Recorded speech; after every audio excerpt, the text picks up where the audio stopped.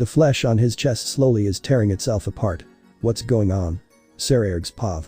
The flesh is ripping apart and his red beating heart is exposed. Don't tell me the next needle is going into his exposed heart.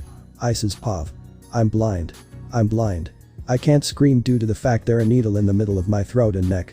I can feel my flesh on my chest being torn apart. We're on the last needle.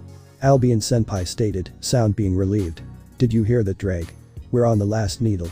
Yeah. That's good to know. Ddraig panted listlessly. Ddraig. What's wrong? Welsh dragon. Albion Senpai asked, sounding concerned and anxious at the same time. Are you alright? Forgive me. Ddraig panted sadly.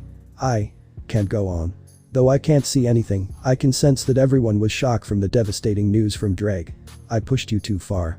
Haven't I? Albion Senpai asked guiltily with a forced smile. You used too much of your power on me. If you continue, you might disappear, which is a bad thing for the current Sekiryuite. This is all our fault. One of my senpais berated Albion Senpai. It's because of you that our Kohai on the verge to death and Ddraig is at his limit from aiding you. Now tell me, butt lover. What are you planning to do next? I could hear Albion Senpai sigh exhaustedly before replying. I'm planning to sacrifice myself. Is Albion Senpai serious? He sound dead serious to me. I'm sure that the others are surprised to hear this as I am. But if you vanish, wouldn't the power of the Hakuryuku vanish as well? One of my senpais asked. I could imagine that Albion Senpai moving his head to the side as he replied back. I'll vanish, but the power of the Hakuryuku will stay within the boost gear. But do you think sacrificing yourself is going to save our Kohai? One of my elder senpais asked. He didn't sound frustrated at Albion Senpai. No, he was just sounding curious. No, it's not likely he would survive. Albion Senpai admitted truthfully with a bitter smile. The chances for him to come out alive are lower than 1%, but it doesn't mean it's hopeless. So what does it take for his chance of survival flawless then? If every one of you lend me your strength, then the modification will go flawless, but the amount of strength I need will lead you all to your desm. Albion Senpai respond truthfully. Is that so? The elder senpai said lightly before he started to chuckle. Well, I lived a good 8 years, but eventually everything has to come to an end, right? What is this senpai trying to say? The noise of shoulder being cracked was coming from the same elder senpai. I, who is about to awaken. Am the Red Dragon Emperor who holds the truth of the king up high. Holding the infinite hopes and unbreakable dreams and walking the path of righteousness. I will become an emperor of Crimson Dragon. And I will lead you to the path of heaven, glowing in deep crimson light. Cardinal Crimson full drive. That chant. This familiar warm aura that the elder senpai is producing. It's my Crimson Cardinal promotion. How can he? All of us can use the power of your Crimson Cardinal promotion. The elder senpai stated as I heard the sound of boosting coming from his direction. But we didn't have a use for it since your true powers are sealed up. What are you trying to do, you old fool? One of my younger senpais asked. Are you really going to sacrifice yourself? Of course. My elder senpai laughed causally. If our Kohai survival rate can increase, then I'll gladly give up my life. You're planning to sacrifice for me. But that means. Why are you doing this? The same young senpai asked. Why are you helping this butt lover? It's because of him we might end up sealed up again and properly end up as lifeless zombies once again. Yes, that might be true. The elder senpai acknowledged. But if we stand and do nothing, then everything that our Kohai done was for nothing. If giving up my life in the sacred gives my favorite Kohai a chance to survive this hellhole, then I'll gladly erase my existence from this boosted gear. Everyone, including Albion Senpai and myself, were astonished from Elder Senpai's resolution. I could Elder Senpai's footsteps walking towards me.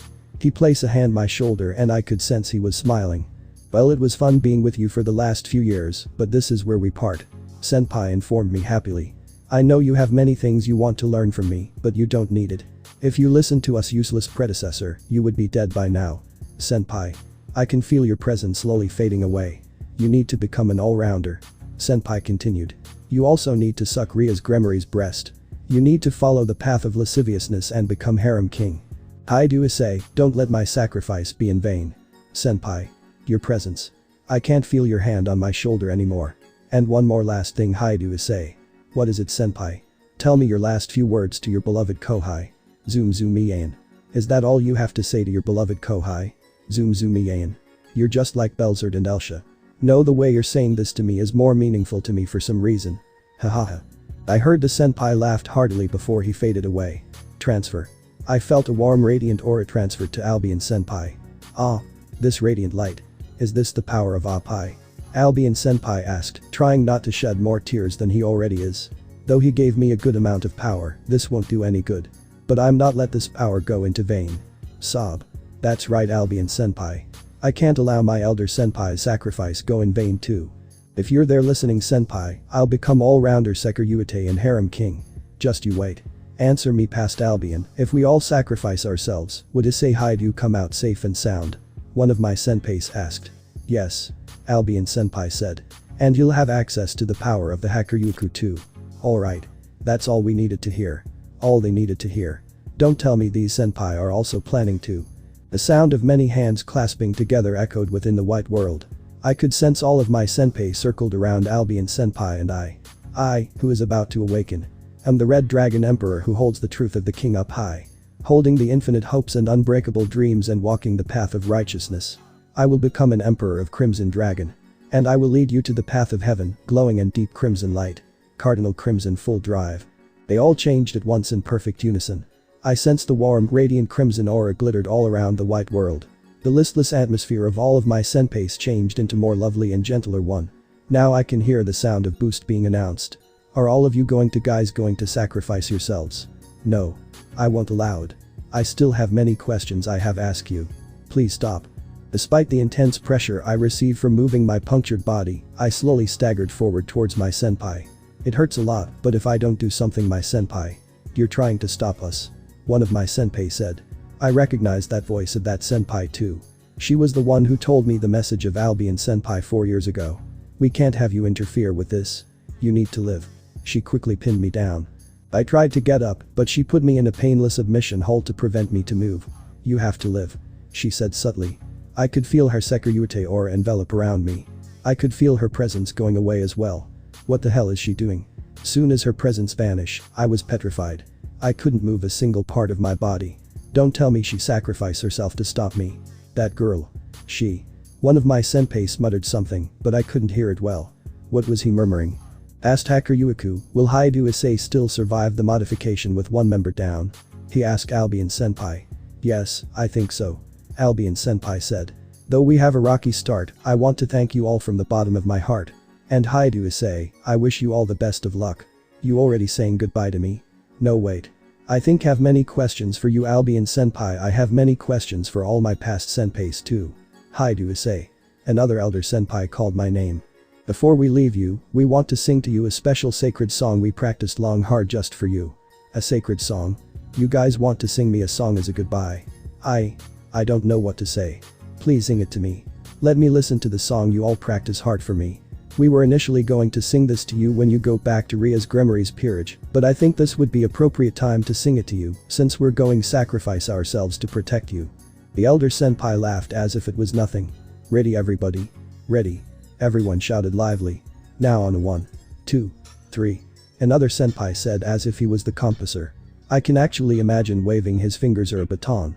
The second they were about to sing, I had a bad prediction cross my mind. There is a breast-loving dragon living in the edge of a certain country. The dragon goes for a walk when the weather is good. Dragon op-eye dragon. Grope, suck pafu pafu.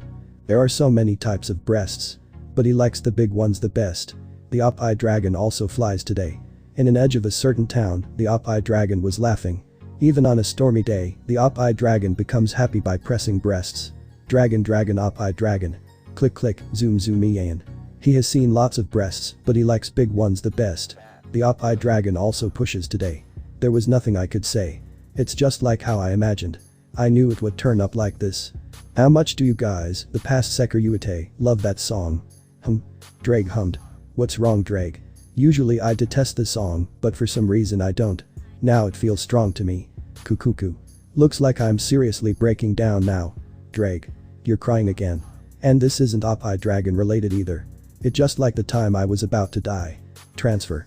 Announced everyone scale mail armor. I sense a strong wave of pure energy transfer into Albion Senpai. Soon after the power was transferred into Albion Senpai, I could feel one presence fading away then another. Pachi, zoom, Ian. I wouldn't grunt if there wasn't a needle in the middle of my throat when I heard all my remaining senpai said it and laughing. They properly have refreshing smiles while saying it. No, I should be thankful for this. They're all giving up their lives for me. They all want me to sure they're happy with the choice they make. Thank you all. I'll never forget you. Here it comes. Albion-senpai shouted lively. The final needle. If I had one guess where the needle is going to come, then I would predict the only place that the needle hasn't pierced yet. My heart. Ise-kun. Albion-senpai called my attention. Here's my last words to you. Butts are lovely too. Tell that to Vayali. And. Albion-senpai continued as if he wasn't finished. Thank you for believing in me. I never doubted you for a second, Albion-senpai. Goodbye, Ise-kun.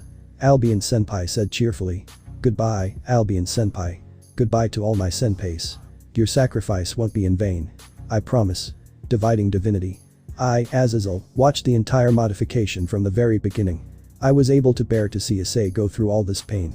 I was able to understand the situation with the dividing gear from Fafnir, who was able to communicate with Ddraig. Now the modification is finally nearing its end. The last needle was the biggest one I ever saw.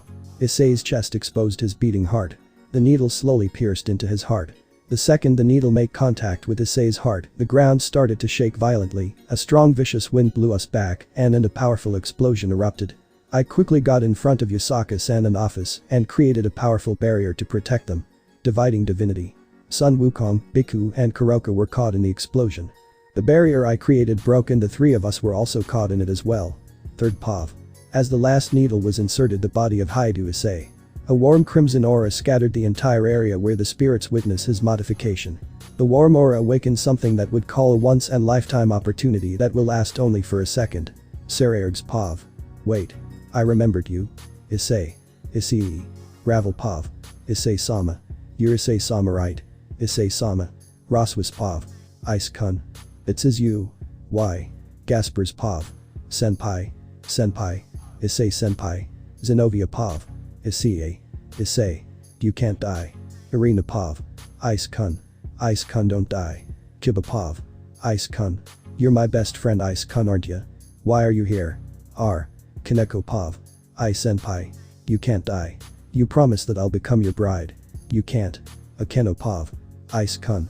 Wait, I remembered something. You're Asia's Pav. Ise-san. Don't die. You promise that we'll always be together. You promise. Vali's Pav. My head. Ria's Pav. Ice. The man that I love. Ise. Life 09. The grasp for power PT3. Beep. Beep. Beep. Beep. Isn't that the smoke alarm? Why do I smell smoke? Ria's, opened my eyes and noticed a huge fire right on my bed. I jumped out of bed as fast as I can and quickly put the fire with some water magic. When the fire died out, I see my 8-pawn evil pieces emitting red and white static. Did the fire start because of them? Looks like I need to send my pieces back to Beelzebub-sama to check again. I sighed in grief and rested on my chair that was near my desk. I checked the time on my digital clock that stood on top of my desk. It's pretty late and it's hours before the sun will rise. I felt like that nightmare lasted forever. Yes, that nightmare Why? Why can't I remember his name? Just for a minute ago. I called him the man who I loved just a second ago in my dream. Why? I want to remember his name so badly. His name is at the tip of my tongue, yet I can't say nor think of it. As I panicked over the name of that young man, 4 magic circles appeared with the Gunmare insignia in the center. Did my family decided to visit me without an advance notice? No, it was my cute little servants. Why did they? When they all appeared in my room, they all looked restless, as if they just had a nightmare. They all had dreary red eyes and drippy noses just like myself. Uchu? Gasper, my first bishop, cried my name. I had a nightmare. Me too. Kaneko murmured depressedly. I as well. Kiba admitted. Looks like we all had nightmares. Akeno stated listless. Out of everyone here, she looked depressed the most. I'm also feeling melancholy myself because of the nightmare I just had. I got off my chair and spread my arm out. Come. I said with tears streaming down my face while trying to hold my smile. Looks like we need to find closure. All of my beloved servants ran into my arms and we all huddled together, seeking comfort from one another. We cried out hearts out from the scary dreams we all experienced. Though I was able to find closure with my servant, I have a big empty gap within my heart. I, Asia, screamed myself awake after having a terrible nightmare. Seconds after I woken from my sleep, I started to cry uncontrollably. That man. I felt like I knew that man. I want to heal him. I want to be right next to him. I want to stay by his side for the rest of my life. Ise-kun. My colleague, Irina Shidu, blurted out abruptly in the middle of the night. Zenobia, woke up the second she called that boy's name and began to sob. I got off my bed and got on to Irina. "Irina, are you alright?" I asked. I wasn't sure what the else to her. I was never good with comforting others. "He's dead. He's dead. Our Lord took him away from this world without giving him a chance to repent himself." Irina sobbed in hysteria that I couldn't comprehend. Irina rammed her head into my stomach and clutched my shirt tightly. "Who's dead? And what are you talking about?" I asked. "My childhood friend." Irina stuttered tearily. "He's dead. And I'm scared. What if he didn't go with our Lord? He was torture, you know. I failed as a Christian. I chose him over my Lord, and my Lord punished me by taking his life from this world." Odd. I had a familiar dream just like that. There was a man in my dream who was also tortured. I watched helplessly and I remembered he called my name. I didn't know what to do at that point. My eyes were getting watery too. Was it because of the sobbing atmosphere Irina is doing or what? The more I thought about that man in my dream I just had, the teary my eyes get. Soon I start to break down in tears with Irina and bury my face on top of her head. "Ravel. What's wrong?" my Ise asked the second he barged into my room. "I, Ravel, am crying on top of my bed after experiencing a terrible dream. I can't stop crying. I can't. Ravel." My Ise worried, sat next to me on my bed. He put his arm on my shoulders and buried my head to his chest. "He's dead." I sobbed. "Who's dead?" Ise inquired. I can't remember." I admitted regrettably. But eyewitness. "Him. Die. It's going to be alright." My Ise assured me, stroking my back gently. "It was a dream. It was a dream." He reminded me. It was a dream, however. It was realistic to me. I, Roswis, woke up with red bloodshot eyes. Oddly enough I was crying and it's not for not having a boyfriend. I was crying out of grief as in losing a comrade. But why? Was it the dream I had? A beast-like roar echoes within the dark abyss. I, Issei, ran either way despite the fact I have nowhere to go. I'm being chased. I don't know why I'm not facing this mysterious beast, but I rather not know. The creature wasn't far behind in its pursuit for me. I heard the sound of its wings spreading out. The mysterious beast glided over me and landed in front of me. I stopped dead in my tracks when it stood right in front of me.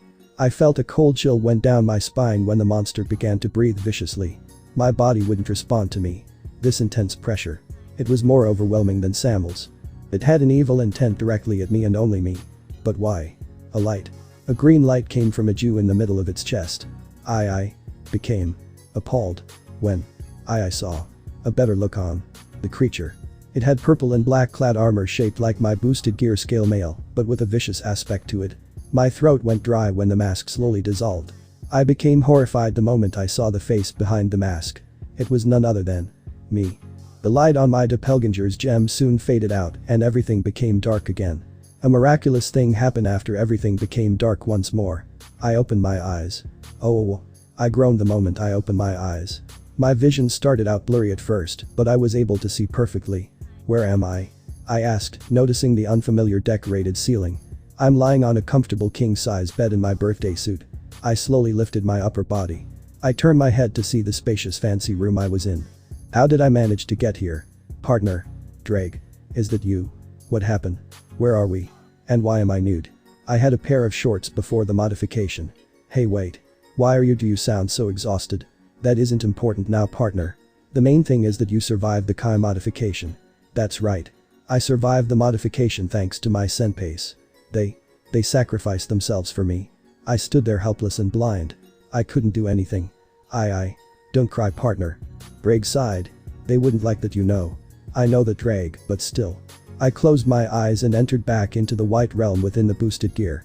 When I arrived, all the tables and chairs that used to here were all gone. Except for one table and 2 chairs left. I recognize one of the 2 chairs belonged to me and there's something on the table too. A box. There's a small black box the size the ones that contain a proposing ring. "Ddraig, do you know anything about this?" "This is weird." "Indeed. There only should have been 1 chair in this realm. Yet, there's 2. And there's a gift too. What is in it?" "Ddraig. Are you alright? You don't sound fine." "Don't worry about it," he assured me. "Just open the box." I did what my partner told me to do. I opened the box and a crimson light appeared within the box. It was so bright that I had to close my eyes. When I reopened them, I was back into the spacious bedroom. What happened? "I don't know." Ddraig grunted. "Let's explore the place." Before I get to move, the door opened up and stood a maid, and a cute one as well. She had beautiful shoulder-length auburn hair and lovely hazel eyes. Her had a nice light skin tone and buxom figure. Oh. Her eye are lovely as well. And's about my age as well. Ara, you're finally awake. She smiled cheerfully. She walked into the room as I covered myself with a blanket. Hey, why am I covering myself? I already lost my privilege of become a bridegroom. Sob. Twice. She had something in her hands and placed it on top of my bed. It was a set of fresh pair of clean clothes. Please wear these set of clothes that my master has prepared for you. She insisted politely. As you're done getting dressed, I'll take you where my master and the rest of guests are. I'll be standing outside of your room waiting till you're done dressing. She did a quick bow before leaving the room and closed the door. I am a bit confused on what just happened. What did she mean her master and guest? Are she implying that there are more people here in this strange place as well? I grabbed the set of clothes that she placed on the bed and dressed myself quickly as I could. I wasn't aware of the type of clothes the mysterious maid gave to me till I looked into the mirror. It was my Kuo Academy uniform. I would be lying to myself if I didn't believe that this uniform was the same uniform that I wore during my time in Kuo Academy. I know it's uncanny, but I know this is my uniform. But how did this maid on her hands on this? Properly, her master knows something about this. Are you done yet? The maid asked through the door. Yeah. I yelled. I headed towards the door and opened it. The maid stood firmly in the hallway. Are you ready to meet my master? She inquired. I nodded my head. Of course. Please lead the way. Understood. She bowed again and walked to the right, and I followed her. As I walked, I thought of something. Excuse.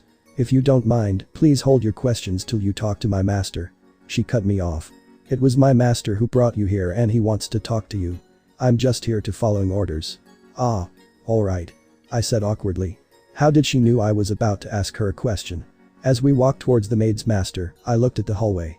It was very fancy-like. I see very expensive decorations and paintings hang on the hallway. There were even some painting I recognized. The maid took notice of this and stopped in front one particular painting. It was half-length portrait of a young woman.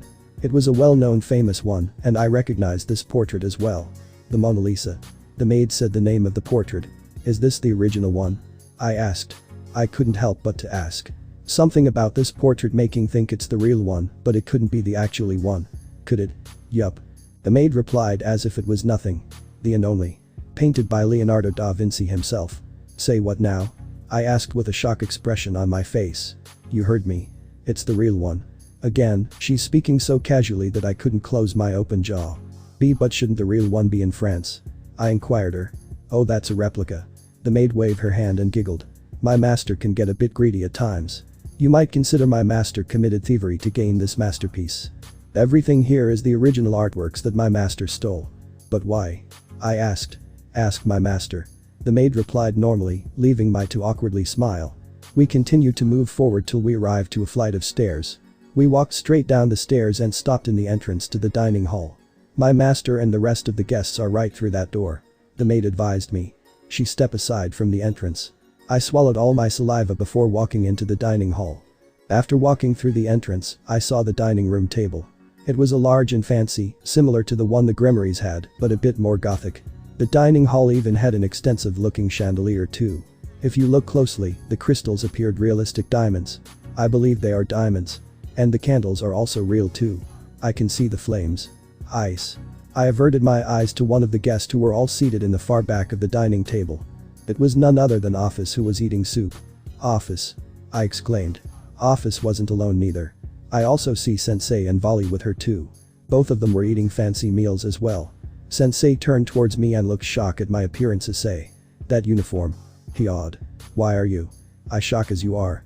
I respond grimly. I don't know how did the host was able to get either. Maybe the host will shed some light for us. Volley said, looking back to the dining hall's entrance. The rest of all looked back and heard footsteps heading this way. A young man walked into the dining hall. He wore a white fancy suit with a matching top hat and carried a white fancy cane. His body is slim and dark skin. He had snowy white hair and bright golden eyes. Hello. He greeted with a bored look on his face. It's an honor to meet you all. I'm Father Time. Father Time? Sensei rose up from his seat with his eyes narrow in surprise. But that's impossible. You shouldn't. I shouldn't exist. The man claiming Father Time smiled creepy as he took his seat on the other side of the table that was near the entrance. Well, of course I exist, my dear governor. If I didn't exist, then I wouldn't be able to bring you here for a very important meeting. Very important meeting. I didn't like the sound of that. Sensei, who's Father Time? I asked when I looked back at him. He's someone who considered as a real myth. Sensei explained. There is no official records of his actually existence within the records all the mythical world. Many believe that Father Time never existed in the first place. And he isn't only one. There are even multiple mythical figures and creatures whose existence haven't been officially discovered. So there are even some mythical beings that aren't even real? I asked. Properly. Sensei shrugged. We don't have proof that they do or do not exist. Oh, I see now. So there are mythical creatures could be no more than a real myth then. What the governor said is true. Father Time agreed with a nod.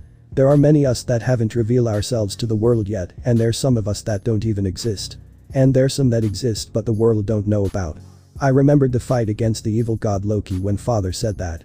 He, the Chichigami, gave divine protection to me and lend me his power when I deliver the last blow to Loki.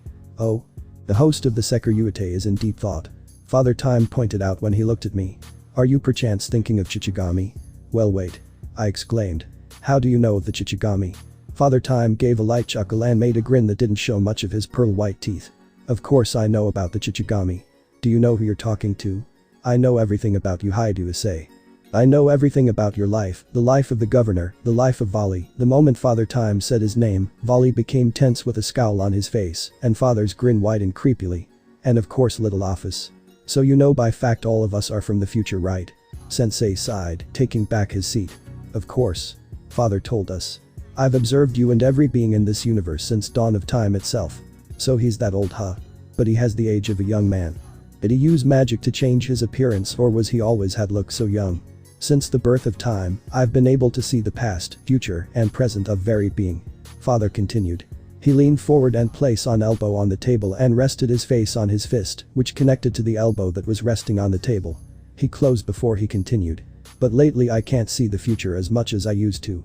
He confessed bitterly, leaving the rest of us shocked and causing to shoot bullets of sweat across my face. And the reason to this was a disturbance within the system of time itself. He reopened his eyes and gave Ophis and me a cold chilling glare. Is it or did the temperature in the living room drop like crazy? And the disturbance was none other than the two of you. The infinite dragon god in the Ouroboros, Ophis, and this generation Sekiryu, Issei. Father clarified darkly. The ground began to shake violently. The walls of the dining room began to distort. A black substance began oozing from the walls and devouring the wall themselves. Now the black substance began to spread over the floors, and in matter of seconds the entire dining room was covered by pure darkness. Being surrounded in jet black darkness reminded me of my dream I just had with my doppelganger in the purple and black scale mail. And there's more.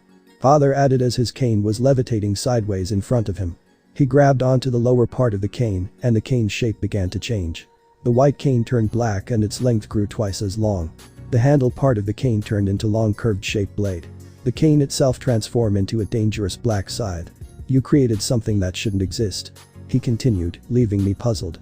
What did he meant by created something that shouldn't exist?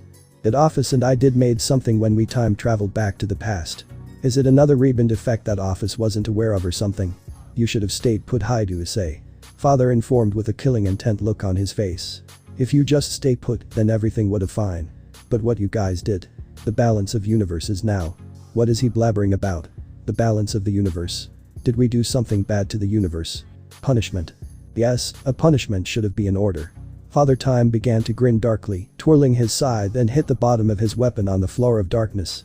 A magic circle appeared within the bottom of the rest of us. When it began to glow, I couldn't move my body at all. Sensei and the rest also petrified as well. What spell did Father Time use on us? Don't take this personally. Father said as he slowly approached me. I don't hate you, Issei, but I can't forgive you either. Because of what you and Ophis did. It shouldn't go unpunished. Now Father Time is now standing in front of me, giving me a look of disgust. He twirled his scythe single-handed. He stopped and placed both hands on his scythe and raised it up high, ready to swing it directly at me. Stop. A voice shouted right before Father could swing his scythe at me.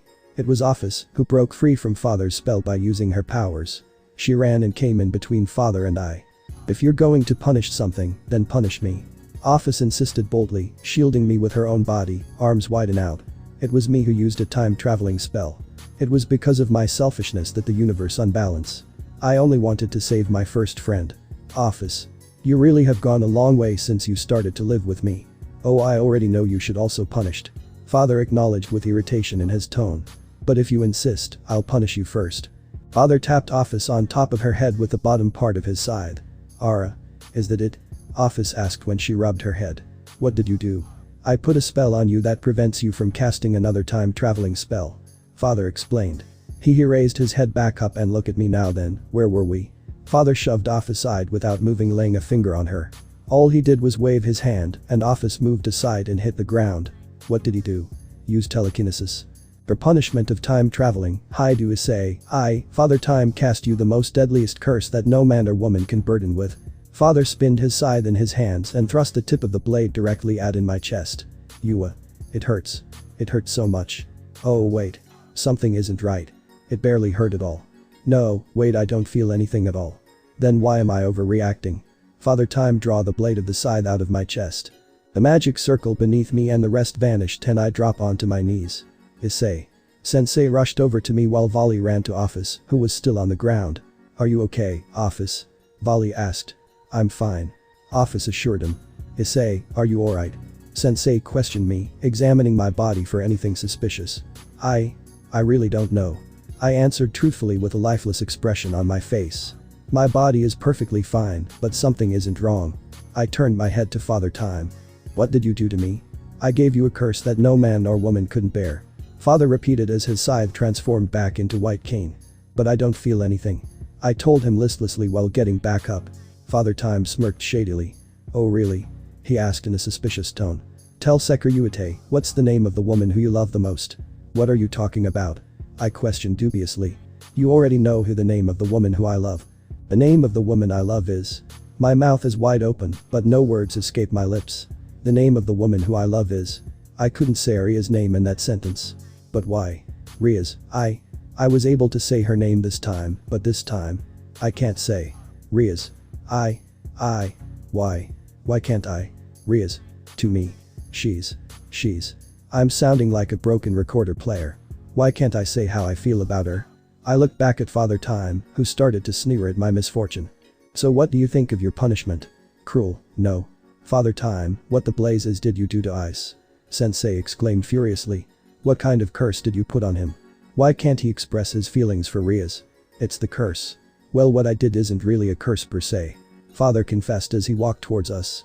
Instead I seal away something precious that Issei wouldn't be able to burden with. So when he said the most deadliest curse that no man or woman can burden with, did he meant this? His curse is exactly what as he said, no man nor woman could burden with. And I wouldn't burden with this curse, can I? I, Volley Lucifer, couldn't bear to see my rival, Issei, in this heartbroken state. That man, Father Time, place a curse on my rival.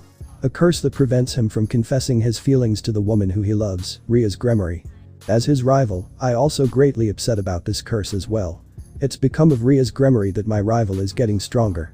She's the source of his inspiration to get stronger, though Albion and I bit disturbed with the power-up that my rival's receiving from her breast. Remove it. Issei began to shave hysterically. His eyes are being covered by his bangs, and he's clenching hands. The red aura of the Sekiryuite surround him. Don't tell me he's gonna too. Welsh Dragon Balance Breaker. Vanishing Dragon Balance Breaker. The red-clad armor of the Issei's boosted appeared and charged straight towards Father Time. I quickly activated my balance breaker simultaneously as Issei's and charged towards him. I pinned him before he could lay a finger on Father Time and trying to hold this idiot down. Let me go, Volley. Issei barked, struggling to get me off from him. That bastard has to pay for placing this curse on me. This has nothing to do with you. I know I have nothing to do with this, but you shouldn't act so rash about this. I argued calmly. Do you even know who you're facing with? Are you trying to make the situation worse? Oh, what do you know? Issei exclaimed. You don't know the pain of not able to tell the ones you love I love you. That last sentence struck my heart greatly. Shut up. I snapped back loudly. Do you think I never thought about stuff like that? Of course I do. I still regret this through this day. At least you still have all the people you love. I began to pant it after screaming my lungs out while Issei became shocked on my sudden outburst. I never screamed like that for over a long time now. The last time I screamed like that was that night. Volley. I never seen this side of him before. He's usually so calmed and composed, but what I just now witness. To see a devil to have sentimental feelings. Oh, how things truly change over time. Father remarked with arrogant smile over his face. That man is getting on my last nerves. Father Time. Sensei spoke this time after clearing his throat. Can't you remove the curse you place on Ice? Or at least give him at least one harsher one? Why should I do that? Father asked, uninterested with Sensei's request. I see no reason to change it. Issei vandalized the most precious thing to me, so I have the right to return the favor to him.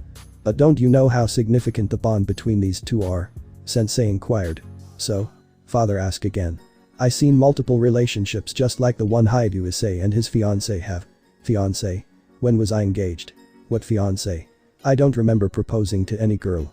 Father Time widened his eyes in pure surprise and what at my honest confession. He quickly covered his mouth, trying to contain his laughter. What? How is this so funny? Odd, how can someone so dumb like you became this generation's Sekirute? Father Time couldn't contain his laughter and released it all out at once maniacally. He calmed down after a minute or so after catching his breath and looked back at me. Alright, I'll tell you. Issei, you betrothed to Ria's Gunmare ever since the engagement ceremony you guys had in the ruins. Father Time revealed. The ceremony that I had with Ria's in the mountains along with the Yondaimyo and Ophis-san. So that ceremony. Man, why am I so slow when it comes to things like these? Now everything makes sense. Why everyone in the Gunmare clan were so persistent on me to call them my in-laws and why many servants refer me as Waka. Ha. The Gunmare clan are really impatient people when it comes to stuff like this. Though now I wonder how the relationship between the two of you will go now if you can't confess your feelings to her. GRR. That's right. I need to get this curse removed. If I can't this blasted curse remove, then Ria's will. An imagine of Ria's crying came into my mind. No. Not again. There's no way I'm going to allow myself to see the woman who I love suffer like that again. I focused all of my thoughts into my right arm and the red gauntlet turned white with the two emerald green gems turned sapphire blue. Bali took notice of this, but before he can do anything to stop me, I jabbed him with my right hand and used the power that my senpai sacrificed themselves for me to use. Divide. A wide aura surrounded Bali's armor as his half of his strength depleted. While that happened, I felt extra power surged within my body along a coat-wide aura. I quickly shoved Bali off of me and dashed towards Father Time. Halt, Chichiryuite. Please stop. A familiar voice pleaded as I was halfway there to give Father Time a piece of my mind. I did what the voice asked me to do. I stopped myself roughly that I almost had tripped halfway. I looked where the voice called me and I saw Ria's. Yes, no lie. There are women who have an uncanny appearance of Ria's wearing a white fancy dress and a woman behind her who looks like a keno. And she's wearing a black kimono as well. When Father Time took notice of these women's appearances, he made a sound his tongue. What are you doing here, Chichigami? Did he just say call the Ria's look-alike Chichigami? I'm here to put a stop to this. The Chichigami said firmly. There's no way I'm allowing you to take away the special between the Chichiryuite and Switch Princess. Wait. How does the Chichigami know about those taboo nicknames of Ria's and I? Yufufufu, it's been a while Chichigami. The Akeno look-alike spoke up to me so casual as if she knew me. Do I know you? I stuttered between my words. Oh that writes. The Akeno look-alike placed a side of her fist on top of her hand when she realized what's going on. When the first time we met, I did have a different voice back then. No wonder you didn't recognize me. I seriously don't know what's going on. It's me, the Sarai that gave you divine protection from Chichigami during your fight against evil god Loki. I'm so confused now. I don't know what to believe in anymore. I know you're very confused, but don't worry. We are here to help. The Sarai assured me. You're going to help me? But why? Wait, the main question is how do you still remember me? It's because of this realm. Chichigami explained. It wasn't affected to the time-traveling spell casted by Ophis unlike the other realm due being a special realm where Father, myself, my Sarai, and other mythical creatures live in. This realm is the reason the three of us know about you. I still don't understand what the Chichigami was saying, but I'm glad these two to remember me at least. There was a question that bothered me when I look at the Chichigami and the Sarai. Oh why are you two took forms of Akeno and Rias? Oh I thought it would be a good idea to approach you face to face if took form of someone who you're greatly comfortable talking to. The Sarai explained with Akeno's bright smile. Don't worry my beloved Chichiryuite, for your great love breasts, I'm gladly help you remove the dastardly curse place on you. The Chichigami exclaimed keenly, pointing her finger directly at aboard Father Time. Now Father Time, remove the curse. We won't take no for an answer. No. Father Time responded blandly. Oh well, we tried. You gotta be kidding me. The Chichigami is giving up so easily. Can I butt in? Sensei offered awkwardly with his right hand up. Yes please. I beg of you. Father gestured his hand at Sensei to speak. How about a compromise? Sensei suggested. Oh, a compromise, eh? Go on, I'm listening. Father said, taking interest in what Sensei is going to say, rubbing his hand with his hand. You said that Ise and Ophis were responsible for ruining the system of space and time, but how about we fix it? Impossible. Do you think I've already tried fixing? The father stopped abruptly, as if he sensed something that we didn't detect. There was a large magic circle behind Father Time, and a huge mechanical clock materialized right beneath it. Father gaped when he stared at the clock. No way. He muttered quietly in shock. What is it? Chichigami asked, looking over Father's shoulder. Her eyes widened and took a step after seeing the clock. When I look at the clock, I see nothing. It appears everyone else, excluding the Sere, were the same as me when they saw the clock. This is making me ponder on what these two saw at the clock. The magic circle soon vanished along with the Colossus clock. Father looked back at Sensei and coughed before he spoke. Alright, I'll agree to your terms. Father changed his time. What exactly did he change his mind? No, the most important question is what did Father and Chichigami saw in that clock? However, there is no way to actually fix the system itself. Father continued. The damage to the system is unrepairable, but the split of the universe will reconnect. Reconnect? What does he mean reconnect? Father, what do you mean by reconnect? Sensei asked. Let me show you. Father tabbed the dark ground. Let me show the world today. The darkness vanquished and the environment all of us appeared was a town. It's none other than my hometown where Riaz and the others are. We're in the middle of a street where people are crossing and minding their own business on a clear sunny day. They walking straight at us as if they can't see us. I became startled when one of them walked past us like a ghost. This is merely an illusion. Father said. Of the universe that you all traveled to today. Father tapped the ground with his cane again, and the scenery of the town drastically changed. The buildings looked old and rusted, and there are some that appeared to collapsed. The streets were badly damaged and have multiple cracks. Everything that was a living plant dried up and crumpled, and the sky has dark clouds with sound of thunder, but not a single raindrop has fallen. The town was a complete ghost town. And this is also the current today of the universe that you abandoned. When Father Time said it, gunshots were heard nearby. Everyone turned to their right side and saw men wearing military combat uniform and firing machine guns, directed atop of a skyscraper building, where a familiar screech echoed through the sky. A humanoid silhouette soared off from the rooftop and into the sky. Sunlight shined through the dark thick clouds, directly at the figure. What appeared within the sunlight was a man wearing purple and black clad armor with matching pair of dragon wings and have a green gem within the center of the chest. I recognized him. He's my doppelganger I met from my nightmare. But why is he there? Oh, you recognize him then? Father asked as my doppelganger glided down with great speed, straight at the soldiers firing at him. By the tone of his voice, he knows something that I don't. My doppelganger pulled out a sword with its blade replaced by a green light, took shape of the blade itself. He placed both hands on the sword and left the blade up in the air. He hurled his green-bladed sword into the head of one of the soldiers that was close him.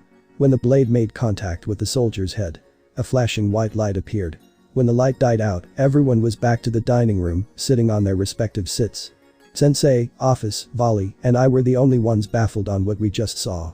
Is that what Ophis and I created? But how? Was it when we traveled back in time or something? Is this what Father Time meant by the universe split into two? I still can't comprehend it. Father said that the both illusions are happening on the same time, but how? When reconnection happens, you'll meet him. Father added, taking a sip of tea after telling us that. I feeling edgy when he said that. I'm really going to meet him in the future. Father rang a bell and the maid from before walked in with a tray with a pure golden pocket watch on top. The maid gave the pocket watch to Father was doing something to it. Was he setting time on it or something? He put the watch back on the tray and gestured his hand directly at me. The maid nodded and headed my way. Take the watch. Father offered me when the maid stood right in front of me, giving me the golden watch. Keep it with you. I set a countdown on it when reconnection will happen. I took the watch from the maid and opened it. The inside was a plain ticking clock, but in the center there is a digital numbers that represent hours, minutes, and seconds counting down. Father Time, what exactly do you want us to do when reconnection happens? Sensei asked while I examined the clock. So we can remove the curse off from Ise. Well, it's not what I want, but how you guys handle the situation. Father replied vaguely. If you guys handle the situation very well, I'll remove the curse, but if you handle it poorly, then I won't remove the curse. So Father wants us how we prepare and settle with reconnection, then. If we do a good job on it, then the curse will be gone, but if we do a horrible job, then. Then I'll take my leave. Father Time got up and headed out the dining room. He stopped at the entrance. Though I can't much of the future that will become, allow me foretell each and everyone's future before I go. Oh. Is he going to give us some last-minute advice? To Governor Azazel. Father began, turning back around. Whatever you do, do not put the you-know-what in the you-know-who. If you do, you'll start World War III. Oh really? Sensei asked, sounding back to his old self. Phew. Thanks for the advice. I keep that in mind. Hey. What are those two talking about? I'm a bit perplexed on Sensei's inventions. Father, how about you place a curse on Sensei too? He's as responsible like Ophis and I. You should be thankful for be able to travel back in time, Volley Lucifer. Father now said it to Volley. Oh? Why's that? Volley asked, interested in what father going to say. I believe no. I know that you'll meet him again in the near future when reconnection happens. Father said, emphasizing on the word him. Him? Who is he referring to? That's good to know. Volley said, narrowing his eyes and smiled bitterly at father's time word. And for the dragon god. Oh? I wonder what father is going to tell Ophis now. You overdid the time traveling spell. Father grimaced distasteful. There are more rebound effects you are unaware of. Ophis cocks her head. What do you mean? You'll understand down the road. Father now looked at me and lifted his hand with 4 of his fingers up and his thumb hidden from by his palm. For you young Haidu Issei, I got 4 things I have to say to you before I go. 4 things. First off, when reconnection happens, you'll face a greater threat far worse than Cow's Brigade. Father began. A greater threat than the Cow's Brigade. When I thought of that, I think back to my doppelganger in that purple-clad armor similar to my scale mail. Brr. I'm giving a chill down my spine. Second. Is the effects of the curse. Ah great. It's the last thing I need to hear from this man. You already know that you can't proclaim your feelings to Ria's Grimoire, but there's more to it than that. You can't indirectly confess your emotions to Ria's Grimoire to a certain degree. Those around you are also affected by the curse too. They can't help you either because that will be indirectly telling how you feel about her. So that's how the curse is going to be. Geez, I need to find a way to convey my feelings to Ria's before. To you. What am I? The image of emotionless, shaking Ria's, naked with me in the sauna popped into my mind. No, never again. I don't want witnessing Ria's in that state again. I will find a way to remove this curse and confess my feelings to Ria's if it's the last thing I do. You can't also write I love you or anything like in pen or paper. Father continued to babble more on the curse. Apparently I can confess to Ria's indirectly to certain extent, but it won't do any help at all. I can't tell Ria's nor the others that I can't confess my feelings because of the curse itself. I can tell others about the curse by saying that I can't confess my feelings to the woman who I love. Though I can't tell who this woman is.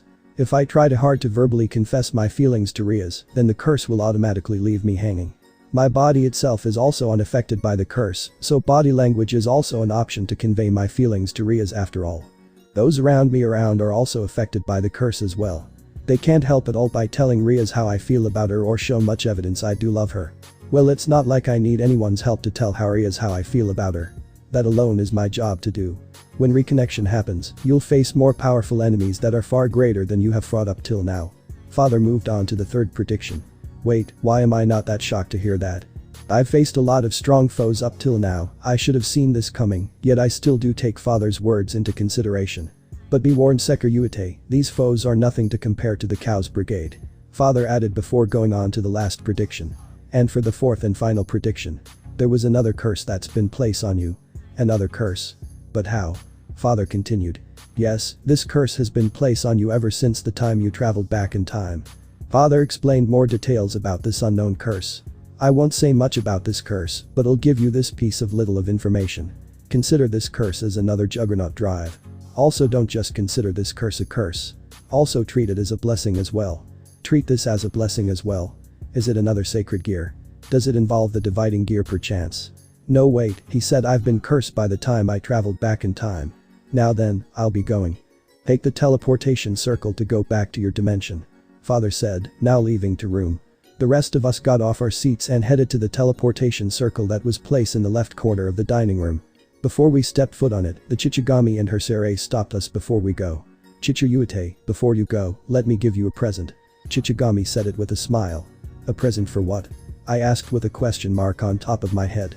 Well, consider this for all the sanctification you gave me about the fondness you have with breast, especially with Ria's Grimoire's breast. Chichigami said it with a giggled. Oh. Don't say it like that in Ria's body. Goon. Ddraig wept dreadfully. Sorry old pal, I'll take responsible as always. I can also sense Albion weeping as well. I can tell from Volley's expression. Here's your gift. A magic circle appeared on the Chichigami's hand. What was summoned by the circle was none other than a toy sailing ship. It has a different form and design to airships and aeroplanes, but it looked like one of those ships which appear in a fantasy RPG.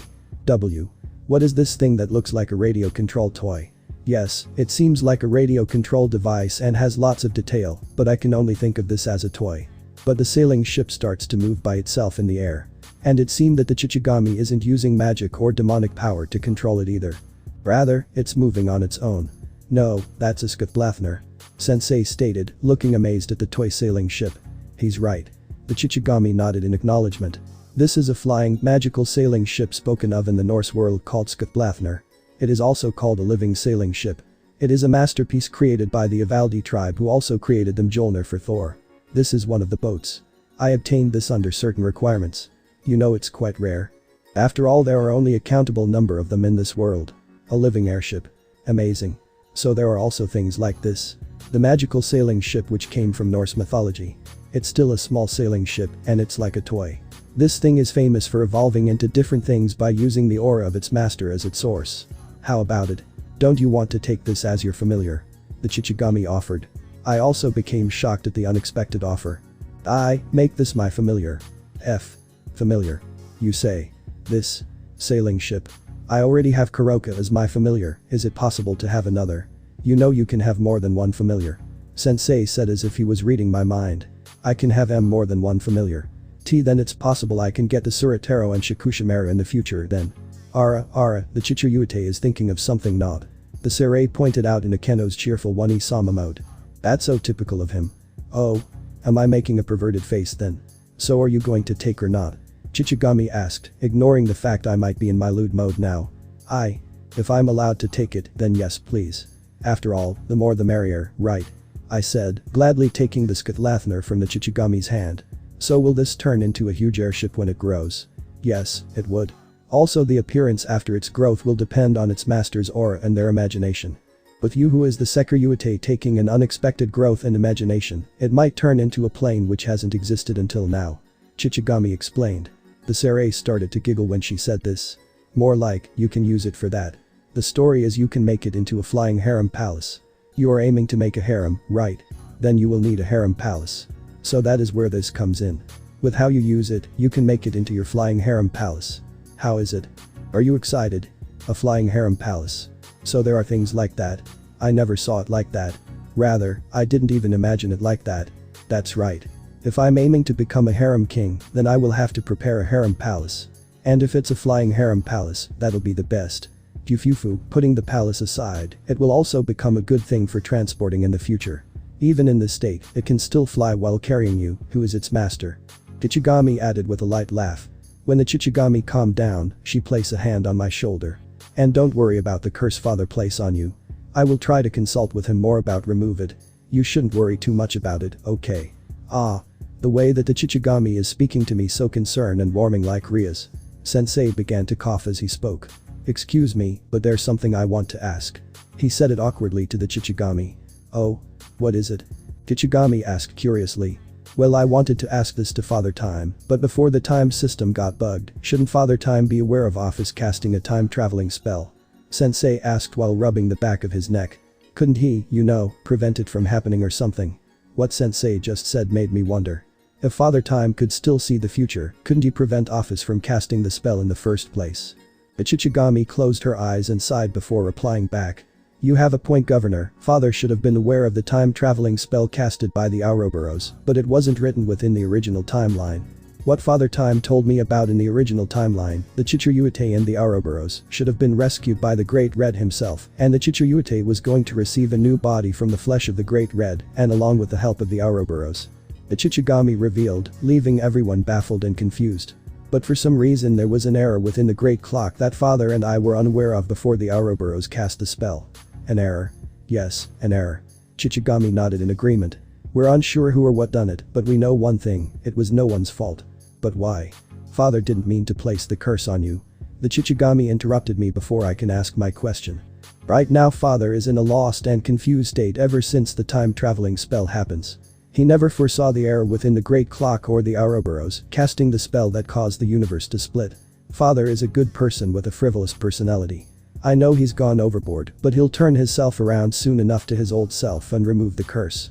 I hope what the Chichigami said was true. For now I need to have faith within the Chichigami's word. But what about the curse? Volley brought it up. Father said about another curse place on Issei. Do you know anything about that? Sadly I don't. The Chichigami said with a sad look on her face. I wasn't aware of this other curse till father pointed it out. Though I admit I sensed something odd about you Chichiyute when I saw you. So the Chichigami doesn't know anything about this new curse, either huh? Well looks like we have no choice to wait to see what this other curse of mine will appear. Now then I bid you all farewell. The Chichigami in her sere elegantly bowed at us and was about to leave till she looked at Volley. And young hacker Yuiku, I have something important message from an old friend of mine. A message? Volley asked, tilting his head in confusion. Yes, my old friend and rival, the Shirogami wants to give you his blessing to you. The Chichigami answered as if it was nothing. Volley looked speechless from what the Chichigami just said. The white wings of the vanishing dragon popped out of Volley's back. The Shirogami? Albion asked, completely shocked and devastated to heard the name from the Chichigami just spoke of. Albion, snapped out of it. Ddraig cried as the boosted gear materialized on my left hand. Is this what your everyday life like Ddraig? Albion asked as he's on the verge to burst into tears. Yes Albion. Ddraig sniffed, also on the verge to burst out into tears. It's terrible isn't it? Oh. How did we end up like this? Albion began weep uncontrollably. When did we become the laughing stocks of the world? It's all my baka partner fault. If he weren't a Sukab, then we wouldn't end up like this. Ddraig sobbed, accusing me as their problem of grief. Hey. Don't put the blame all on me. I retorted angrily, even though it was all my fault. Well it is technically your fault. Volley agreed with a bitter smile. Hey you're responsible as me. I argued. If it weren't for you telling the old geezer about your fetish of butts, then Albion wouldn't be in this state. Volley gave me a rare, stunned reaction. How dare wait. You're right. I also caused this. Oh no. Volley became depressed as well. His eyes became lifeless as he had a weak smile. I also caused this. Why did I open my mouth to that perverted old man? Why? Volley snapped out of it. This isn't the time to be in state like that. Oh Albion, I'm sorry that my baka partner put you in this state. Ddraig apologized sobbingly. Oh Ddraig, I'm sorry that you lived through this everyday. Albion apologized back tearfully. Let's not fight again. Ddraig suggested. Yeah, let's not fight and go through this together. Did these two just forgave each other right now? Everyone here became stunned on what just occurred. Did these two made up all because my perverseness? I don't know if I should be happy about this or not due to the reason these two forgave each other. We'll be going now. The Chichigami said it awkwardly with a sweat drop appearing from the side of the. We'll meet again in the near future. So please take care. Not even the god of breast is able to stand the sight of these pitiful two dragons. Oh. I groaned. I slowly opened my eyes to see a familiar ceiling. Hey, isn't this my room within the Yakai mansion? I heard the noise of my side door opening with the hallway lights entering the room. I tilt my head over to the direction of the hallway lights with the noise of a bowl full of water crashing down in the process. Sama. A recognizable voice cried my name. I slowly lifted my upper body up. Ah. My body aches. It hurts to move. Sama. The owner of the recognizable voice ran straight towards me and pinned me back to the ground. You're alive. You're alive. Yumi. Yeah, it's her. She's currently on top of me, crying in joy that I'm awake. It's like a deja vu. Asia did the same thing to me when I woke up after our raiding game against Razor. Sounds of multiple people heading this way could be heard from the hallway.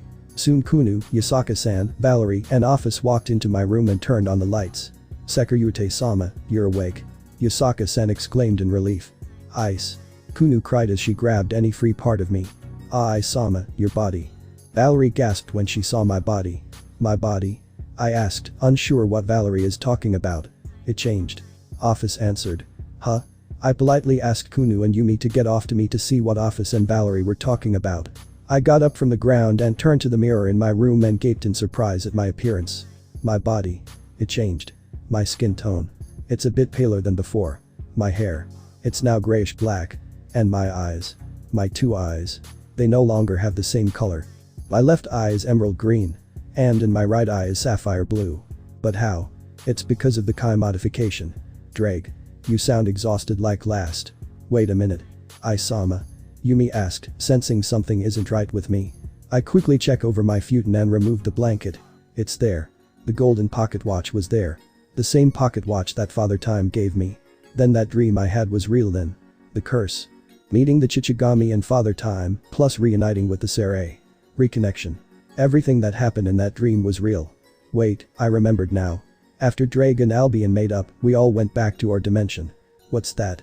Kunu wasn't referring to the pocket watch when she asked that. Next to the pocket watch was a crimson stone that was shaped as a heart. It's a heart, right? I picked it up and examined it. It's the thing that was in the box in the White Realm. So it was just like last time with Elsha and Belzert then. When I turned the stone around, there was a small note attached to it. Give it to the woman who's most precious to you. I read out loud. Is there something wrong, Sekyute-sama? Yasaka-sen asked concernedly. Where's Sensei and Vali? I asked. They're with our guests. Yasaka-sen informed me. They all want to see you. New guests. Who's here? I walked alongside with Yasaka-san and the rest of the girls. I was given word from Yasaka-san about what happened after with Kai modification. Apparently everyone is alright after the ritual became a success. Everyone is waiting me in the living room and they all informed about my encounter with Father Time. And since Ophis is already awake before I am, Sensei and Vali should have woken up a long time before I was. Apparently I was asleep for weeks after the ritual ended. I wonder if anything happened during my time of sleep. As we walked down the hallway, I noticed something floating our direction. It was the toy sailing ship that the Chichigami gave me. The Skithblathner. When it spotted me, it went in circles around me. I caught it in my hands and looked at it. Ah, that appeared after the modification. Yasaka-san noted. We didn't know what to do with it, so we let it fly around the mansion. Oh, is that so? I asked. After that I let go of my new familiar and allowed her roam free flying into hallways of the mansion. We continued our walk to the destination, where Sensei and the rest are. We soon arrived to the living room, where everyone waited for us. I saw Sensei, Vali, Biku, Kuroka, and the first gen sitting down and discussing among themselves. Biku was the first one to notice my presence. Hey, it's the Op-Eye Dragon. Biku called me by that name. But how does Biku know that name? You're surprised that Biku called by that name, Sekyute-chin? Kuroka asked in a way that makes me very suspicious of her. I looked back at Sensei and Vali, who seemed to know the reason these two are acting a bit weird. They all remembered. Sensei responded. They all remembered. I repeated, confused. What do they remember? Yup. Biku said cheerfully. I recognized you, my time within the Cows Brigade, Switch Princess, and my best pal the Ketsuryuku. Biku, please stop. Vali said, sounding a bit disturbed from the taboo nickname of his. You're going to make Albion cry. I looked back at Sensei with a bewildered look on her face. But how? It must have been because of the explosion that everyone got caught in after we inserted the first gen guessed before Sensei has a chance to reply. And I may say, your body also went through some modification as well. Oh yeah. I chuckled nervously. My body have gone through a modification. So let's see it. Kuroka insisted, implying that she wants to see my dividing gear. Oh, yeah sure. I said. I made a superhero pose and raised my right arm in the air. Come forth, dividing gear. I chanted loudly. My right forearm became consumed by a blue flame for a moment and soon enough the white gauntlet of the White Emperor Dragon appeared. It worked. I exclaimed in astonishment at the sight of my new gauntlet. I quickly summoned my boosted gear and showed them to everyone. Congratulations. Vali said. You gone through hell and back for the power of the Hacker Yuiku. How does it feel? It feel great. I said with an edgy smile. Though I already had summoned the dividing gear when we met Father Time, I never had the time to let the feeling of having the power of the Hacker Yuiku settled in. I'm still feeling that goosebump feeling just for summoning it. Huh? I asked when the dividing gear started to glow in a white all of a sudden. All the light gathered into an orb on top of my bare palm. The gauntlet is no longer there and the light vanished, leaving a small white egg. It's about the size of a lizard's egg. Dragon's egg. Ophis blurted out when she seized the egg. A dragon's egg. I asked. What happened to my dividing gear? The egg soon began to shake. It's hatching. Ahead. A baby white dragon's head popped out from the shaking egg. Oh my gosh. Yumi awed at the sight of the newborn dragon coming out of its shell. Actually everyone is awing at the sight of this newborn dragon coming out of my hands. Camera. Where's my camera? Yasaka-sen asked emotionally. Grwa. The white baby dragon in my palm roared out cutely. The size of this white dragon is so small at the size of a baby lizard. Ice, this baby dragon. It's a baby Hacker Yuiku. Ddraig stated. A baby Hacker Yuiku. The divine dividing appeared on Vali's back. It is another Hacker Yuiku. Albion said, shocked to see the appearance of a new Hacker Yuiku. I can sense my powers within that dragon. Was this dragon born from the Kai modification? I guess. I shrugged, unsure how this dragon came to be. Well, everything seemed to turn out alright. I guess. Ddraig said tiredly. Ddraig. Are you alright? You seem very exhausted. You must have used a lot of your strength to help your partner during the modification, Albion said, noticing Draig's fatigue. Yeah. I did. Ddraig yawned. I did too many things to help my partner. Forgive me, Albion. But you have to go through this. Suffering alone. Partner. I'm going to lose conscious soon. What do you mean? What's happening? Why didn't you tell me? Then the conversation between you and Albion just before is a farewell. You are lying. You are joking, right? Wait. Hold on a second. Don't worry. I will make sure you can use the boosted gear even without me. That's why I'm glad I was able to see you alive. At the end. Ddraig's voice starts to get cut off even more, and his voice is becoming small and weak. Wait. I still can't do anything without you. You can. You have. Your. Comrades. I am. No longer. Needed. His words are getting cut off. No. This is too much. I need you. You are my partner. Let's stay together forever. We are a Securitate together. We had been. Doing stuff together. At school. At home. Against Kakabiel. My first encounter with Vali. During the camp at the mountains during the summer. Against the Citri group. Against Loki. Even at Kyoto. The match against Bale. And these last few years we spent together. Don't leave just yet. I already lost my senpace and this accursed spell cast by Father Time. I don't want to lose you too. My tears aren't stopping. I have so many tears running from eyes, and I even have snot coming down from my nose. The things that are coming to my head are the memories I had with Ddraig. And I couldn't do anything about it. For you to die because of Kai modification. I don't want that. Ddraig then says it clearly to me. My partner. Ice. Thank you. It was fun. Ddraig. Hey. Answer me. Hey. Partner. It's not fair that you call me by my name at the end. That's not fair. Say it to me properly. Call me Ice again. I beg you. This is. Not. My jewel doesn't answer me even when I talk to it. So he won't talk to me ever again. While I was thinking such a thing, a sound comes into my ears. Goo-goo-oo. A snore. Huh. A snore. He's sleeping. Ddraig is exhausted because he used his powers in the Kai modification ritual. He's sleeping. There is someone who touches my gauntlet gently. It's Ophis. It seems like she's standing to my left without me noticing. Ophis. Wait, Ddraig is just sleeping. This bastard. He's just taking a nap. Shit. He made me worry so much. You idiot. I sighed in grief. I passed the newborn hacker Yuiku to Ophis and hugged my gauntlet. Geez, Ddraig. You gave me such a fright. I thought I was going to lose you forever. But for right now I'm relieved. Please take your time and rest. But if Ddraig sleeps, wouldn't Issei wouldn't be able to access Balance Breaker then? Vali brought it up. I never thought of that. Well, can I still access Balance Breaker if Ddraig asleep then? Sensei cleared his throat before responding. By looking on the condition of Ddraig is in, Issei is least likely to access the power of the Balance Breaker and most of his Securitate powers. That means I can't enter Balance Breaker if Ddraig asleep. I'm basically useless now. You seem rather edgy now that you no longer have much access to your boosted gear now, don't you? A new voice entered the living room. I turned around and saw none other than Saraerg. And there is his lion, Regulus Nemia next to him. But why are these two here? Ice, these two are sixth. Vali explained, standing next to Saraerg. When the modification was over, I had this weird dream. In this dream I saw everyone that was close to your heart and perchance in that dream I saw Saraerg awaken. As soon I woke up, I went to search for him and brought here. No way. Saraerg is sixth. We haven't found who is fifth yet. I heard from the hacker Yuiku and Governor Anizel about what happened to you after the modification, and now I just witnessed what happened to your partner, the Securitate. It's a real shame too. I was hoping to spare with you with Regulus here.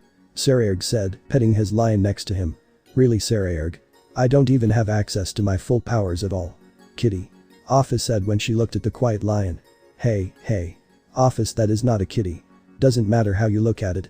It's a full-grown lion. Don't look at it as if it was something cute.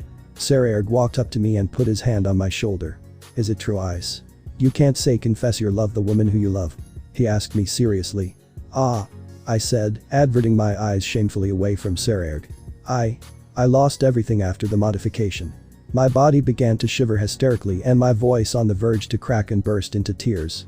My past senpai sacrifice after the modification. Father Time punished me for time traveling. I just can't tell how I feel about Rias anymore. And now Ddraig is asleep for a long time. I'm so useless now. I don't know what I'm going to do, know how I'm going to face Riaz when it's time for me to confess to her. Ddraig stayed silent for a moment and looked at the YASAKA-san. YASAKA-san, if I may ask, can you get me and my friend here a cup of coffee? YASAKA-san nodded her head and asked on the servants nearby to get us some. Ddraig. I asked, unsure what's going on. Remember what I told back then in the hospital room? I would gladly listen to your story and cheer you up with some coffee. Ddraig smiled. Plus Issei, this isn't the end. He's right. The first gen. Acknowledged. This is only the beginning for you. So what, you can't access much of your Sekiryu powers. All you have to do is make up the power you lost with something else. Make it up? I asked. Issei, remember what my mother used to tell me when I was a lad? Ddraig asked. She said this. Even if you don't have demonic power, you still have your fine body. If you think you are lacking something, cover the thing you are lacking with something else. It can be brute strength, it can be intelligence, it can be speed, so make up for it. No matter what other people say, you are the son of the House of Baal. Even if you don't have demonic power, even if you don't have the power of destruction. I starting to see what Ddraig in the first gen is trying to say. I look back at Ophis, who somehow got on top of the lion. Hey, get off from there. And how the hell did you get on top of there so fast? Kitty. She said it with sparkling eyes. That's not a kitty. Ha, looks like the infinite took a liking to Regulus, huh? Ddraig laughed heartily. As I try to ignore the fact that Ophis is on top of Regulus, I think back to the baby hacker Yuiku that hatched from the egg created by the dividing gear that Ophis has in her hands. You're absolutely right, Ddraig. I really do lack many things now since I now lost Ddraig, but now I'm going to make up. I declared confidently. Since now I have access to the Hakuryuku power, I'm going to learn how to use its power properly. Not only that, I also have the Ascalon and the Excalibur Nightmare to work with, and I also have material arts. And I properly can remove this curse on my own. Everyone became puzzled on my last sentence. Can't I use the power of Lancelot's Ring of Dispel?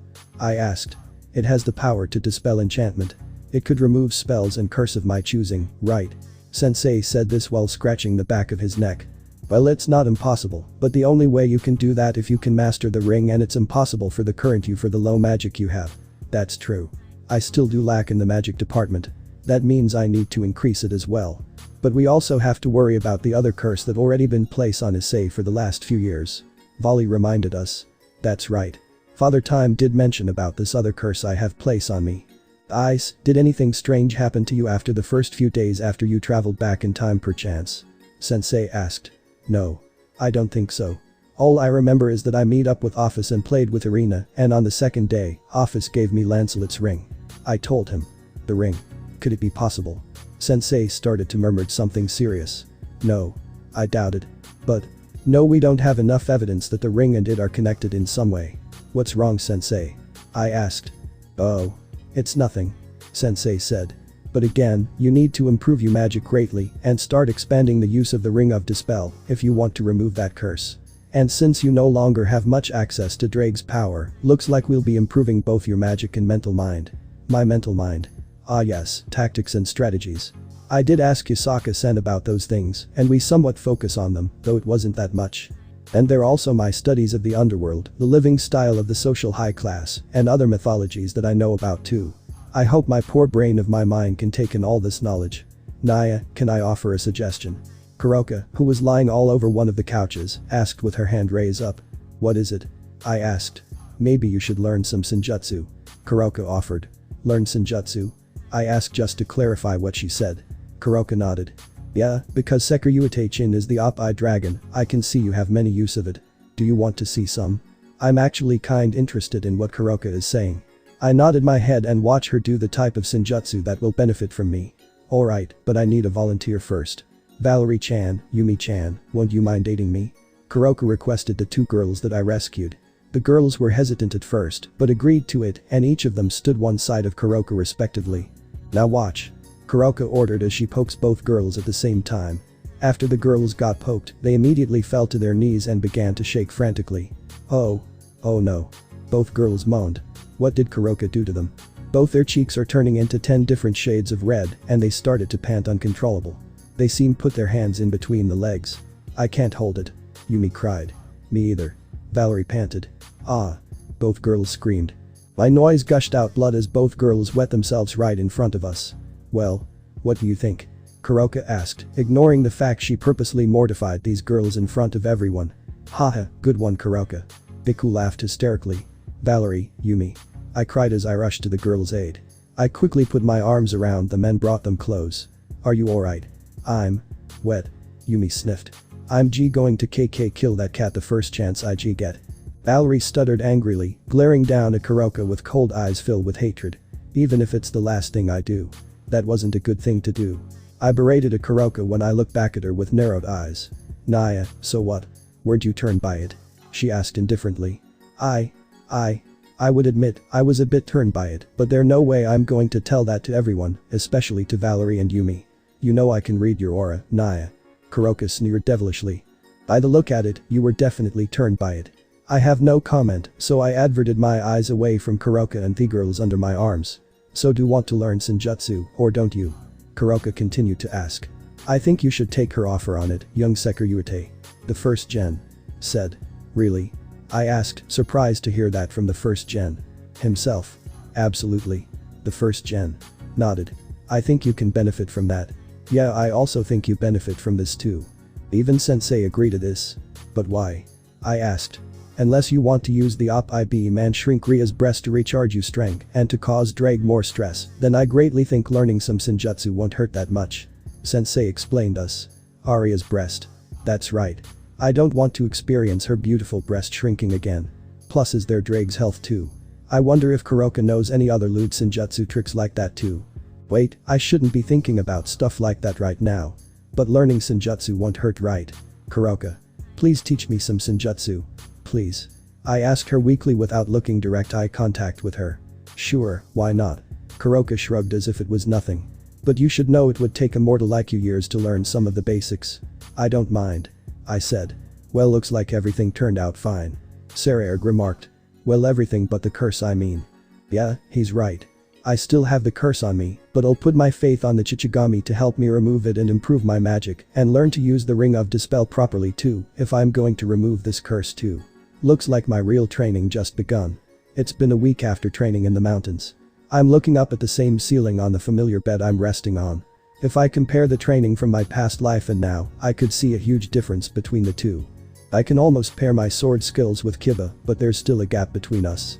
There is no comparison with hand-to-hand combat from the first time I was here and now. And my magic greatly improved thanks to everyone from Kyoto's Yaokai faction. Yeah, I greatly improved. I walked out of my room to get a glass of water from the kitchen. When I got my glass of water and left the kitchen. Ara. You're awake. I heard Ria's voice from the living room. When I walked in, Ria's was sitting where the table is. I was going to ask you the same thing. I smiled, taking the seat next to her. I put my glass of water on the table, next to the tea light candle that was making a faint glow in the living room. When I looked at her, I recognized the same red lingerie she wore the first time from my first life along with those glasses and tied up hair. Then I asked her. Do you even have bad eye vision? Issei questioned me when he saw my spectacles. Oh, this. Ria's Gremory asked, referring to my glasses. It's just for looks. I can think more clearly while having my glasses on. Fufufu, this is the proof that I have been in the humans world for so long. So it's like a good luck charm then? He asked, leaning back on his seat and look up at the ceiling. You can say that.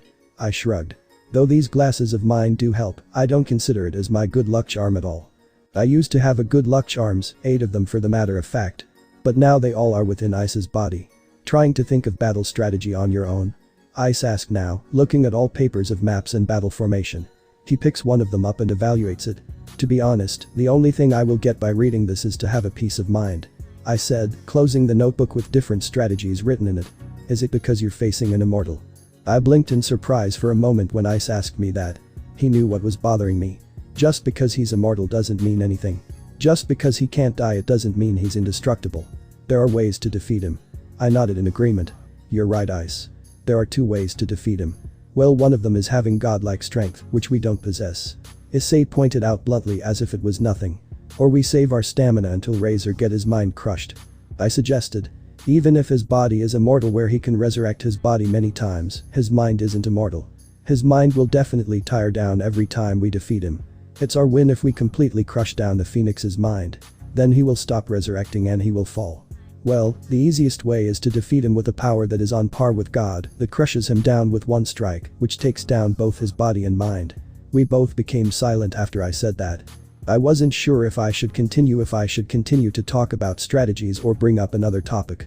Ise also seemed to be in deep thought. I wonder what is he thinking about. Do you remember the time when you accompanied me on my contract with Susan? Ah, yes. I said, thinking back to the time when I decided to supervise Issei's job. He did a splendid job getting a contract with college student named Woman by getting her journal and helping her confess her feelings to a boy she likes. When I saw those two crazy lovebirds, there are two things on my mind. Issei said when he crossed his arms. One was those two should really go check into an insane asylum. Oh Issei. You really didn't mean that, do you? He said it with no remorse and heartlessly. But it also reminded me of my beloved. I blinked in surprise when he said that. Issei has someone he loves. Is it Akeno? No, she told me truthfully that she wiped all of the memories of her within Issei's mind. Could it be his associate Valerie or my newest Bishop Asia? Or is it his employer? I noticed a troubled look on Ria's face. Maybe I shouldn't have brought it up. Sorry, I don't think you want to hear it. I apologized. No. I want to hear more about you and your beloved. Ria's insisted suddenly. Ah. Okay then. I shrugged awkwardly. I cleared my throat before telling my story. I felt like it was just yesterday.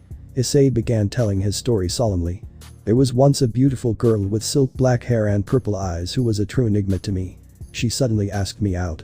Back then no girl acknowledged my existence, so I'm very happy that I confessed by girl. Wait, no girl acknowledged that you exist? I asked, with a look of disbelief. Yeah right, there isn't a single girl in our school that haven't fawned over Ice's affection. It happened long time ago. Ise told me. Where was I? Oh yeah, we went on our date, and it was nice. For the first time of my life, I thought I was happy, but I was blind. What happened? I asked. I was killed by her hands. Ise placed a hand where his stomach is at. As I was on the verge to death and the woman who I thought I love abandoned me. I was on the verge to death and then she came. The woman who I love. She saved me. The way Ise speaks of her is so heartfelt. He's showing a genuine smile that I rarely see. When I was saved by her, I was baffled at how a beautiful, amazing and attractive woman like her would save someone useless like myself. Ise continued. Then one day a situation like this happened too. She was forced to marry a douche. There was battle for the status marriage similar to a rating game, and she lost. Did she end up marrying that douche? I asked, taking a strong interest in the story. Nah, I crashed the engagement party. Ise explained. The second I walked in, I ran up to the douche and shouted, the princess's virginity is mine. What? You did not do that. I gasped. There's no way Ise shouted that in front of hundreds of people and this woman's parents. I did. Ise replied honestly with a satisfied smile. And there was a one-on-one match between me and the fiancé. Did you win? Ise nodded. I did, but in return I gave up something to obtain power to fight him. What did you give up? My left arm. His left arm. But it looks fine. It looks normal. So what happened after that? I asked, hoping to ignore further conversation with Ice's left arm. She was very thankful to me. Ise continued lightheartedly. We had our first kiss and our relationship developed from there. As time passed by, our relationship grew bigger and bigger, and my love for her grew stronger. Eventually we became true lovers after I had the courage to confess to her. Ise paused for a moment. But all that ended after one day, I met an important person who decided to stay in my home. During that time I had an important trial to take part in, my lover, her servant, and that person came along. After the trial, we were all under attack by a man whose eye I took. He brought a weapon that neither me or anyone else could defeat and escaped. After that another man came, who I brutally beat to death and kidnapped the important person. I chased after him and easily beat him again until he poisoned me before I could finish him off. As the poison took its effect on me, something happened to me that still baffles me to this very day. And what was that? I questioned. I blinked once and woke up in my 6-year-old body. I said, finishing his story and leaving me speechless and full more of questions. I know what you're going to say. Ise interrupted before I could even speak. How do I know that I met my true love in a dream? There are two things that prove that dream was real. He placed a hand on his chest where his heart is placed and closed his eyes. There's a warm feeling in my heart. This feeling in my heart is so authentic that I know the woman who I love wasn't some piece of my imagination. It's a feeling that you couldn't forget. The way he spoke was so heartfelt. But do you know the second reason how I know it wasn't a dream? Ise proposed with an ambiguous smile on his face. Yeah. I replied quietly. Ise opened his eyes and looked at me as if he was a predator and I was the prey. He slowly approached me on and got on top of me over the sofa with his arms around my back. Why am I allowing him to get all over me like this? And why am I so enjoying this? Oh, my heart is pounding so fast and my face blushing so hard that its shade is similar to my hair. Ise, now on top of me, slowly approached my face and slowly whispered his last reason. That important person I just mentioned earlier ago is my employer. His employer. No way. But how? The only possible reason that story of his true love and his employer makes sense if Ise was some sort of time traveler. The way Aria's face is as if she was trying to piece together the puzzle with my employer and my story of my true love. Properly she figured it out that I'm a time traveler or I remembered a past life of a different person or something like that. Ise. She murmured my name softly. Riaz. I called her name quietly in a romantic manner. Ise. Oh, the way he called me by first name. What is this warm feeling inside of me? I felt like this the first time he called me by the first name when I allowed him to rest on my lap a couple of weeks back. Riaz. He mumbled my name again. Ice's face is also looking flushed. I've never seen this side of Ise before. He's usually carefree, audacious, and a perverted person when I first met him. I still remember how he said to everyone that his dream is to become harem king. But that all changed on the night before Asia came to clubhouse. Your kind disgusts me. I shivered when I remember those cold, cruel words coming Ice's mouth in the abandoned church. Riaz. Her body began to shake even though the living room isn't that cold. I need to think of something. I never thought I was able to get this far. Wait, I got it. Riaz, I promise. I stuttered, struggling to say these words from my throat. Promise what? She asked. I promise to make sure that you can marry out of love. No, I swear you will have the free will to choose your mate. I swear on my grandfather's grave. I vowed. Ise. Riaz became awestruck from my pledge for a moment and her face calmed down a bit, though it was still red. She put her hand on my cheek and stroked it gently. I leaned closer to Riaz's face. I swear. I whispered. I know. Riaz said quietly. I know you will. She wrapped my arms around my neck. I know you will. She repeated as she closed her eyes and lowering my head.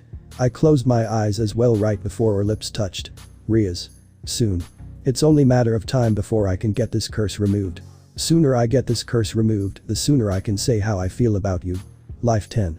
Battlefield in Kyoto. So you're the hacker Yuiku of this generation. Yes, I am. You're also the descendant of Lucifer too. You must be the strongest hacker Yuiku in history, present, and future. If there really is such a thing as fate and miracles, I may be that. Just joking. So did you come to join my organization, Hacker Yuiku? It seems promising. But I came to give you something. Here it is. Wait, that's a few days ago. I, Riaz Gremory, waited eagerly in my seat on the bullet train like a little child waiting to open their Christmas present. Riaz, I've never seen you this eager before. My queen, Akeno Himejima giggled in amusement. Well, of course I am. I respond passionately.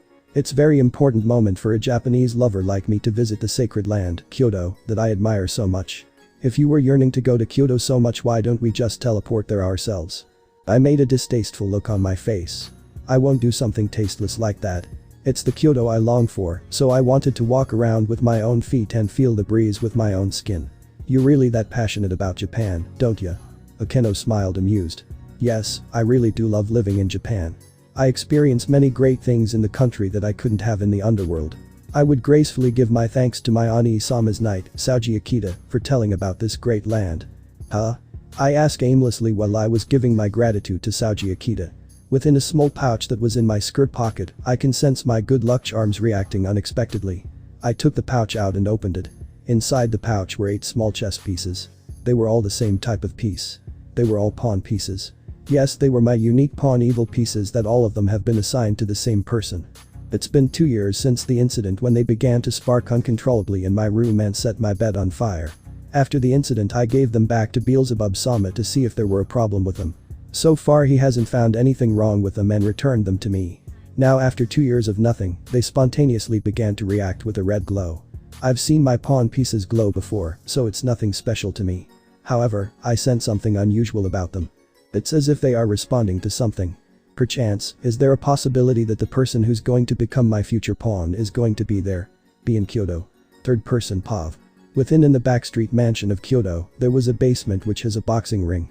That boxing ring was currently being occupied by none other than Issei Haidu, the Sekiryuite of this generation, and Saraerd Bale, the current heir of Bale clan and possessor of the Regulus Nemia, were there sparing. Midway into the sparring, I stopped as he had an uncontrollable desire to sneeze. Achoo. I sneezed loudly in the ring. He sniffed through his stuffed noise before rubbing it with his boxing glove. Is there someone thinking of me? Ice wondered. Never let your eye wander off in the middle of a fight.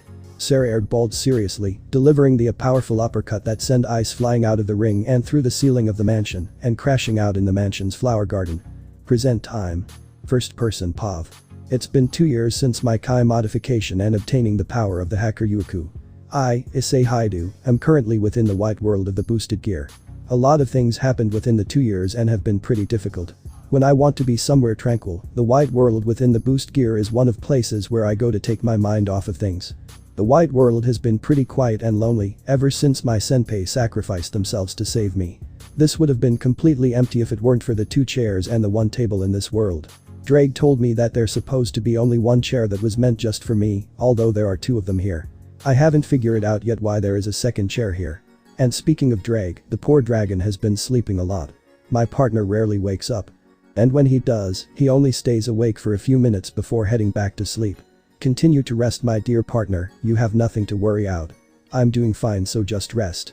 I sat down on my seat and summoned a magic circle on the table. The magic circle that I summoned was a recorded message that I found within the boosted gear after Ddraig slept. I played the message and a hologram of many familiar faces I know appeared. There is a breast-loving dragon living in the edge of a certain country. The dragon goes for a walk when the weather is good. Dragon op dragon. Grope suck pafu pafu. There are so many types of breasts. But he likes the big ones the best. The op dragon also flies today. In an edge of a certain town, the op dragon was laughing. Even on a stormy day, the op dragon becomes happy by pressing breasts. Dragon op dragon. Click zoom in. He has seen lots of breasts, but he likes big ones the best. The op dragon also pushes today. Yeah, I don't know how, but after Ddraig fell asleep I was able to find this recorded song that was sang by my senpais within the boosted gear. Despite being a taboo for Ddraig and I find it rather soothing. Listening to song remind mess why I'm going through this hellish torture that everyone in the mansion is calling as training. Sama. It's time to wake up. Sama. The voice from the outside world is trying to call me. Looks like someone from the outside world needs me. I closed my eyes and send my conscious back to reality. I opened my eyes back to reality. The first thing I saw were beautiful crimson color eyes staring directly at my heterochromia sapphire blue and emerald green eyes. I soon realized that the owner of these lovely innocent crimson eyes were facing above me, who is laying down on my futon. Oh hey Valerie. I greeted her casually as if it was nothing. I wasn't perplexed or startled by how close a beautiful girl like Valerie was. Do you need anything? Valerie backed away from my face and got back up on her feet. Yeah, you promised to accompany me with some shopping around town today after your training yesterday. She reminded me with a bright smile on her face. Oh yeah, I did. I yawned, lifting my upper body up from the ground and stretching my arms out. Is it the 2 of us or is someone else tagging along? Valerie shook her head to the side. Sadly Kunu-chan has her daily lessons and Vali-sama, Biku-san, Ophis-chan, and the tramp aren't nowhere to be found. I slightly smiled awkwardly and had a single drop of sweat down my forehead. Hey, Kuroka isn't that bad. Is she? As you can tell, Valerie and Kuroka have an antagonistic relationship ever since the day Kuroka made a full recovery from her surgery to remove her evil pieces 2 years ago.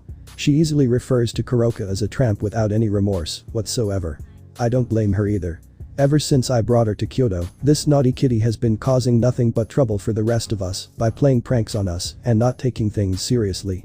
And Valerie still hasn't forgave Kuroka for humiliating her and Yumi with Senjutsu in front of everyone.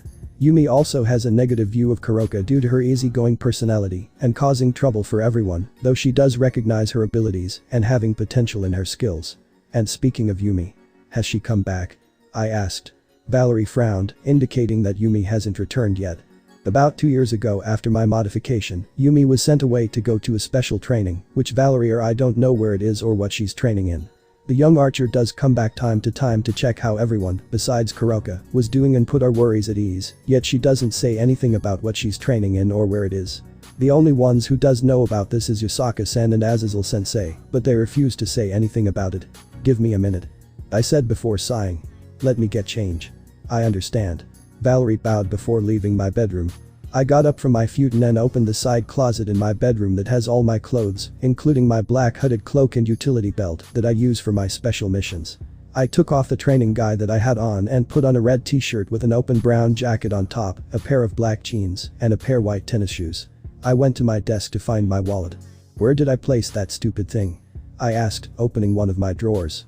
Inside that drawer was 3 special objects. There were the ring of dispel that I was given by Ophis years ago, the golden pocket watch that was given to me by Father Time, and the red crimson heart-shaped stone that I obtained from the White Realm in the boosted gear. I picked up the pocket watch and stared at it. Keep it with you. I set a countdown on it when reconnection will happen. Reconnection. What will happen when the time comes? Can we handle the situation properly and get the curse removed so I can confess my feelings to Rias? I put the watch into one of my jeans pockets and put the ring of dispel. The ring that once belonged to the famous Knight of Camelot is now in my possession. During the 2-year period, I discovered many interesting things about the ring that I never knew about. The power to dispel any enchantment that will only affect its wielder in a negative way. For example, I won't be under the effect of any illusion type spells or be entranced by a succubus or the song of a siren. I can even get myself out of a magic barrier or remove curses placed on myself. Plus there is hiding the presence of magic demonic energy of oneself by using the ring to nullifying it, along with its wielder's presence. So far I have only mastered hiding the presence of my magic and sacred gears by nullifying their power ability with the ring. I still haven't mastered getting myself out of the trance or getting myself out of a magic barrier or even removing a curse. During this time, I discovered the many pros of this ring. I also found the cons as well. Since I haven't mastered the other departments of the ring, I found out its power wasn't absolute. If I'm under the spell of something, the ring will only protect me temporarily, and same goes for curses too. If I tried to remove a curse like the one Father has placed on me, it will only last for a couple of seconds. So far I could only say areas I love from using the ring of dispel. Another con about the ring is that if I remove a curse like the one Father gave me, I have to keep the ring on at all times. If I don't, I'll stay cursed till I remove it with another method. The ring can't be used as a shield directly against offensive magic. Nevertheless, I can still use the ring to counter offensive magic by using its nullifying ability on others.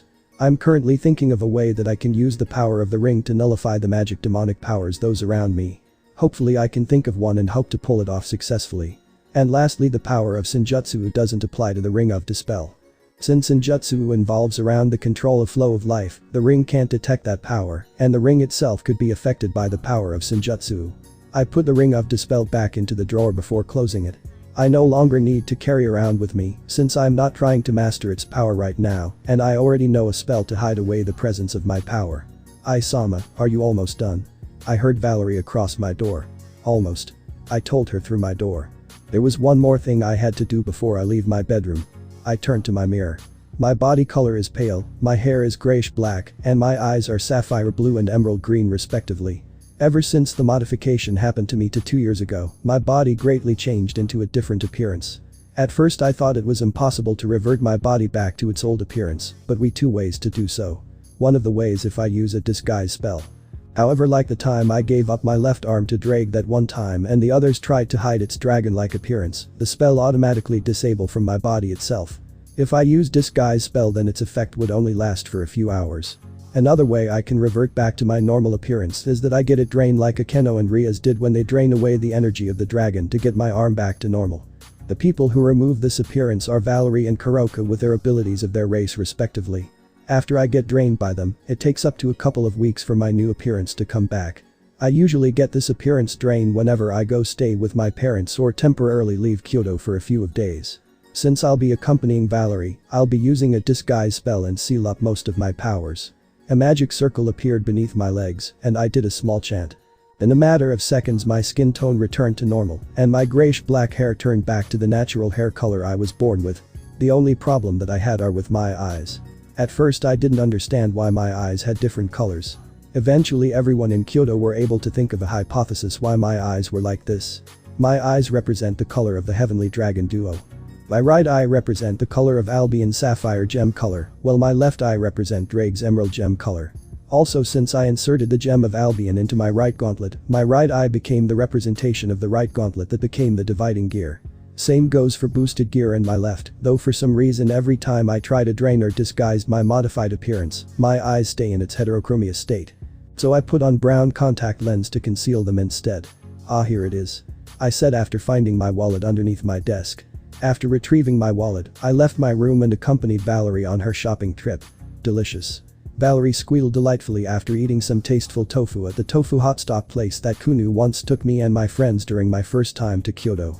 I have probably eaten this tofu over 1,000 times, yet I never get old of eating it. I know what you mean.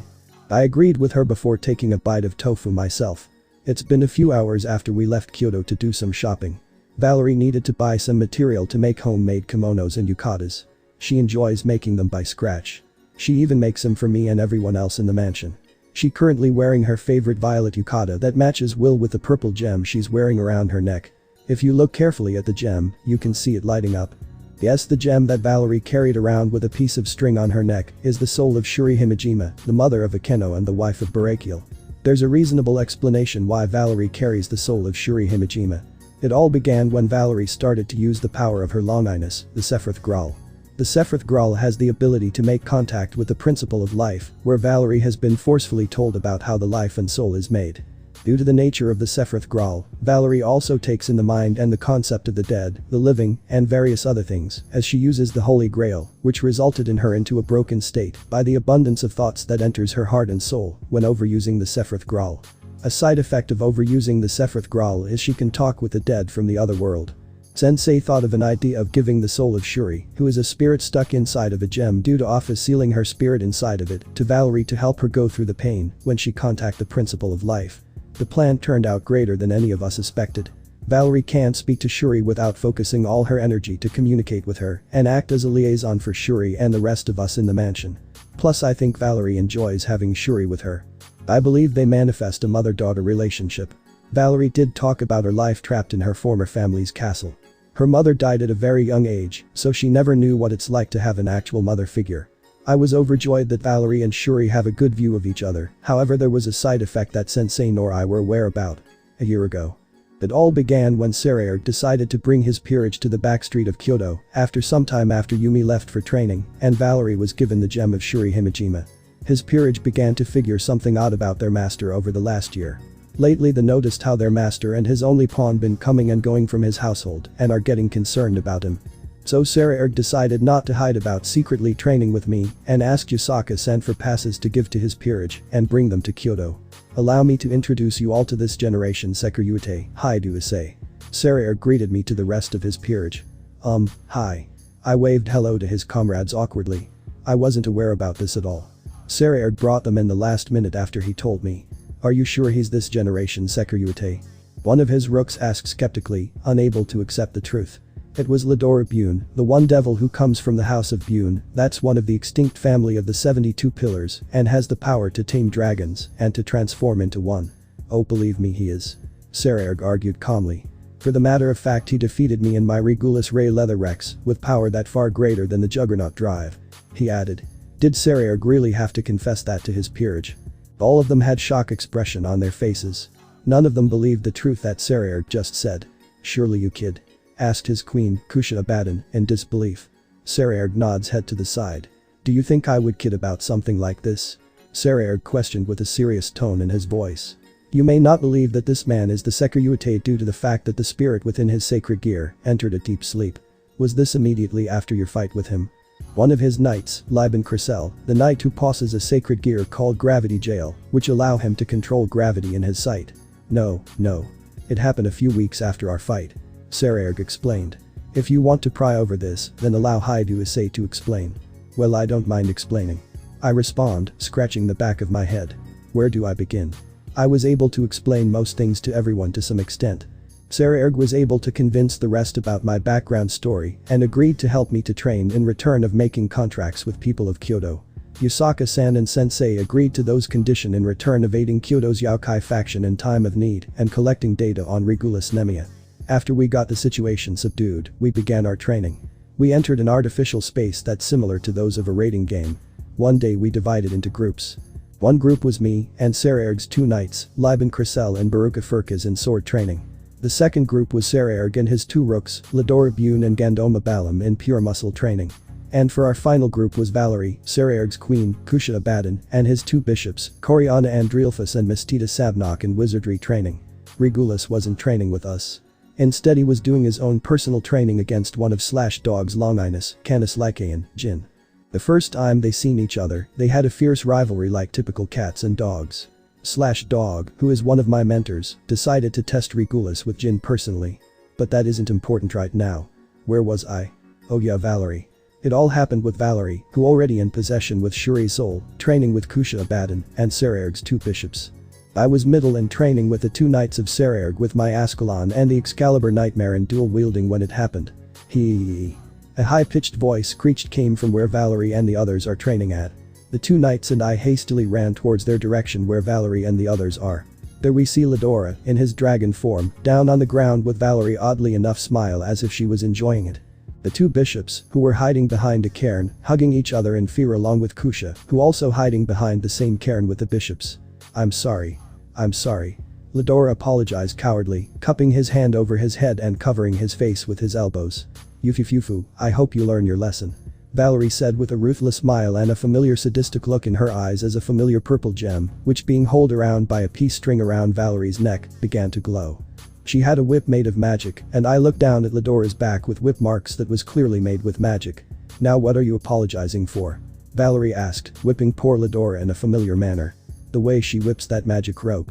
She's like a Keno when she was whipping her father back in the Grigori Institution after the raiding game match with Saraerg. I shivered when I thought back to the negative view I had of Barakiel. Geez, this isn't the time to think about it. I rushed over to Valerie and put my hands on her shoulder. Valerie, what happened? Valerie blinked for a second before she had that pure innocent look in her eyes. Huh? What happened? She asked puzzled. We weren't aware, but when Valerie blinked back to her normal self, the light that was glowing within the gem faded away. What happened was that Ladora accidentally provoked Valerie about her performance in magic, and everyone else were terrible magic instructors. Valerie got offended by it and used the Sephiroth Graal to weaken Ladora's strength. When she used the Grail, Valerie's personality completely changed. Instead of being in a broken state, we discovered that she ended up in a sadistic state. We later figured out that having the gem with Valerie for so long could actually have had an effect on Valerie's personality over time. I wasn't affected to the gem since I didn't carry it around. We tried to take the gem away from Valerie before she inherited the Himejima sadistic trait that been passed down to mother to daughter. But since Valerie became emotional attached to Shuri's soul, she protested against it and promised to contain her new sadistic side. What's wrong, Isama? Valerie asked, noticing that I was being absent-minded. Nothing important. I sighed. There was no way I was going to tell her what I was thinking. If I told her the truth, she'll become upset and that's the last thing I don't want to see. I was thinking of something as well. Valerie revealed too. I would love to eat this delicious tofu with Gasper around. I'm sure he would loving eating here if there weren't many people around. Valerie. I muttered her name. She haven't seen her best friend for over 2 years now after I rescued her. I did promise her that I'll take her where Gasper is. She'd been worried sick about him all this time. I also want Yumi here too. With her brother of course. Valerie added with a forced smile. I also want Aki-san here too with her family. Heck, I even want Kuroka and his little sister here too. And I also want Isama with a woman who he loves to be here too. I want everyone who've been friends with Isama and Gasper for so long here eating tofu with me. Valerie. You truly have a pure heart.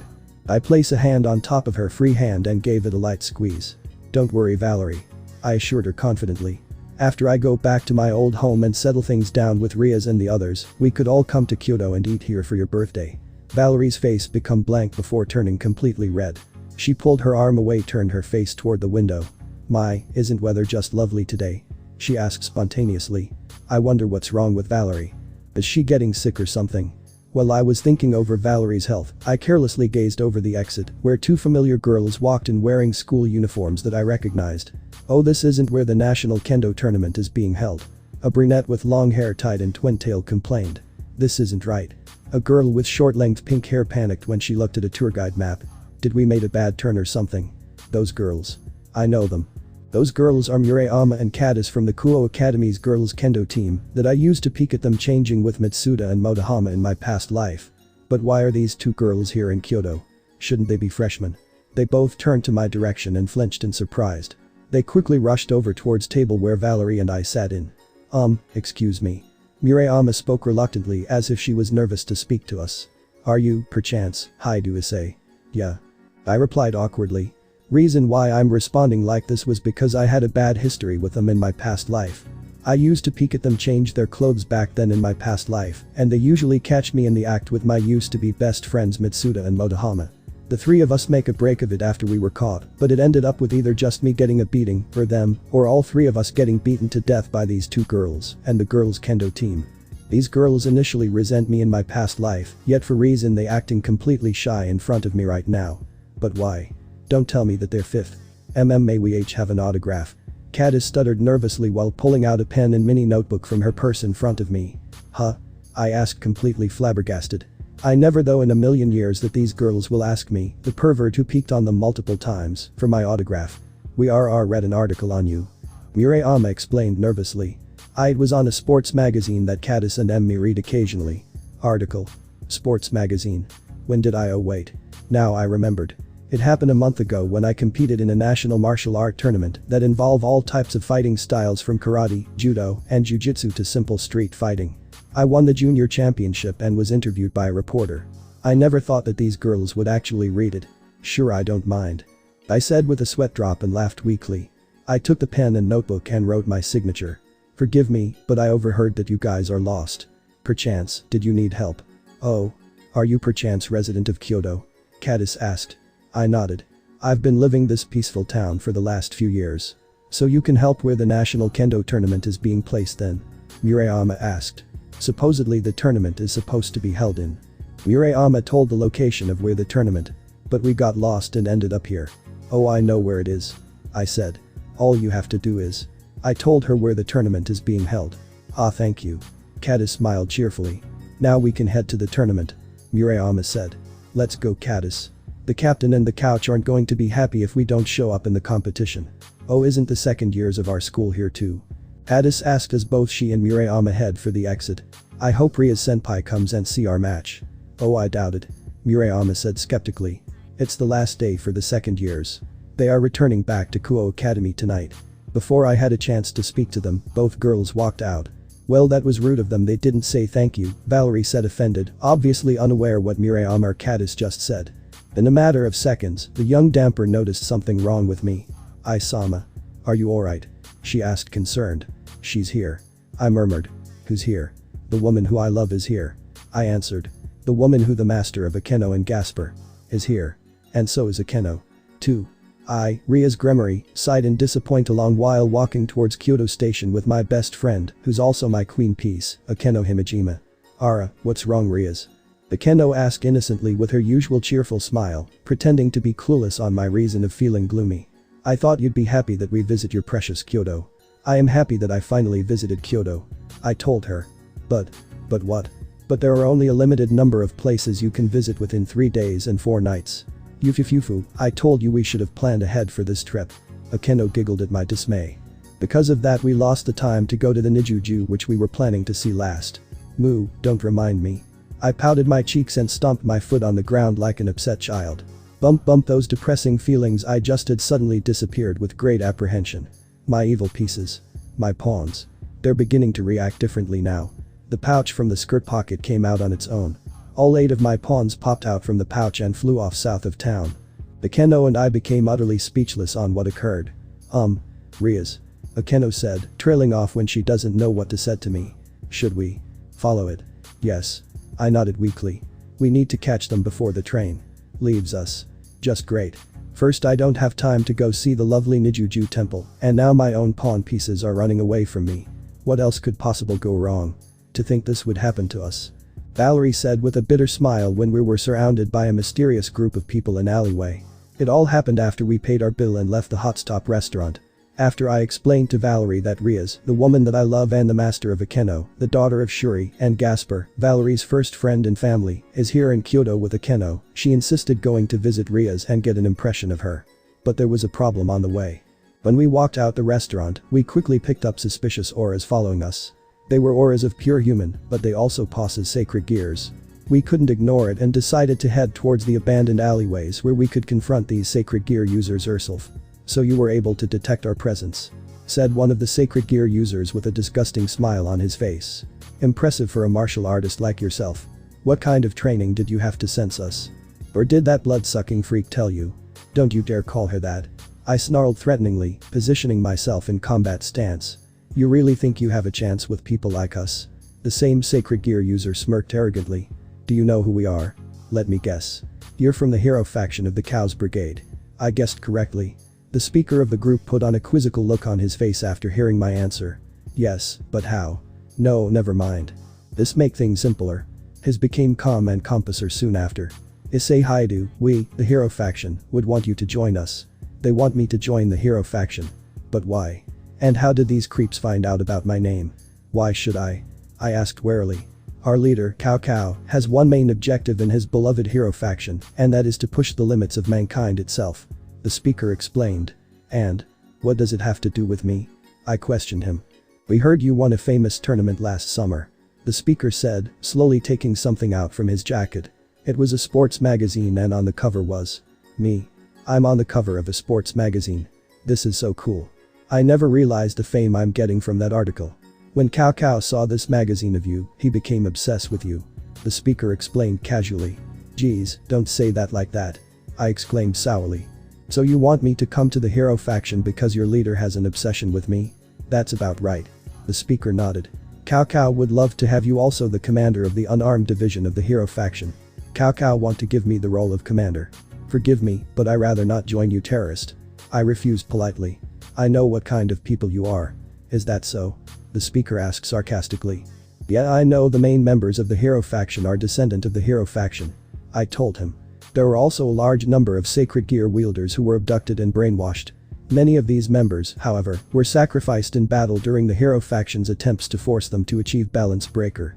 All those who didn't reach Balance Breaker were eventually captured and later died as a result of Ophis' snakes destroying their sacred gears, while those who did achieve Balance Breaker were called back before they could be caught.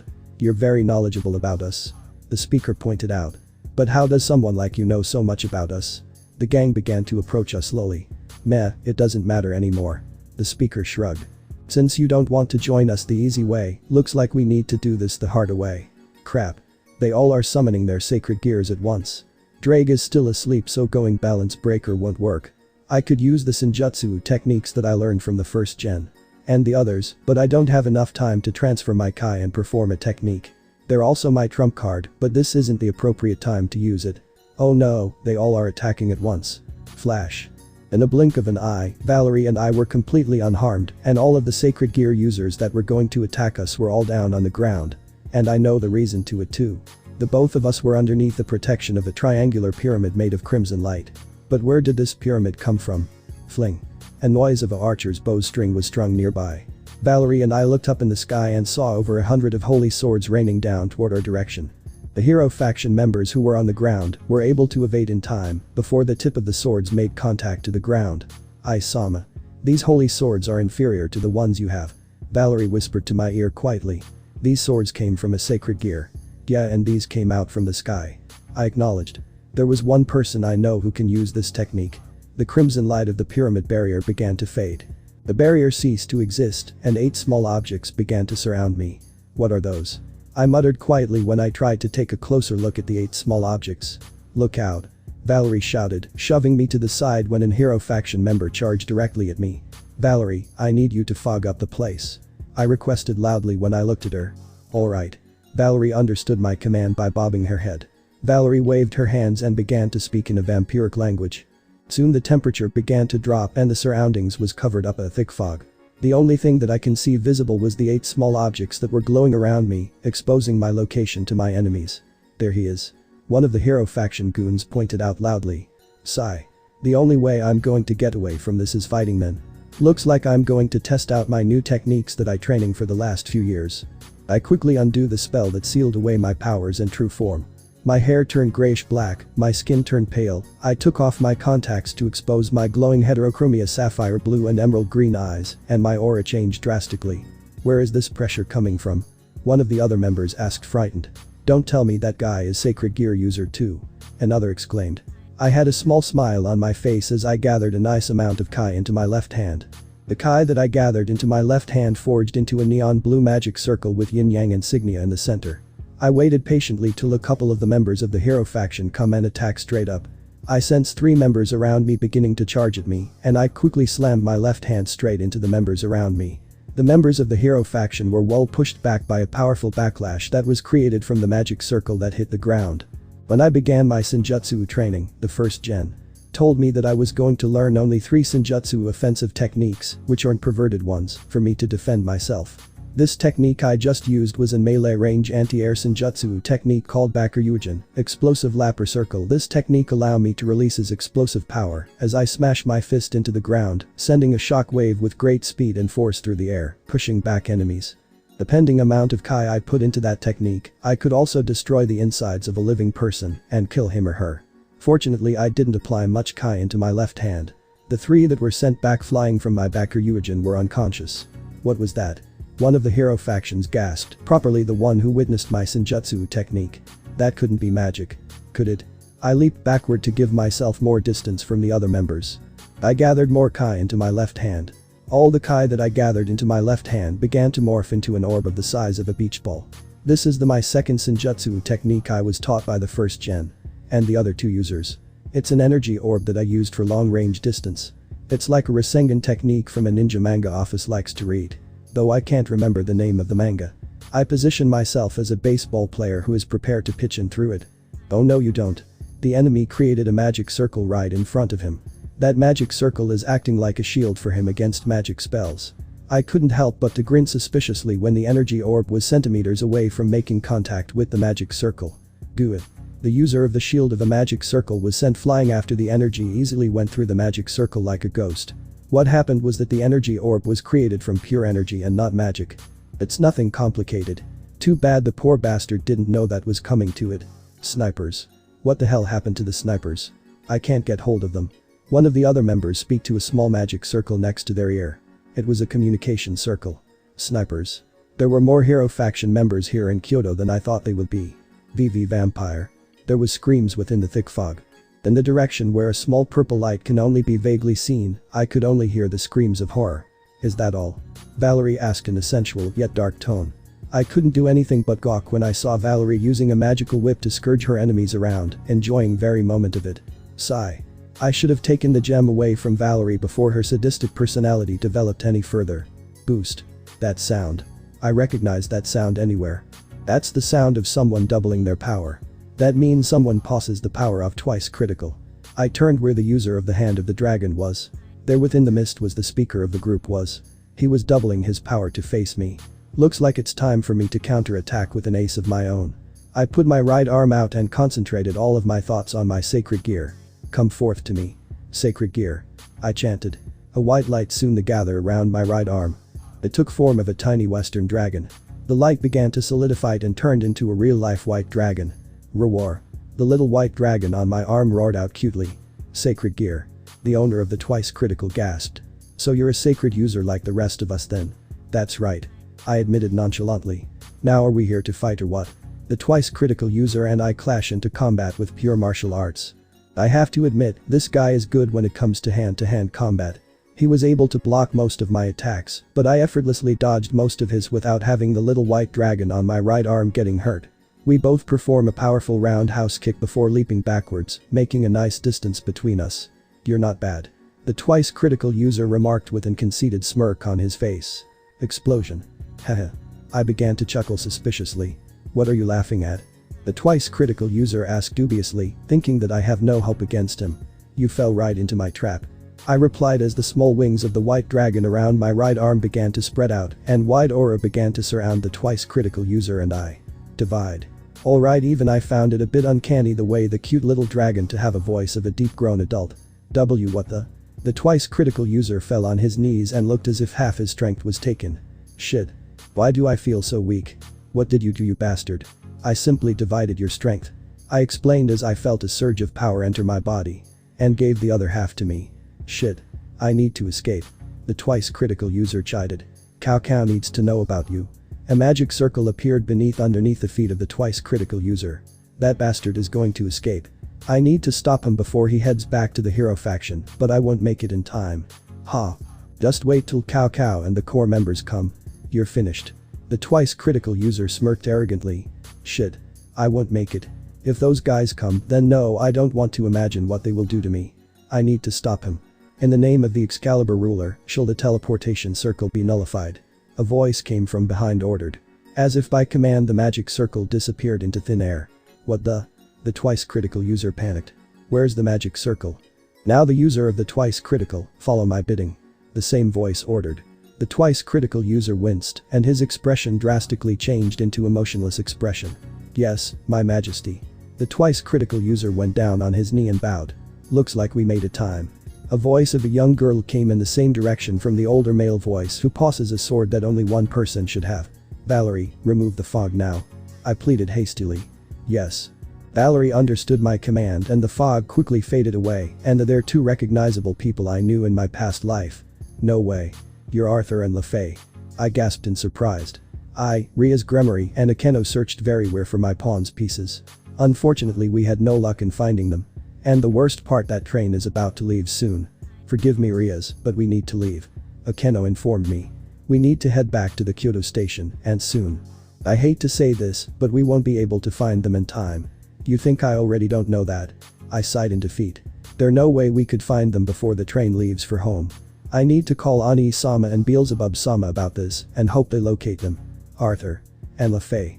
Pendragon. I gaped in shock. It's good to see you again, Issei. Arthur greeted me with my name. You've changed over the years. Oh, this must the effect of the Kai modification that Vali-sama told us about. LaFay clapped her hand together excitedly. Ah, it's good to see you again, Issei-sama. Sama. Valerie, who grabbed my left wrist from behind, whispered into my left arm. Do you know these people? I nodded. Of course I know them. These are Arthur Pendragon and his little sister LaFay. Pendragon. You mean from the Arthurian tales? Valerie asked loudly. The one and only. Arthur said, looking in a different direction.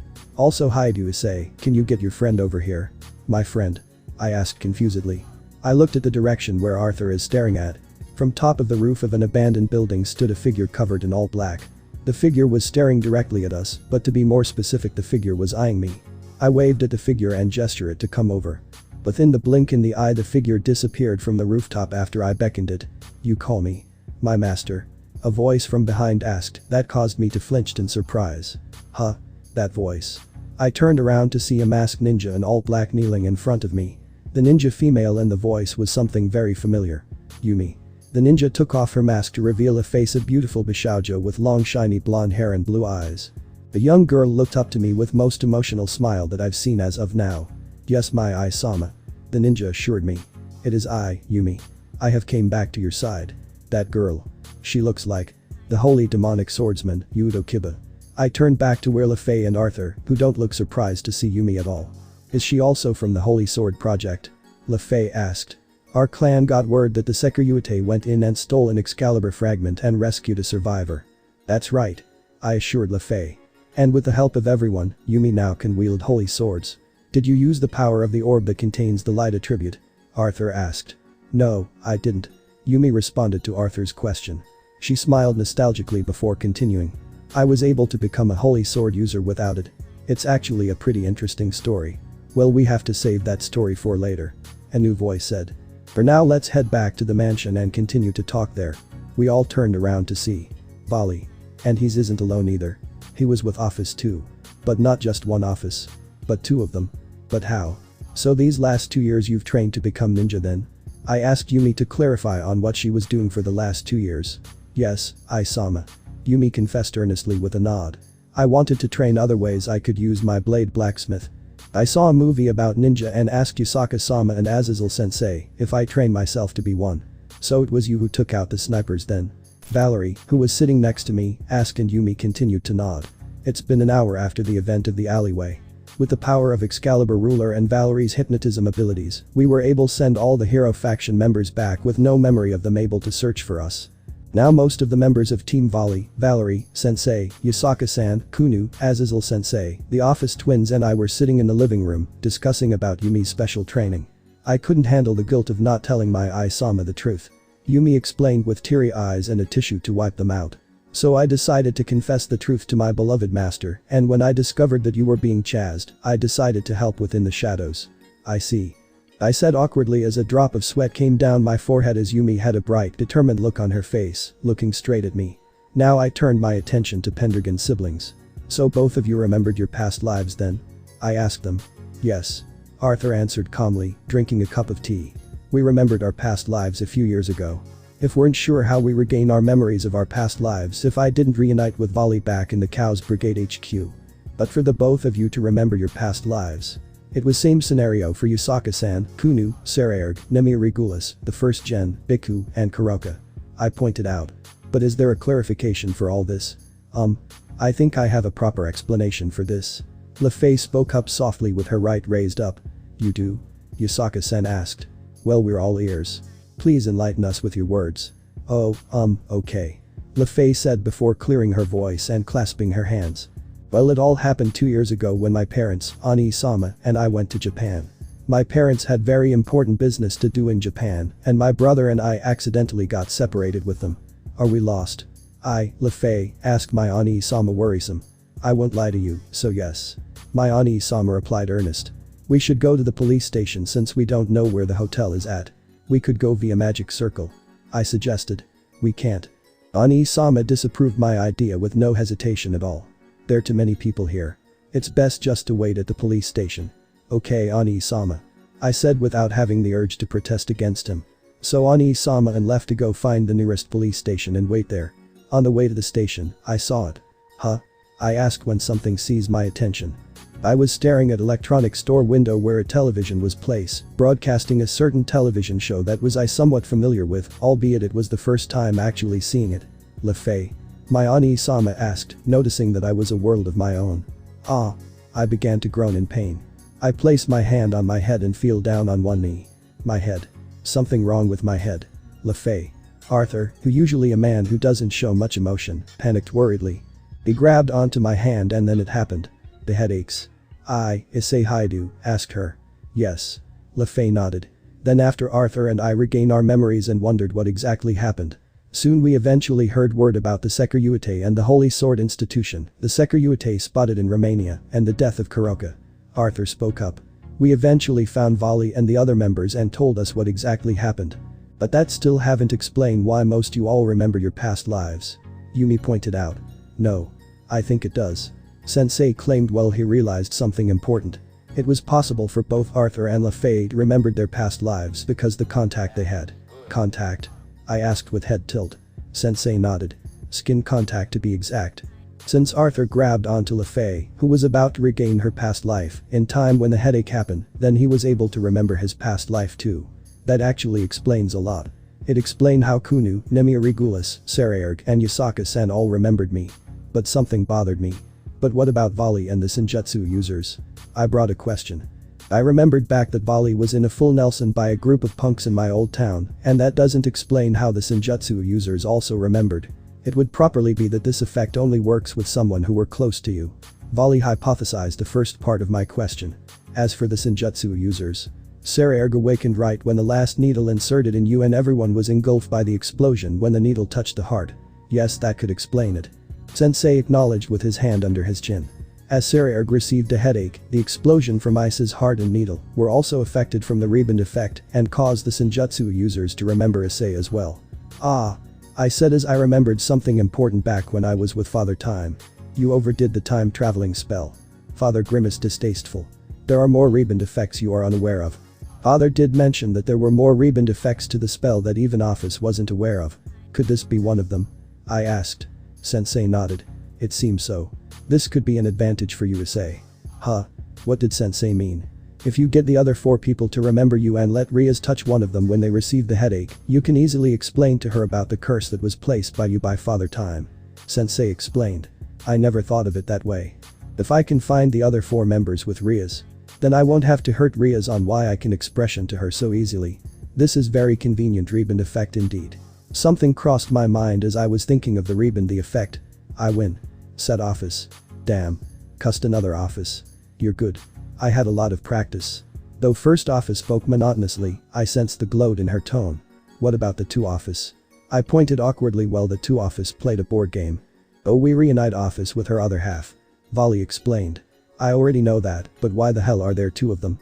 I asked loudly that you can clearly hear the irritation in my tone. Oh, we took the other half after she immediately after reuniting her with her other half. Biku said causally as if it was nothing wrong with that. You took the leader of a terrorist organization just like that. Everyone except for Sensei and Team Vali exclaimed. Relax. Kuroka said nonchalantly. One of the Office twins will go back to the Cows Brigade while the others stay here in Kyoto. We made sure that both offices' power are split evenly between the twins. Volley added. You keep on to the original office while we keep an eye on the other. Well, that's good to hear. Sensei yawned. But we have one more important things to talk about. Sensei pulled out a pouch from his pocket and opened it. What came out in the pouch were small aid objects. These were the same aid objects that floated around me when I fought the hero faction member a couple hours ago.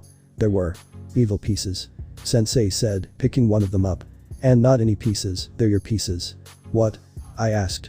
Look. Sensei said when he picked up for certain pieces in his hand. These 4 pieces are mutation pieces. Mutation pieces. If I remembered correctly, Rias didn't possess any mutation pieces except for a bishop piece that she used on Gasper. I told Sensei. She did. Sensei agreed. But when I talked to Ajuka in my past life, he informed me that normal pieces can evolve into mutation piece. He told me when he witnessed your Crimson Cardinal promotion.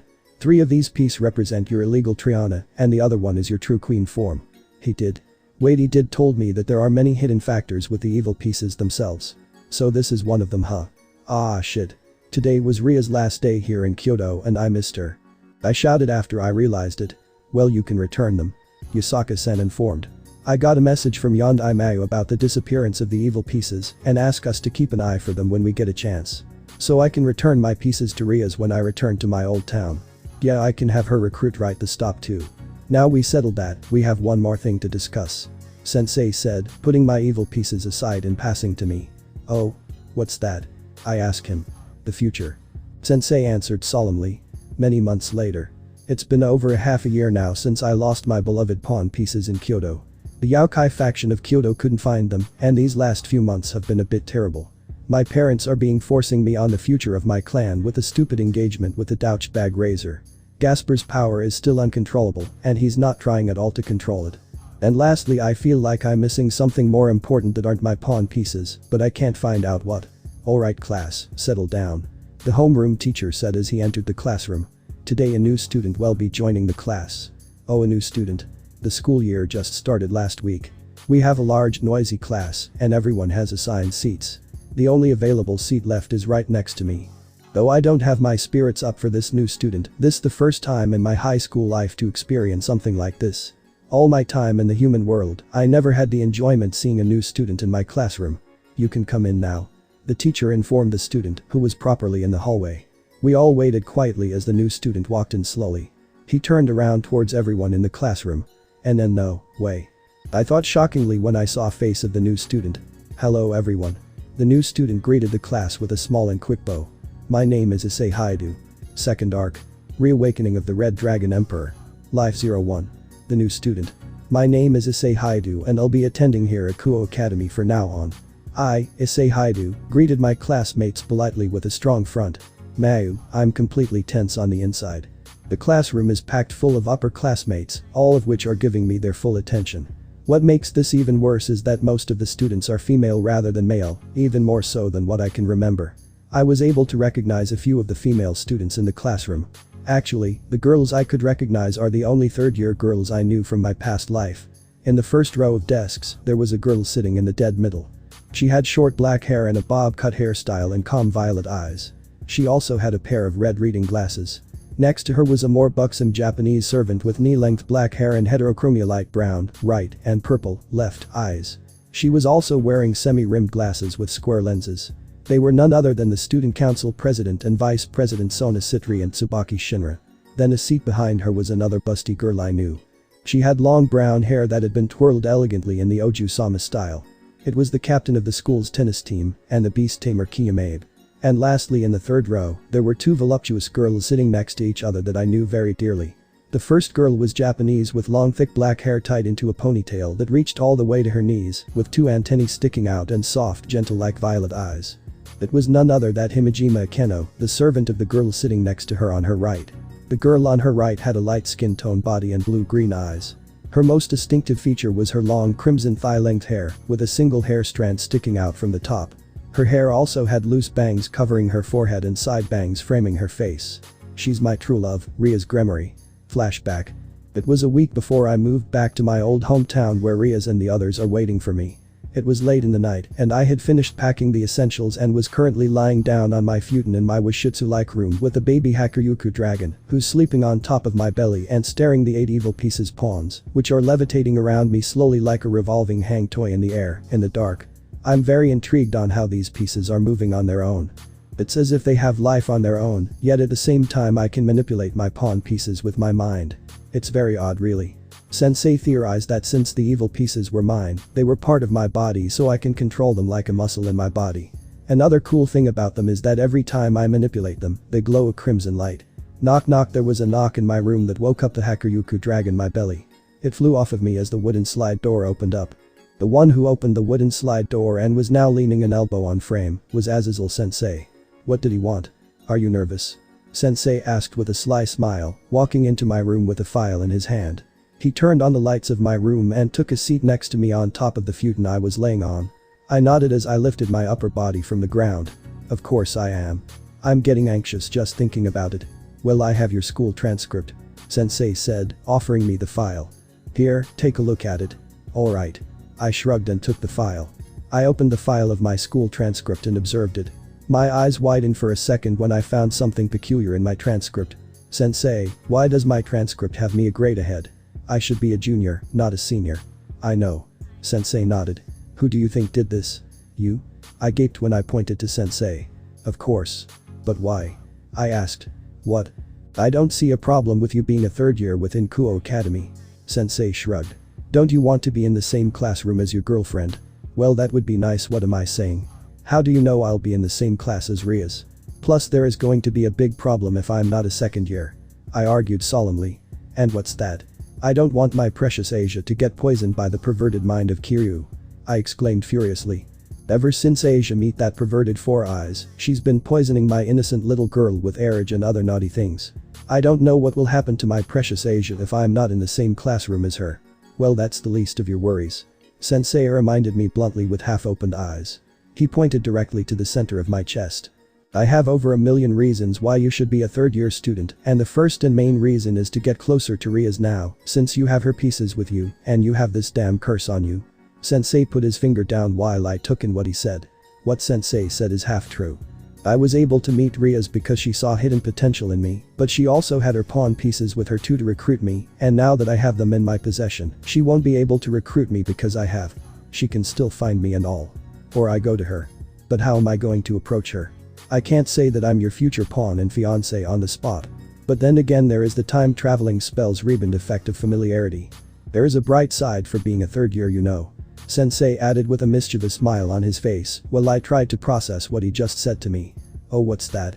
I asked. If you go to college at the same time as Rias and Akeno, you can protect them from all those perverted men who will do anything to have a one-night stand. Despite doing this behind my back, I went ahead and became a third-year student with that excuse of his. I hate to admit this, but that man is right. I'd have to wait for an entire year before I go to the same college as Rias and Akeno. A lot of things could happen within a year. There are playboys in colleges that wouldn't stop at nothing to get in bed with beautiful women like Rias and Akeno-san. Even though these girls have a strong affection for me, I still can't take the chance for some playboy pimp taking advantage of them. While I'm thinking deeply about it on the inside, the sound of a chair's legs making friction with the marble ground is heard. A perplexed and startled female student jumped out from her seat with her body tensed up, mouth gaping, and eyes filled with fear and confusion. It was none other than Akeno. I, Himejima Akeno, am completely flabbergasted at the sight of him. The new student had an indistinguishable resemblance to a boy I once knew in my childhood. He had the same short brown hair in the same fashion as the boy from my childhood and the same light shade of brown eyes. Wait, no, this man is wearing contacts of the same shade as the boy from my childhood. The boy I knew never wore contacts. Even if I look him, there is no way that this is the same Issei that I fell in love with 7 years ago. The last time I saw him was in my dream when he was tortured to death by those needles. But he looks completely fine right in front of me. So that dream I had of him all those years ago was nothing more than a dream then. Is there something wrong? The homeroom teacher asked blandly while the new student looked at me with worry in his eyes. And no, I'm fine. I lied clearly, though the homeroom teacher seemed to buy it. I sat back down to my seat, trying my best to stay as calm as possible, while the homeroom teacher asked this new student some questions. So Issei-san, where did you used to live before coming here? Well, I lived in Kyoto for the last 7 years due to my father's job, the new student explained. although truth is, this town is my hometown. I lived here during my childhood before leaving for Kyoto. I grimace on the inside after hearing it. My doubts of this young man standing behind the chalkboard and my childhood friend being the same person are shrinking. After I returned to this place, I had heard that my childhood friend moved away to Kyoto and thought to myself that I would never see him again. The young man who stood in front of the class could be him, but there was something I need to clarify. I mustered all the courage I had and raised my hand in the air while I tried to control the shake of anxiety over my body. The new student and the homeroom teacher took notice of my hand. "Yes, Himejima-san?" the homeroom teacher asked. I would like to ask something to the new student. I requested rather hastily and stuttered a bit in between a few of the words I spoke. "Alright." The new student replied quickly before the homeroom teacher had a chance to speak out. "What is it you want to ask me?" I slowly got up from my seat and cleared my throat before I told him my question. "Sorry to say this, but you seem a bit young to be a third year." I said politely as I could, trying not to offend the new student as best as I could. "Why, you look like you deserve to be a second year." The Ise-kun I knew was a few months younger than I and didn't meet the requirements of being in the same grade as I. Person who claims himself to be my childhood friend should have a logical explanation. "Oh, that's an easy one," he said with a small smile on his face. "I skipped a year for all the good grades I had." I, Ria's Gunmare, watched my queen, Akeno Himejima, become devastated at the response of the new student, "Hi to Issei." I myself am concerned with the new student standing in front me. He's the man from the nightmare I had 3 years ago. The man who I thought I love. I would never have thought that I'll meet him here in all places. And what's worse is that my heart is beating like never before in my life. "Just who is he? Is that all?" Issei asked courteously. "Huh." Akeno shook her head to snap out of her trance of though and replied back to Haidu listlessly. "Yes, I don't have any more questions." She sat back down at her seat and stared down her desk anxiously. "Now that we got that out of the way, why don't you sit next to where Gunmare-san sits?" The homeroom teacher pointed the empty seat next to me. I says Pav. I'm still completely dazed at the fact I'm in the same class as Riaz and Akeno, but sitting in the desk next to Riaz, I must be fucking dreaming or something. "Why yes, sir." I responded to the homeroom teacher as I slowly walked over to the empty desk next to Riaz, trying to control my fast-pacing heartbeat. I lazily sat down on the chair and looked at person sitting next to me on my right with the faint smile I had and waved to them. "Hello. Riaz Pav. Hey." I greeted him back awkwardly. I quickly looked back to the homeroom teacher when he began to write today's lesson on the board, trying to avoid eye contact with the new student. Class continued as usual as if nothing special happened at all. There were a few minutes before the lunch bell rang. During the remaining time before the bell rang, I took a couple glances at Akeno and back at Issei. I felt anxiety from Akeno's side and from Issei's side. I sensed an odd, yet nostalgic aura around him. I felt something phenomenal within the man himself. Was it the aura of a sacred gear or something? If it is, it's nothing like the natural aura that Udo or Gasper have. Could it be that he has a rare sacred gear within him or something? Issei noticed the sudden glances coming from me. He gave out a keen smile on his lips. He checked the teacher who was busy looking at the textbook and writing on the chalkboard with a white piece of chalk to see if he wasn't looking at our direction, along with other students in the classroom, and checked something in his backpack. He took out a small crimson pouch and took something out. A second before the lunch bell rang, Issei took a small item from his pouch and placed it on top of my desk. "Wait, this item. It's..." Before I had a chance to say something to Issei, the lunch bell rang and multiple female students rushed over to his desk.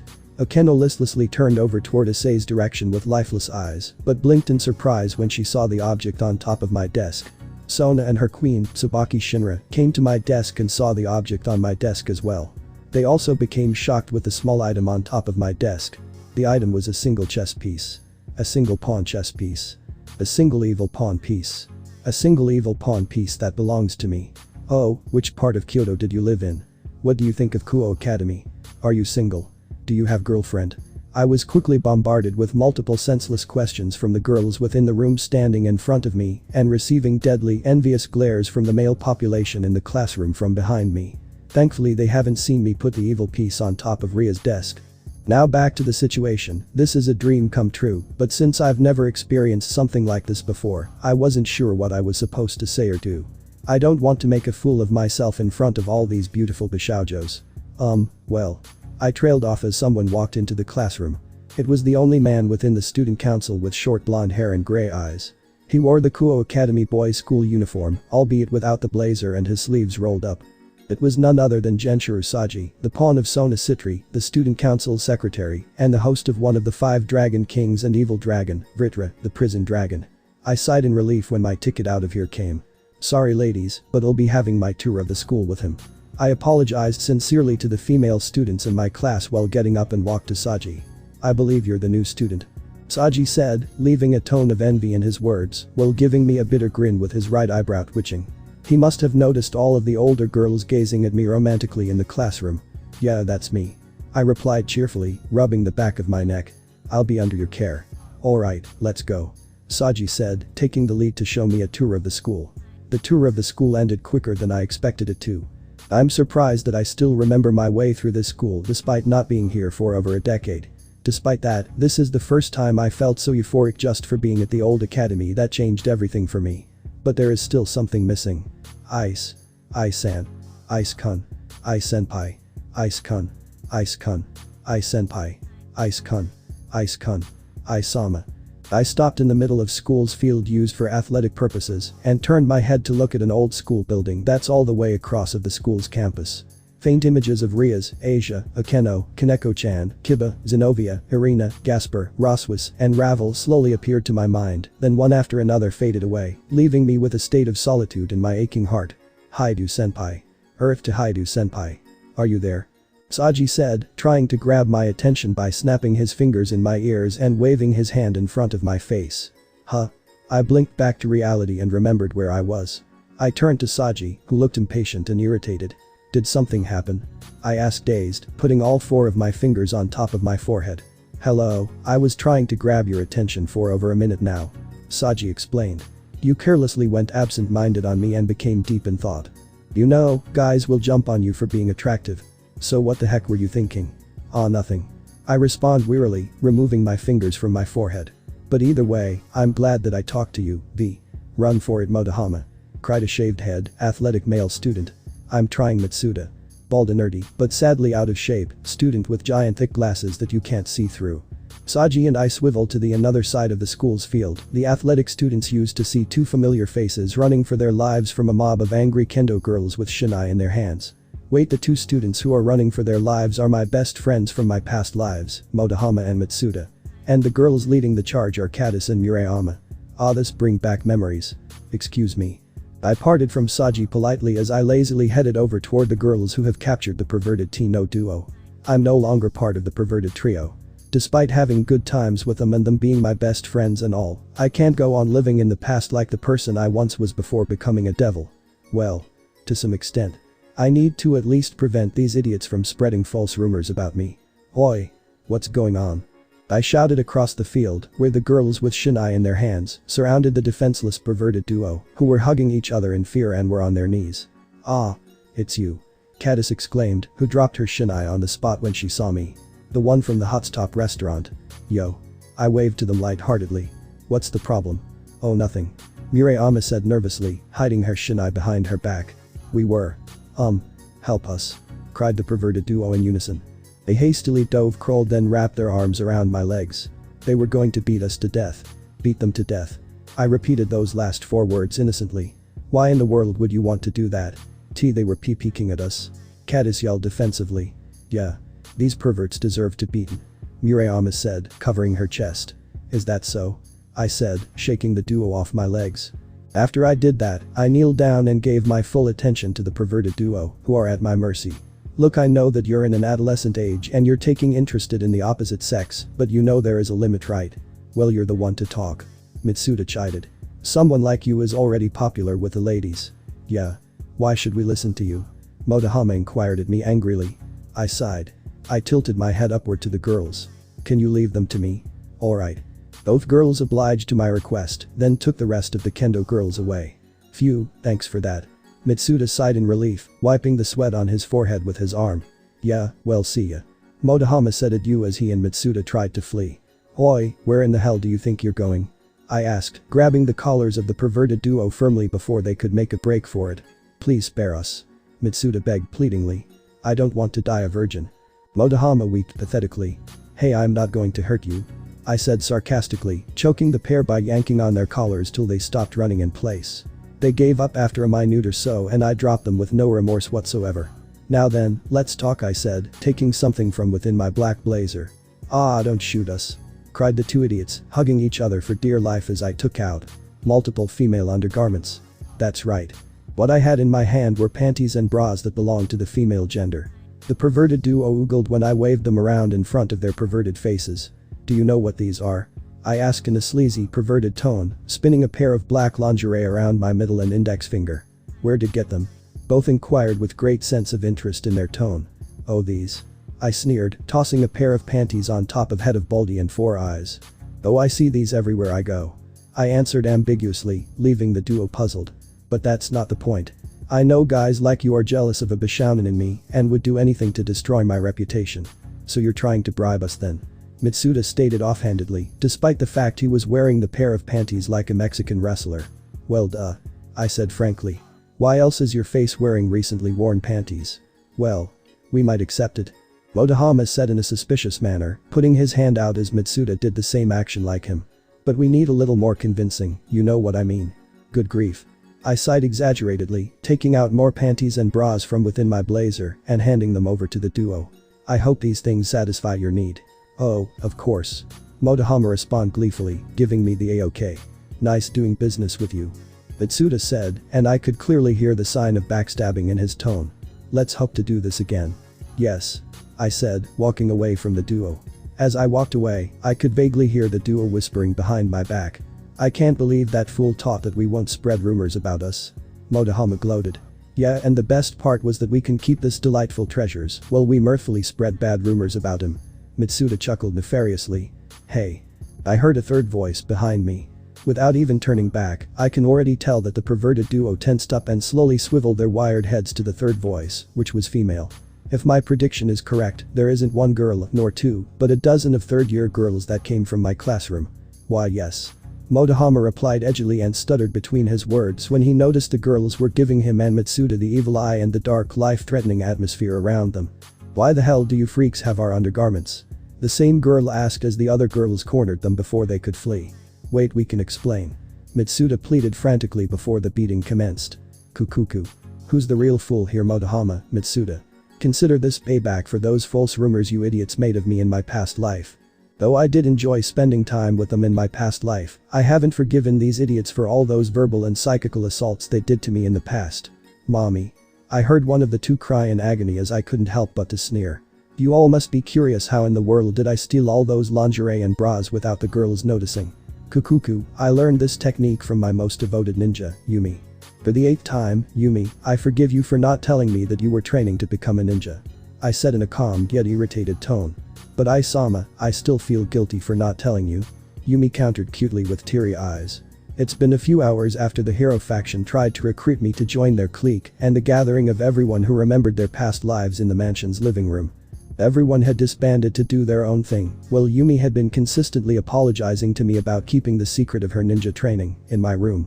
Please, Isama, I deserve to be punished. Yumi quickly pulled her pants down, then got down on her hands and knees. She raised her lovely exposed butt and looked back at me with adorable puppy-like eyes and innocent blushed face. SSP spank me. Why Yumi? I exclaimed as I covered my nose before any blood can spurt out, which didn't happen. Over the years I had trained with the obscene familiar of mine to control my hormones. It took some time, but we found a solution to subdue it. Covering my nose is an old habit from what I endured when training with Kuroka. Despite finding it rather tempting to spank Yumi's lovely naked butt, I didn't have the guts to punish my most devoted and innocent subordinate. I needed a way to get out of this predicament, but how? Wait, I know. Why Yumi? I stuttered nervously.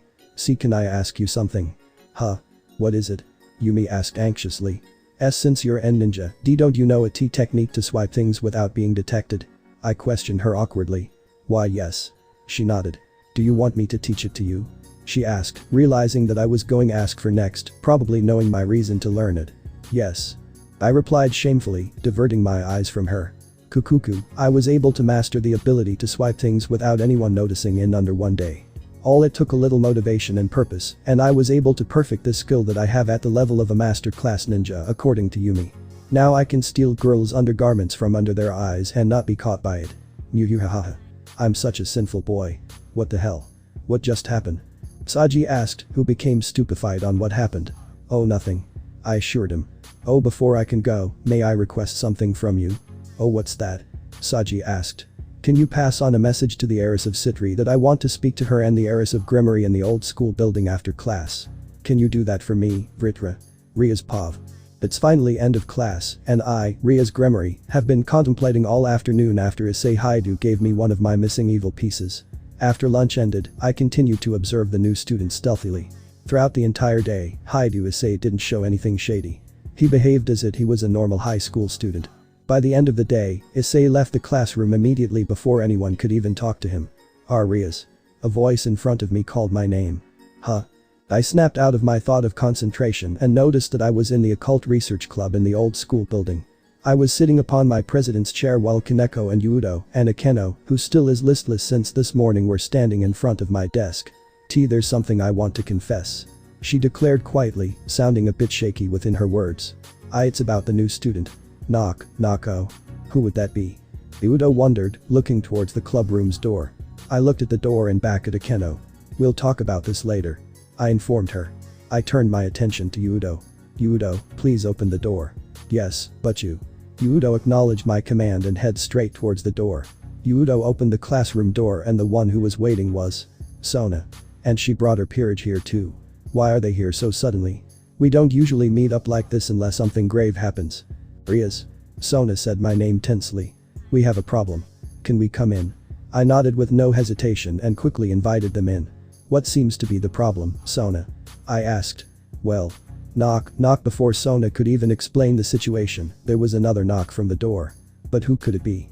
Sona and all the members in her peerage are here, and so are mine. It couldn't be Gasper because he rarely comes out of the room I sealed him in. Then who? The door opened and the one who stood out in front of the room was Issei. Everyone is here.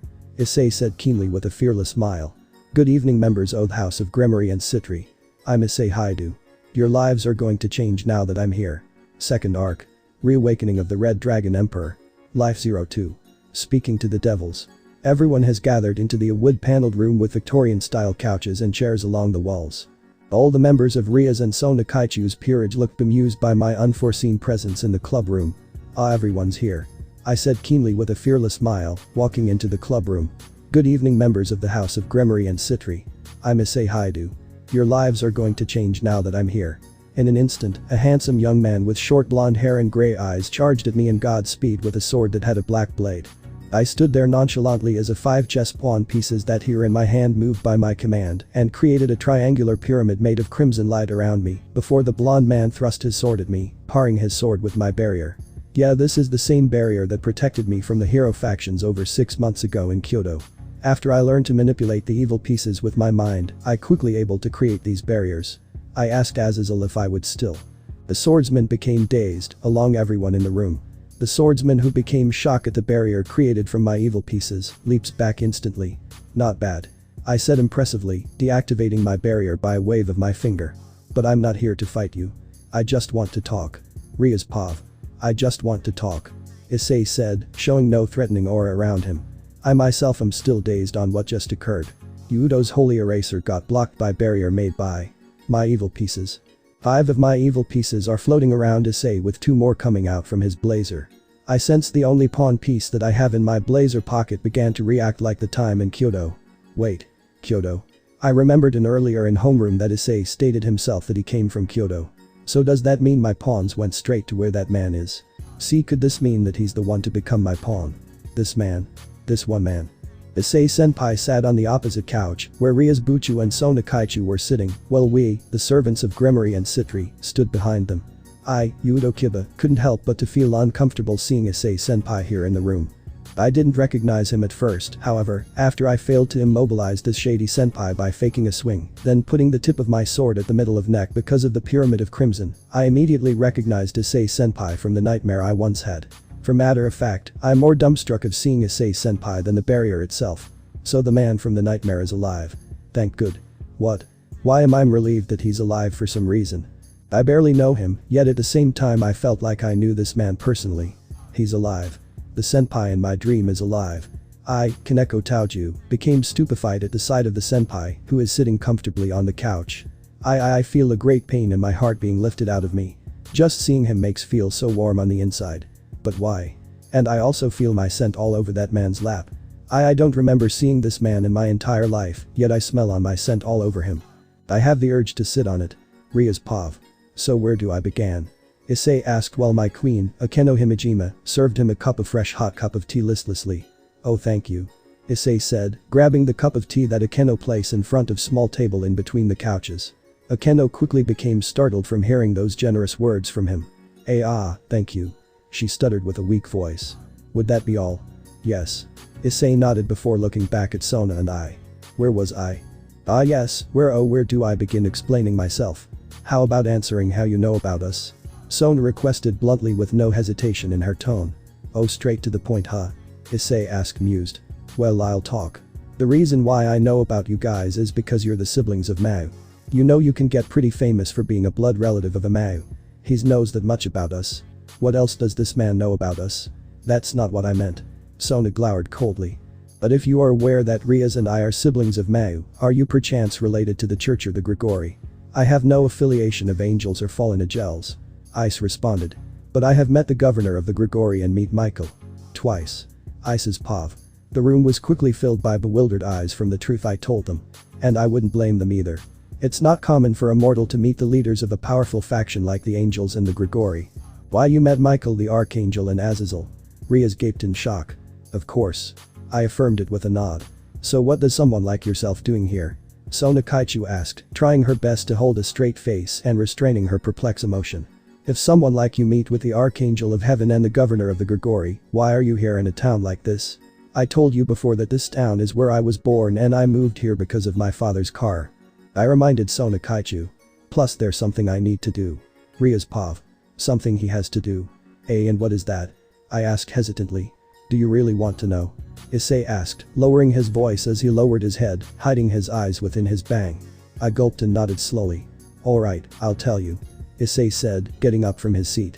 My goal is. Oh Mayu, here it comes. I clutched onto my skirt, preparing to listen to this man's true motives. To become harem king. Issei shouted passionately, pointing his left index finger to the sky. Ha? I asked, who couldn't help to gawk at this response of this man. I turned to everyone else, who were also stupefied, especially the women, who were also appalled to this man's goal. That's right. Issei continued fervently. My goal in life is to become harem king. Huh?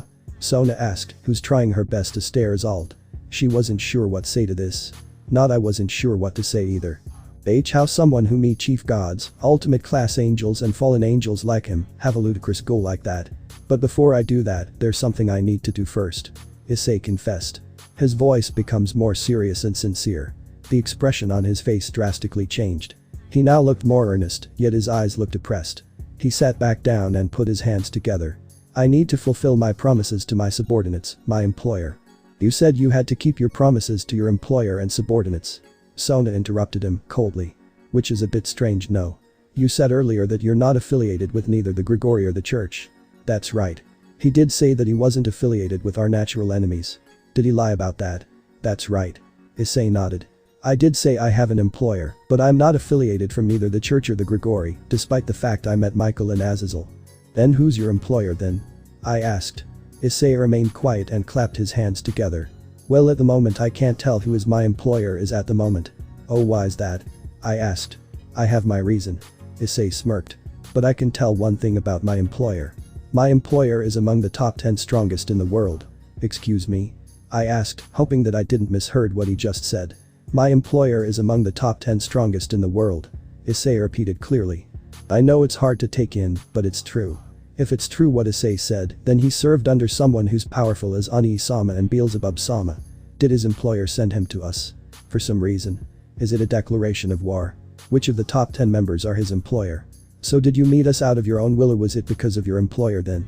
Sona now asked. I did out of my own will. Issei told us. He raised 4 fingers up and continued to talk. And the reason I called you here because of 4 things. 4 things.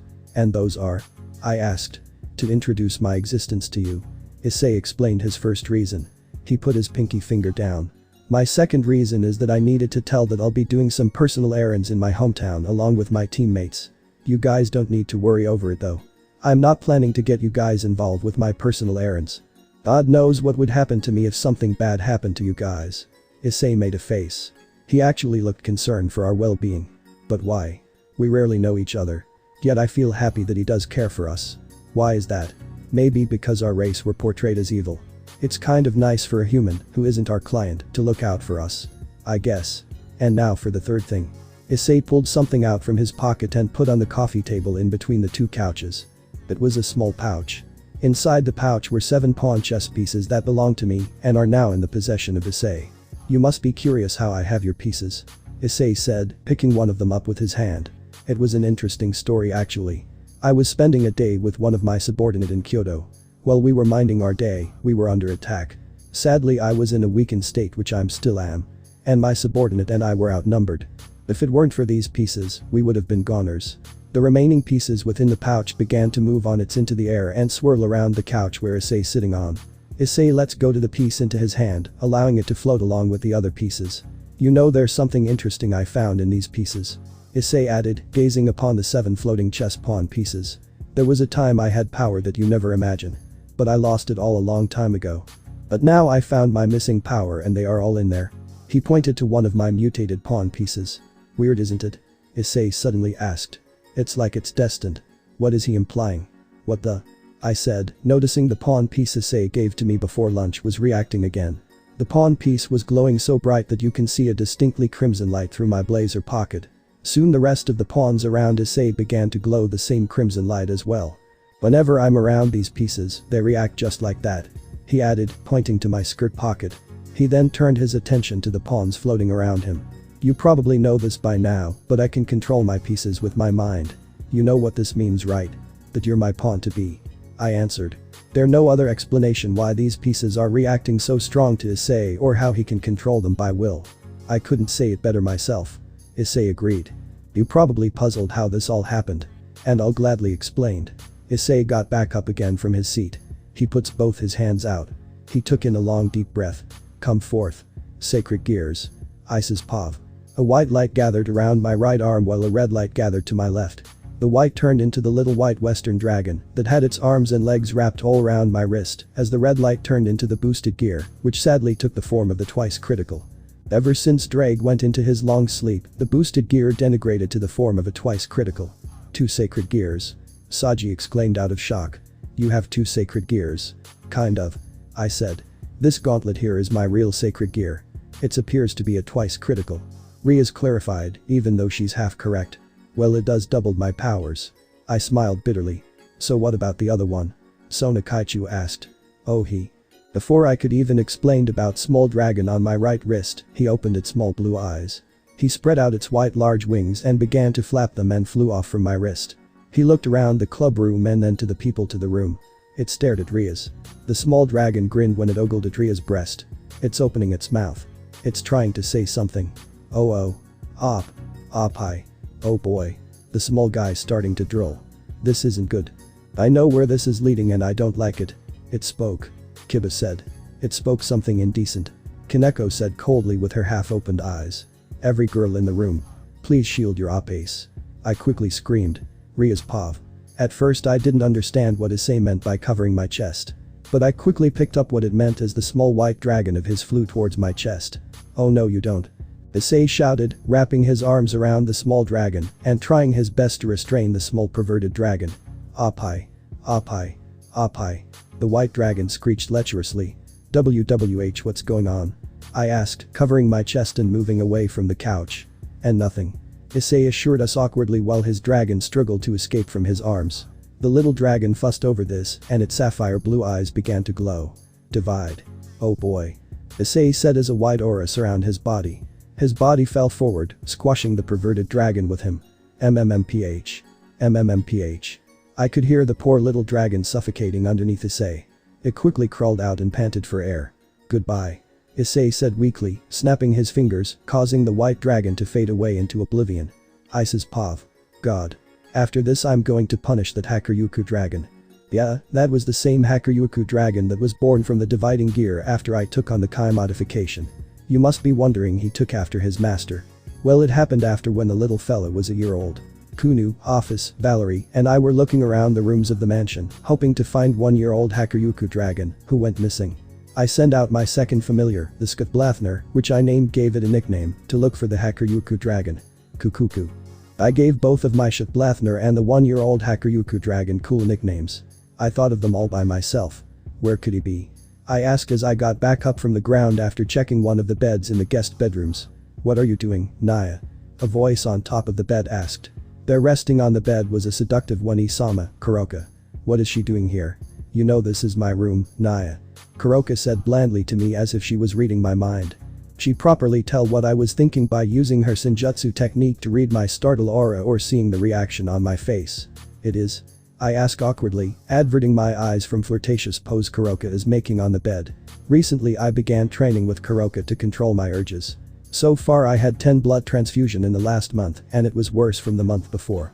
Just being her alone uncomfortable due to the training we had. Just thinking all the not things we done in training is making me flushed. Ah, you don't look so well. Kuroka smirked. She scouted over and tapped to the empty space on the bed. Come and lay down on the bed with your beloved familiar. Ah well. I trailed off, unsure what to say to her. With all the memories of the training on controlling my hormones came to my mind, I completely forgot what I was originally here for. What's wrong? Am I not attractive like your Swai-chan? Oh. Kuroka is making a sad face. That's cheating. Ah, forgive me Rias. I might lose my virginity to my lewd familiar of mine. I don't know if I should be depressed or happy that I might become a man. As I approached the bed the door opened. Ice, we couldn't find Albion Jr. anywhere. A voice spooked from behind, causing me to flinch. Ara. What are you doing? I hastily turned around to an ignorant Ophis, who simply staring indifferently at the situation at hand. Albion Jr. You mean that baby dragon that was created from your dividing gear? Kuroka asked. Yeah, I decided to nickname the baby Hakuryuku Albion Jr. I named him after the original Hakuryuku. I named it Albion Jr. due to the fact that Albion Jr. was created from a fragment of Albion's power. Yeah, we kind of lost him. I told Kuroka. I already have Kunu, Ophis, Valerie, and Ryudomaru to search for him. I said, referring my second familiar, the Skutblathner, as Ryudomaru. I got the name from removing the Seki and Sekiryuite and add Maru at the end. First Albion Jr. and now Ryudomaru. Geez, Sekiryuite-chin, did you thought these nickname yourself? Kuroka questioned me skeptically. Of course. I said, smirking proudly for creating such cool nicknames for my pets. Those names are lame. Kuroka remarked bluntly, showing no mercy in her words that it felt like I was being stabbed into the heart just from hearing it. Oh my aching heart. I said, placing a hand to my chest and feeling all depressed and thinking that all those into naming my Hakuryuku dragon and Skutblathner went into vain. Hey, Ice, why don't you try summoning Albion Jr. like if he were a sacred gear? Ophis suggested, ignoring the fact that I was in pain. Well, I never actually thought of doing that actually. I treated Albion Jr. more like a pet than a weapon like a sacred gear. Ever since Albion Jr. was born, I never once treated him like a weapon except for training and never tried summoning him in other places. Yeah sure. I said apathetically, still feeling the pain from Kuroka putting my right hand out. Come to me Albion Jr. On command, the white light began to gather around my right arm. It took shape of a very small western dragon and quickly materialized into the white dragon I knew. But something isn't right. Oh my Mau. Albion Jr. is trying to speak its first word. It completely startled everyone in Kuroka's bedroom. I wondered it's going to be. As I waited excitedly for my beloved dragon's first word, a thought occurred to me. Apai. Albion Jr. said his first word delightfully. I feared this was going to happen. That's why I made no reaction at all. Actually, no one in the room made an reaction. Actually, we all made deadpan blank faces. For some reason, everyone actually suspected this. But something happened after Albion Jr. said his first word that no one suspected him to do. He went for the attack. In an instant, little Aj flew off from my wrist and dove towards Kuroka, who's wearing her kimono very loosely and exposing a lot of skin and cleavage. Naya. Kuroka shrieked as Junior crawled into her kimono. She rolled out of her bed and her body began to squirm. Her tail straightened out and spike up like after someone step on it. Naya. Don't touch there. Kuroka screamed erotically after Albion Jr. started to touch Kuroka's private parts. Spurt. Oh no. Gushes of blood came out from my nose after seeing how erotic the situation has came to be. I was soon rushed to the medic due to blood lost. After that incident, we took Albion Jr. Azazel Sensei to see what went wrong with him. We later discovered when the shocking truth that Albion Jr. inherit these traits from his mother. Which sadly turned out to be me. Ooh. I know my existence is bad enough, but just knowing my bad traits has been pasted down to the little fella made my existence much worse as it is. Speaking of which, I later found out where the little devil was hiding that day. I later found out that day that the little devil was peeking at a hot springs nearby the back streets. I wasn't sure if I should be proud or not as a parent. Is your dragon always like that? Riaz questioned me while shielding her chest and sitting back to her seat. Not he's on the job. I sighed tiredly, sitting back down myself. That's the truth. Albion Jr. doesn't behave like a pervert when I need his power during training or in fights. But after the clock, he's free to do what he wants to, which I'm greatly worried. If none of the girls in the mansion, Albion Jr. is very docile, but when they are around, I rather not say. I rather not think back to all the trouble Albion Jr. caused for me. You seem tired. Sona Kaichu pointed out. Was it because of the dragon? Yes. I said resignedly. There was no way I could avoid the truth about Albion Jr. from what just occurred, albeit it's better off not to say much about him. He has the ability to divide the strength of his opponents and adds the divided power into his body. Riaz Pav. The way he described the ability of that dragon of his reminds me of divine dividing, said Kaneko, as if she was reading my mind with hostility in her words. I looked back to Kaneko, whose body is shaking in rage. I quickly remembered what Graifa told me a few years ago about the divine dividing. The SS Stray Devil Kuroka has been slain by the hacker Yuku. So you're aware of the connection between my dragon and the hacker Yuku then? Issei asked straightforward directly to Kaneko calmly. I wouldn't be surprised though. You were the sister of the stray devil that was slayed by him. All the devils in the room made a fluster face. How did someone like him know that? The moment I took Kaneko under my family care, Ani-sama made sure that her past as Shirin will be erased. So how do he knows about this? I know a lot about things about the people from the House of Gunmare. Issei added, much to everyone's surprise. I also know that Himejima-san is the daughter of Barakiel, Yudo Kiba is one of the 2 survivors of the Holy Sword Project, and Gaspar Vladi, who's properly in another room, is a Daywalker Damfer. He knows that much. Akeno's Pav. Issei knows that I'm the daughter of Barakiel. When? How long? Did he knew about my past before I erased his memories? Kaneko's Pav. This senpai knows about my past. He has a white dragon that has similar powers to a dragon that killed my Oni-sama. Could it be possible that his employer is this generation's hacker Yuku? Senpai spoke the truth when he said that his employer is on the top 10 strongest. There hasn't been any word that anyone with a long eyeness was able to defeat a god, nevertheless I can't shake this feeling that he has something to do with the hacker Yuku. And I don't want him to. Why? Yudo's Pav. This man is aware that I'm a survivor of the Holy Sword Project. Wait, he said that I'm one of the 2 survivors of the Holy Sword Project. There shouldn't be another survivor beside myself. Unless. The Seker Yuite. Could he possibly saved one of my comrades? If so, how does this senpai know this? Riaz Pav. How? I want to know how this man knows this much about my servants. Just who is he? I can't think of him as some type of stalker, since all of my pawns react to him and he has an employer too. And there's no way I can think of his employer taking interest in my group unless he wants to declare war against the devils. As if he remembered something, Issei continued to speak. Speaking of your bishop, may I see him? There's someone I want him to meet. He snapped his fingers and a magic circle appeared right next to the couch he was sitting on. It's a teleportation circle with a yin-yang insignia. The person who teleported from the circle was a young woman with sandy blonde hair and red eyes. She is 2 or 3 years older than me and is very beautiful. She carries the beauty of both vampires and humans. I immediately recognize as a Damfer the moment I sense her aura. She had her hair all tied up into one ponytail and she wore a red business suit that goes well with her eyes. She carried a purple gem that was hung around her neck with a piece of string and a picnic basket in her hands. Hello. She greeted nervously with a bashful smile. My name is Valerie Teeps. I'm the childhood friend of Gaspar Vladi. May I please see him? Teeps. This girl is from the House of Teeps. Gaspar once told me that he had a Damfer friend named Valerie Teeps. Could this be all a lie just to lure him out? Or this is true? I need to know. Isis Pav. Excuse me. Riaz pardoned herself and got up from her sit. I'm going to get Gaspar. Please wait a minute. Riaz marched out from the room, with Sona Kaichu and the rest of their peerage following behind. I looked to Valerie, who stood there speechless with a frozen smile from what Riaz just told her. I'm going to see him again. She stuttered between her words before gulping down all her saliva in her throat. I don't know what to say to him. It's been 4 years since I last saw him, you know. You're going to fine. I assured her. I scouted over to the other side of the couch and tapped the space next to me. All you have to do is to calm down. Both I and you know who is there for you. I referred to Shuri's soul sealed inside the gem Valerie was wearing. Ever since Valerie started training with her Longinus, the Sephiroth Grail, everyone in the Backstreet mansion gave her Shuri's soul to help her go through her side effects of using her Longinus. It turned out better than everyone thought it would be. Valerie was happy that she had finally have a mother she never had. Shuri was able to communicate with us, while Valerie acted as our liaison, and nothing could go wrong. Or so we thought. Kukuku, you're right, Isama. Valerie snickered darkly as I noticed a familiar dark look into her eyes when the gem around her neck shined. We soon discover that Valerie soon inherit her new mother's sadist side. Whenever she uses her Longinus, in combat or just training, she immediately goes into her S mode and starts to enjoy delivering pain to others. We thought of taking a gem back from Valerie, but we knew it was unfair for both of Shuri and Valerie since they were getting along together like mother and daughter. Valerie promised that she tried to control her sadistic urges, but sadly I don't see any progress for the last few years.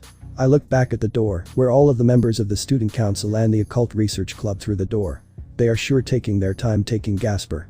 Well, since it's Gasper we talking about, it would take some time for them to take him out of that room and properly that box. I quickly remembered something and decided to tell Valerie. So where are the other members of our team? I whispered her, looking back to the door to make sure no one was listening in to our conversation. I thought they'd be sure to come with you to see their relatives. They couldn't make it. Valerie said it quietly with a sigh, knowing what I was referring to. Yumi panicked in the last minute since she didn't know what to do or say when she sees her Ani-chan, and the tramp is somewhere spreading her legs for other team. Valerie still have negative view of Kuroka. For the matter of fact, Valerie still have grudge on Kuroka on what she did to her and Yumi after the Kai modification. And Yumi haven't forgiven Kuroka either. If I don't do something to get these girls forgive each other, Kuroka might end up losing all 9 of her lives if goes too far. So how about your Akasan then? I asked Valerie, hoping to change the topic on Kuroka. Valerie looked down on the gem that was resting on her bosom, which light glowing within began to fade with a faint smile. As much she wants to tell her biological daughter that she's alive, nevertheless she also wants to see Barakiel here too. As much she desperately wants to expose herself to her daughter, she also wants her husband and her to reconcile and want to assure them that she's alright. I see. I replied wryly. It kind of makes sense. Sensei explained to Shuri what happened to Akeno and Barakiel after her death. Shuri was greatly devastated how her death affected the relationship between Akeno and Barakiel. So I have no choice but to wait a couple more months than for Shuri to expose herself to her family. I properly should ask Sensei if it's possible for bring Barakiel to the peace meeting with the allied factions if possible. You know she just cried a moment ago. Valerie added. Cried? I asked. Yes.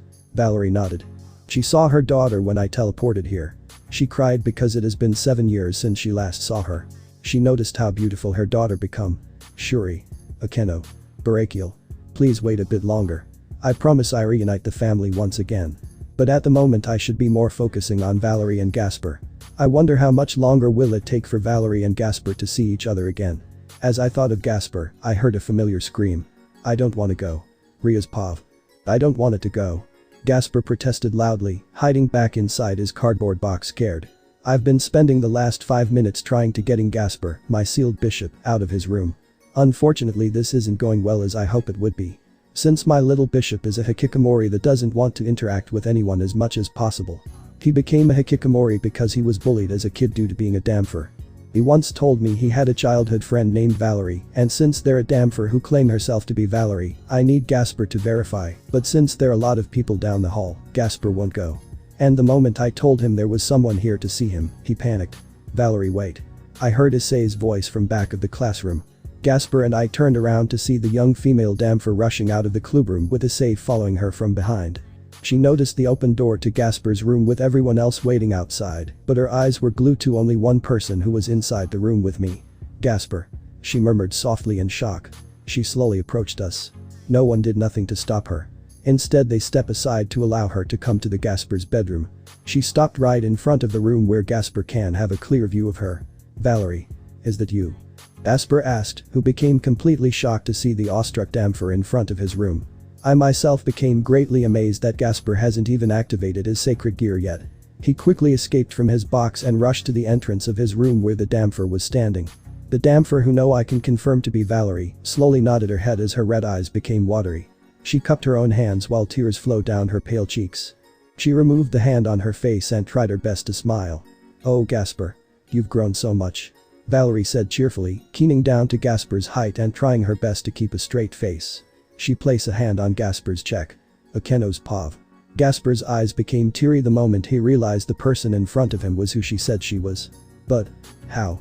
Gasper asked, who still bewildered at the sight of the woman in front of him. I heard that the Securite was there. I heard he slaughtered members of the vampires that went after us. I know. Valerie nodded after taking a breath of air. But I was able to escape though. She wrapped her arms around Gasper's neck and brought him closer to him. But that doesn't matter. She continued as she was on the verge to letting out her emotions. I thought you died. Gasper told her tearfully as he wrapped his arms around her back. It's alright though. Valerie assured him. I'm here. With you. Oh, Valerie. Gasper. Both Damfer tightened their grips and sobbed all over one another. They're letting everything they've gone through out.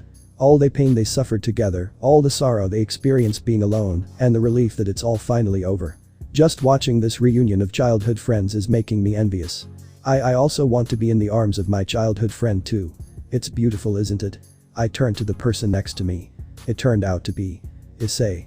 But how did he got this close to me without myself even noticing? What do you mean? I asked nervously. That. He pointed to Gasper and Valerie, who are still crying and sobbing into each other's arm. They've been through a lot in Romania. They got separated during their escape from the Teeps. Gunmare saved Gasper while I saved Valerie. Despite being no longer caged in and mistreated, they've been lonely and worried about one another, yet that all ended.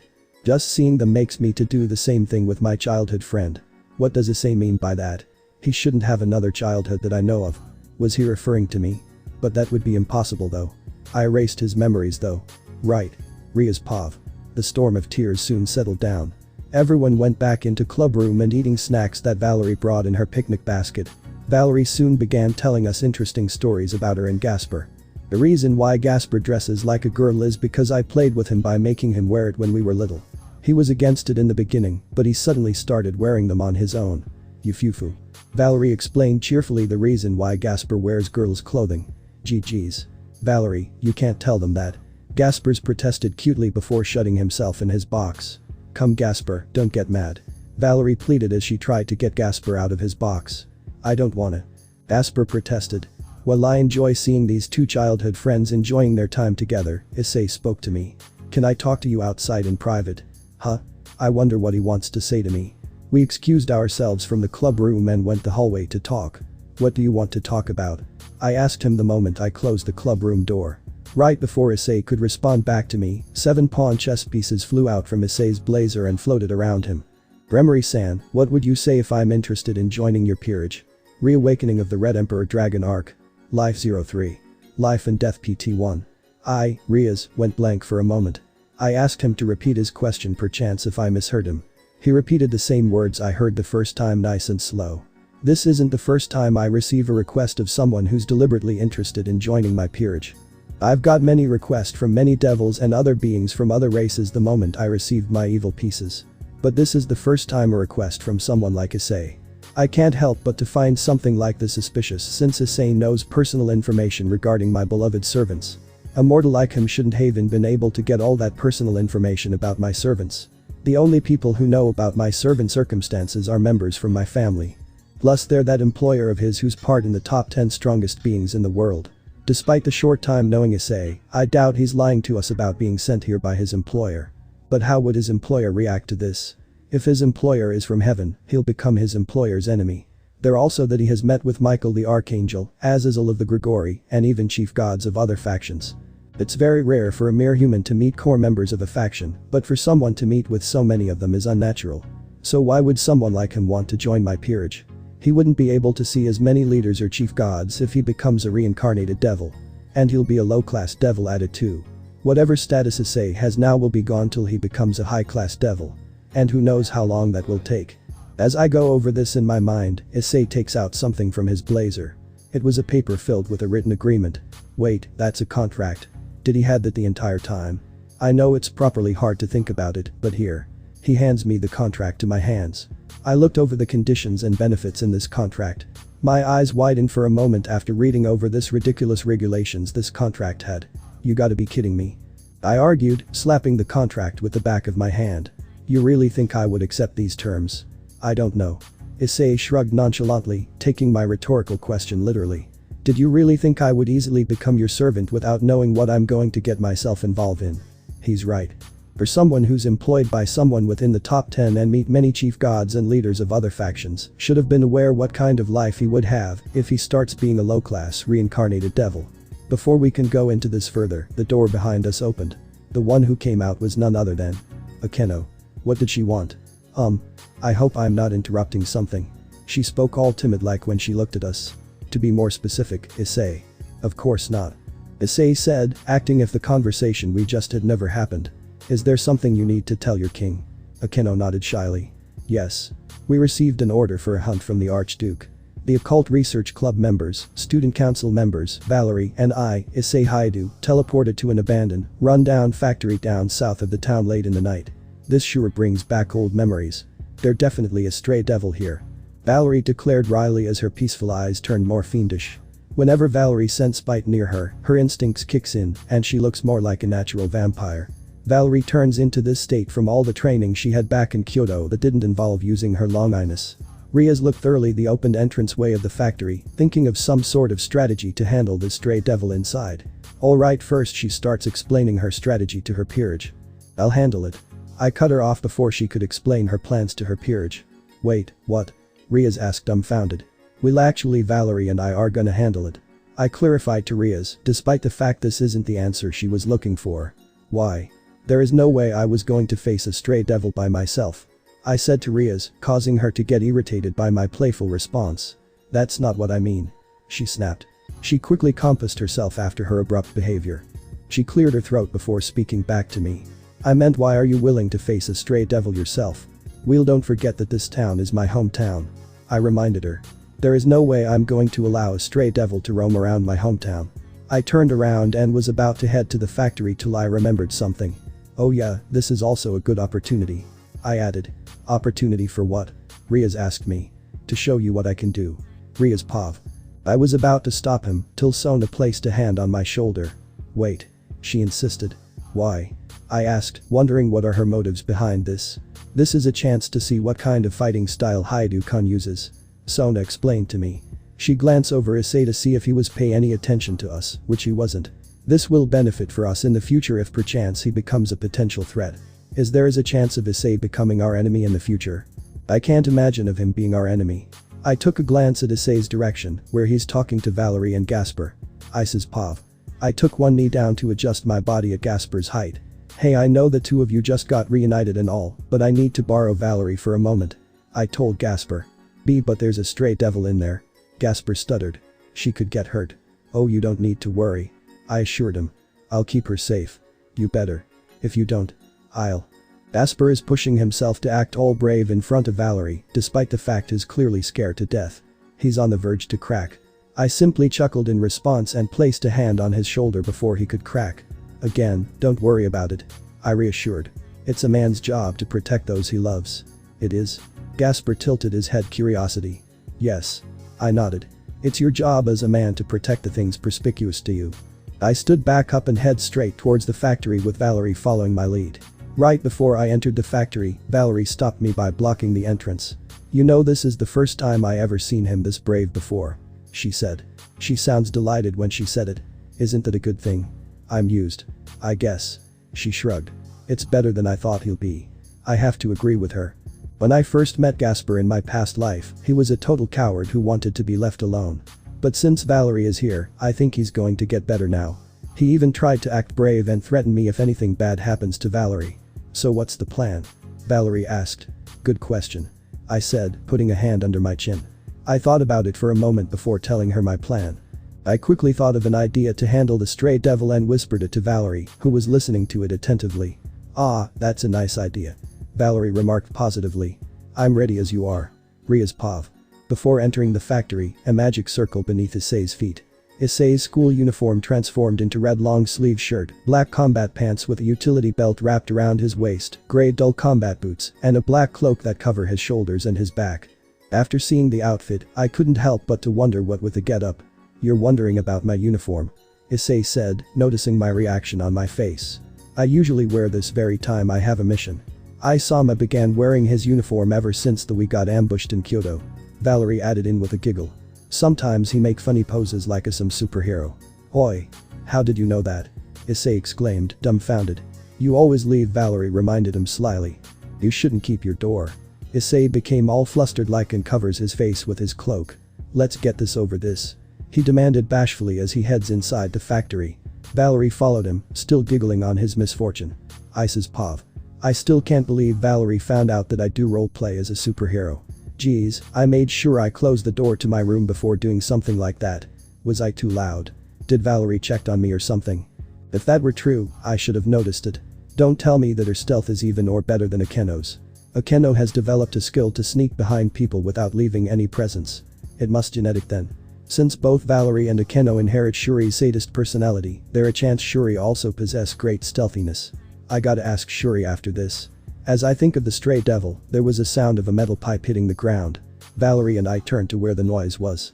There were a couple of barrels near the metal pipe that fell into the ground that shroud in the shadows. Behind those barrels was definitely the target. A head of a beautiful silver hair one Isama came out. She looked timid and frightened like an innocent and pure child. But it's all facade. In an instant, her gentle and diffident face turned into a monstrous and inhuman. She jumped over the barrels, exposing the rest of her body.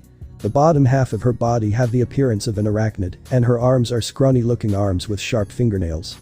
Despite looking completely horrifying and disgusting, she had a pair of lovely oppi. This isn't the time to be staring her oppi. Valerie complained, with an aching throb on top of her forehead, to me as she leaped backwards when the stray devil charges directly at us. Yeah. I said wryly, backing away from the incoming stray devil. I quickly summoned Albion Jr. And the boosted gear. Boost. The sound of my original sacred gear attracted the stray devil. She stride all 8 of her legs in great velocity. I charged forward with no hesitation, raising my right fist for the strike. Goa. The stray devil screeched viciously, sputtering some saliva from her mouth. I didn't let that scare me. Instead I delivered a punch right into her gut. Ah, shit. I cursed silently, realizing that a punch of this caliber wouldn't have much effect on her. If I were a devil, then the punch would properly have a better chance of actually hurting her. Did you really think that a punch like that will hurt me? The stray devil swung her hideous-looking arm across my face, knocking me into a pile of wooden crates. Boy.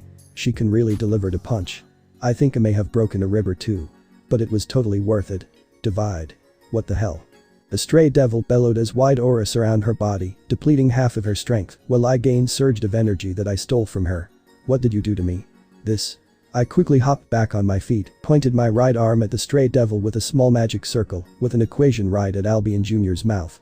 Albion Jr. opened his mouth and blew out a white flame 12 times bigger than Albion Jr.'s small body through the magic circle. Albion Jr.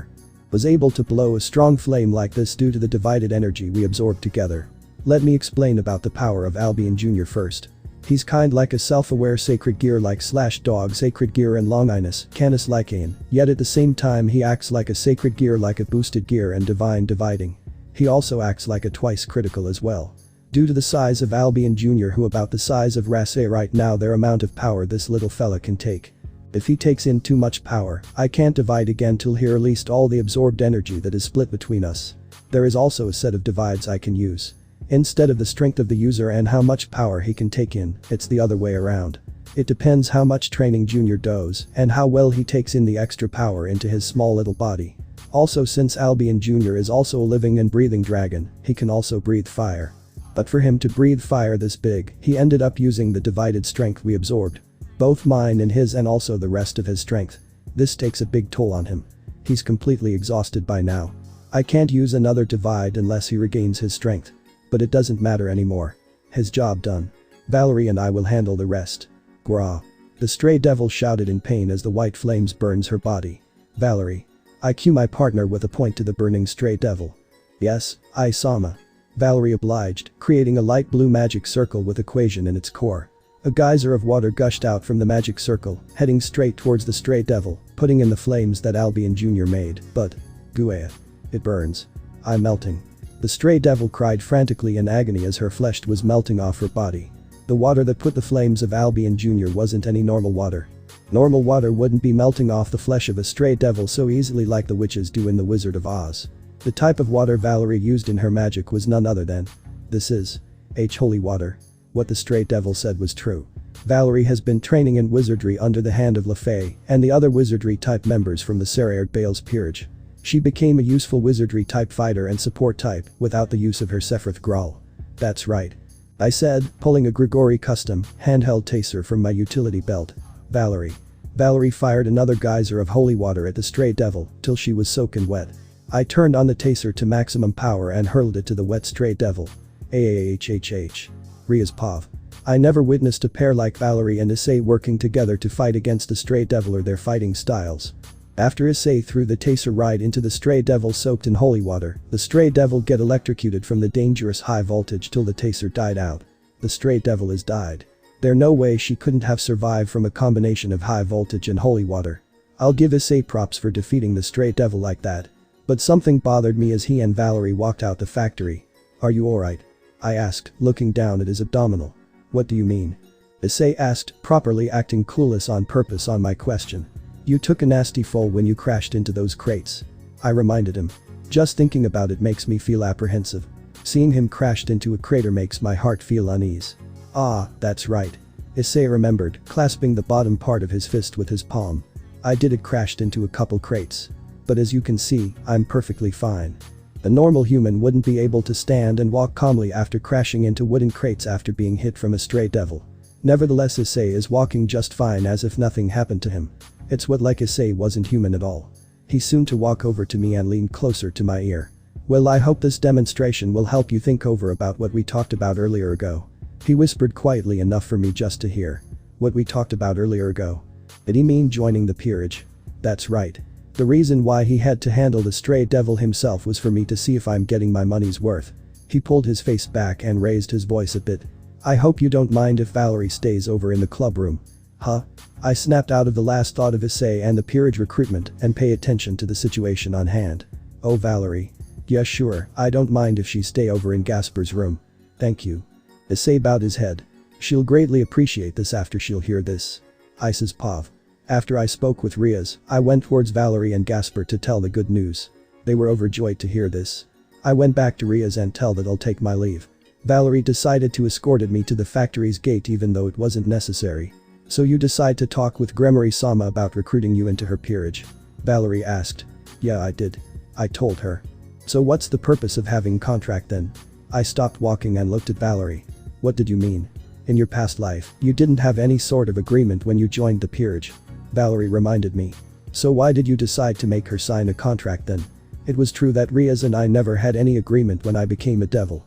It wasn't really required since Riaz treats her servants kindly as if they were family. There's that and the fact that I was on the verge to death, so I basically owe my life to Riaz. So why do I want to have a contract with Riaz then? I'm doing this because I don't want to cause her trouble. I explained my reason to Valerie. Within that contract I gave to Riaz wasn't meant for my sake, but for Riaz. What's written in that contract were benefits and conditions that would benefit both for us for now. The contract states that Riaz can still treat and command me as a servant till I'll become a high-class devil, and she can use my subordinates if they aren't occupied. But in return Riaz isn't responsible for my actions, isn't allowed to pry over any of me or my subordinates' background, and my employer can overrule all of her demands unless it's a life or death situation. Trouble. Valerie cocked her head in confusion. Yes, trouble. I nodded, thinking back to the early months of being a devil. Disobeying Riaz's commands in order to save Asia, that so-called scandal of stopping the engagement between her and Rizer, and Kiba with the Excalibur fragments and Kakabiel. I caused so much grief to Riaz and her family household without intending to. I don't want all that to happen again. Are you sure you're going to cause her trouble? Valerie asked, questioning my intentions. You've already went through these dilemmas before, so shouldn't the outcome be better? No, I believed it's only going to get worse. It's like her eyes were going to pop out after hearing my blunt response. Valerie couldn't believe what I just said to her. She didn't suspect this at all. I wouldn't blame her either. I see. So that's how it's going to be then. Valerie decided to take my word and not pry any further with a faint smile. But can you tell me what's your other reason then? I was quickly thrown off. I didn't suspect her to know my other motivate for making this contract. She's very sharp girl. Well, there's no point in hiding it then since it's Valerie. I took off the cloak and turned to my back for Valerie to see. I put a hand on my butt and gently struck it. I really don't want to be spanked again. I confessed to her pathetically as tears went down my cheek. Just thinking about it hurts my butt. In my past life, after Riaz and Sonakachiyu discovered that Saji, Kaneko-chan, and I decide to help Kiba get over his past with the Excalibur by going after Freed and the missing Excalibur fragments. When I saw poor Saji spanked to death with magic, I thought Rias was going to let me go off easy, but I was wrong. Dead wrong. There was no way I'm going to experience that again. 1 month later. It's been a month since I spoke with Rias, Sona Kaichu, and their peerage to make my presence known, and Valerie reunited with Gasper. During the month I've been playing it low and enjoyed my time as a normal high school student. So far Rias hasn't talked to me lately about the contract I gave, and Kuroka or Yumi haven't made no effort to meet with their long-lost family members at all. Despite all that, Valerie has been enjoying herself with Gasper all this time.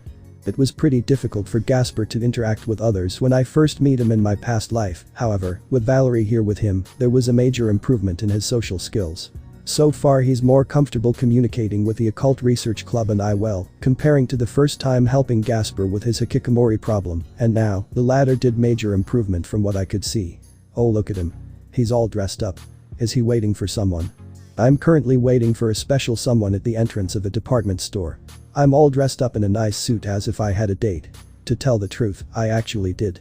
I was confessed by attractive schoolgirl with beautiful long black hair that does down to her hips and violet eyes after school when the sun set at the bridge that I used to go to school. Even though she was attractive and all, just seeing the sight of her was disgusted me that my insides are rotting. So why am I going with a girl who looked like she fell from heaven? It's because she did fell from heaven. The girl I'm dating with was none other than my first girlfriend, Amano Yuma, or Aka Rainer, the woman who felt a scar right in my heart. It was the hour after Rainer confessed to me. I arrived back to my bedroom that has been decorated to look more like Edo period. Since I moved out from the backstreet mansion, I decided to remodel my room with the one I had back in the mansion. I repainted my old room with the color maize and replaced all the perverted posters with traditional landmark pictures of Japan, and replaced my large desk with a kotatsu table, and replaced my bed with a two-people futon. And you want to know the best part of having this new bedroom? It doesn't have any of my Eki magazines. Kukuku, I left it all in the backstreet mansion. YASAKA-san told me that I can come back to the mansion whenever I want to and can leave anything I want in my room as a storage unit. Now all of my beloved treasures are safe now since Rias and the others girls wouldn't suspect a search there. Ah, welcome home. A young girl in Gothic Lolita fashion acknowledged me the second that I opened the door. She was sitting on her knees in front of the kotatsu table, building a plastic model mecha with a jeweler's monocle in her right eye. Good evening, Ophis. I greeted her back. Working on your mechas again? Yes. Ophis said before she went back to work.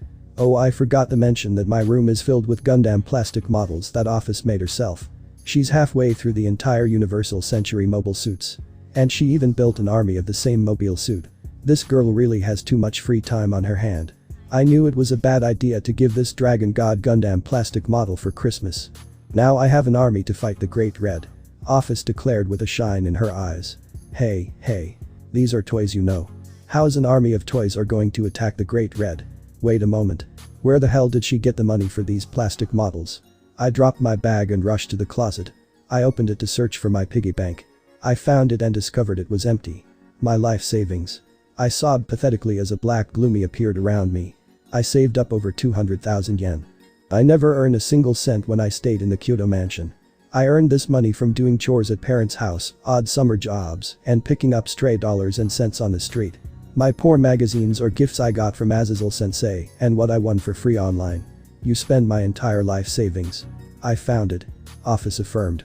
This is our room after all. Gulped. That ominous aura and snakes coming from Ophis's hair began to frighten me. TT, that's right, Ophis. I agreed with her nervously. This is our room. What's mine is your and what's yours is mine. That's right. Ophis nodded. Since I spend your all money, you can play with my models as much as you want.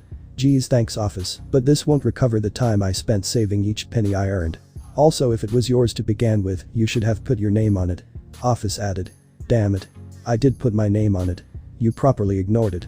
I should have left my piggy bank in Kyoto with my Eki collection. As I sighed miserably, a magic circle appeared in my room.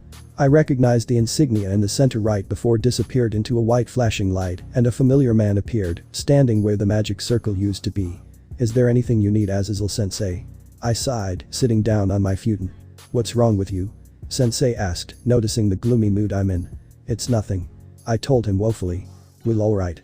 Sensei said awkwardly, taking a sit next to me. I got a report from Rainer that she made contact with you. I see. He came to discuss that then. Yeah, she did. I replied. Are you telling me not to kill her or something? Well, yes and no. He answered, leaving me confused. What do you mean? I asked. I won't care what you do to her. It's your decision if you want to kill her or not. Sensei said to me so casually as if it was nothing important. Be literally giving permission to have my way with one of his subordinates. But is this alright with you? I had to ask. Yes. Sensei bobbed his head. She disobeyed my direct order and did something behind my back. She committed an act of treason. She needs to be punished for that. That's why I'm leaving her to you. I never seen Sensei so serious like this before. He really leaving Rainer's fate into my hands. I know about the scar she left in your heart. Sensei now added, lowering her voice and hiding his eyes behind his golden bangs. I couldn't believe I didn't see it. I wasn't aware what Rainer said to you affected your relationship with the other girls. Geez, because of me, you still a virgin. Oi. Don't go there. I snapped. I wasn't mad at him about Rainer thing. I'm mad that he called me a virgin. I'm 28-year-old virgin stuck in a 17-year-old body for crying out loud. I should have been living a peaceful and perverted lifestyle by now. After snapping back at Sensei, I quickly cooled off and continued what we were talking about.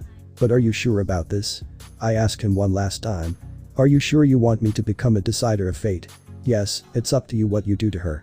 I don't tolerate fallen angels who disobey me, you know. And there she is, wearing the same outfit she wore the first time we went on our first date, a short black dress with a small and light purple jacket on top. She waved to me the moment I saw her. Ah, sorry I'm late.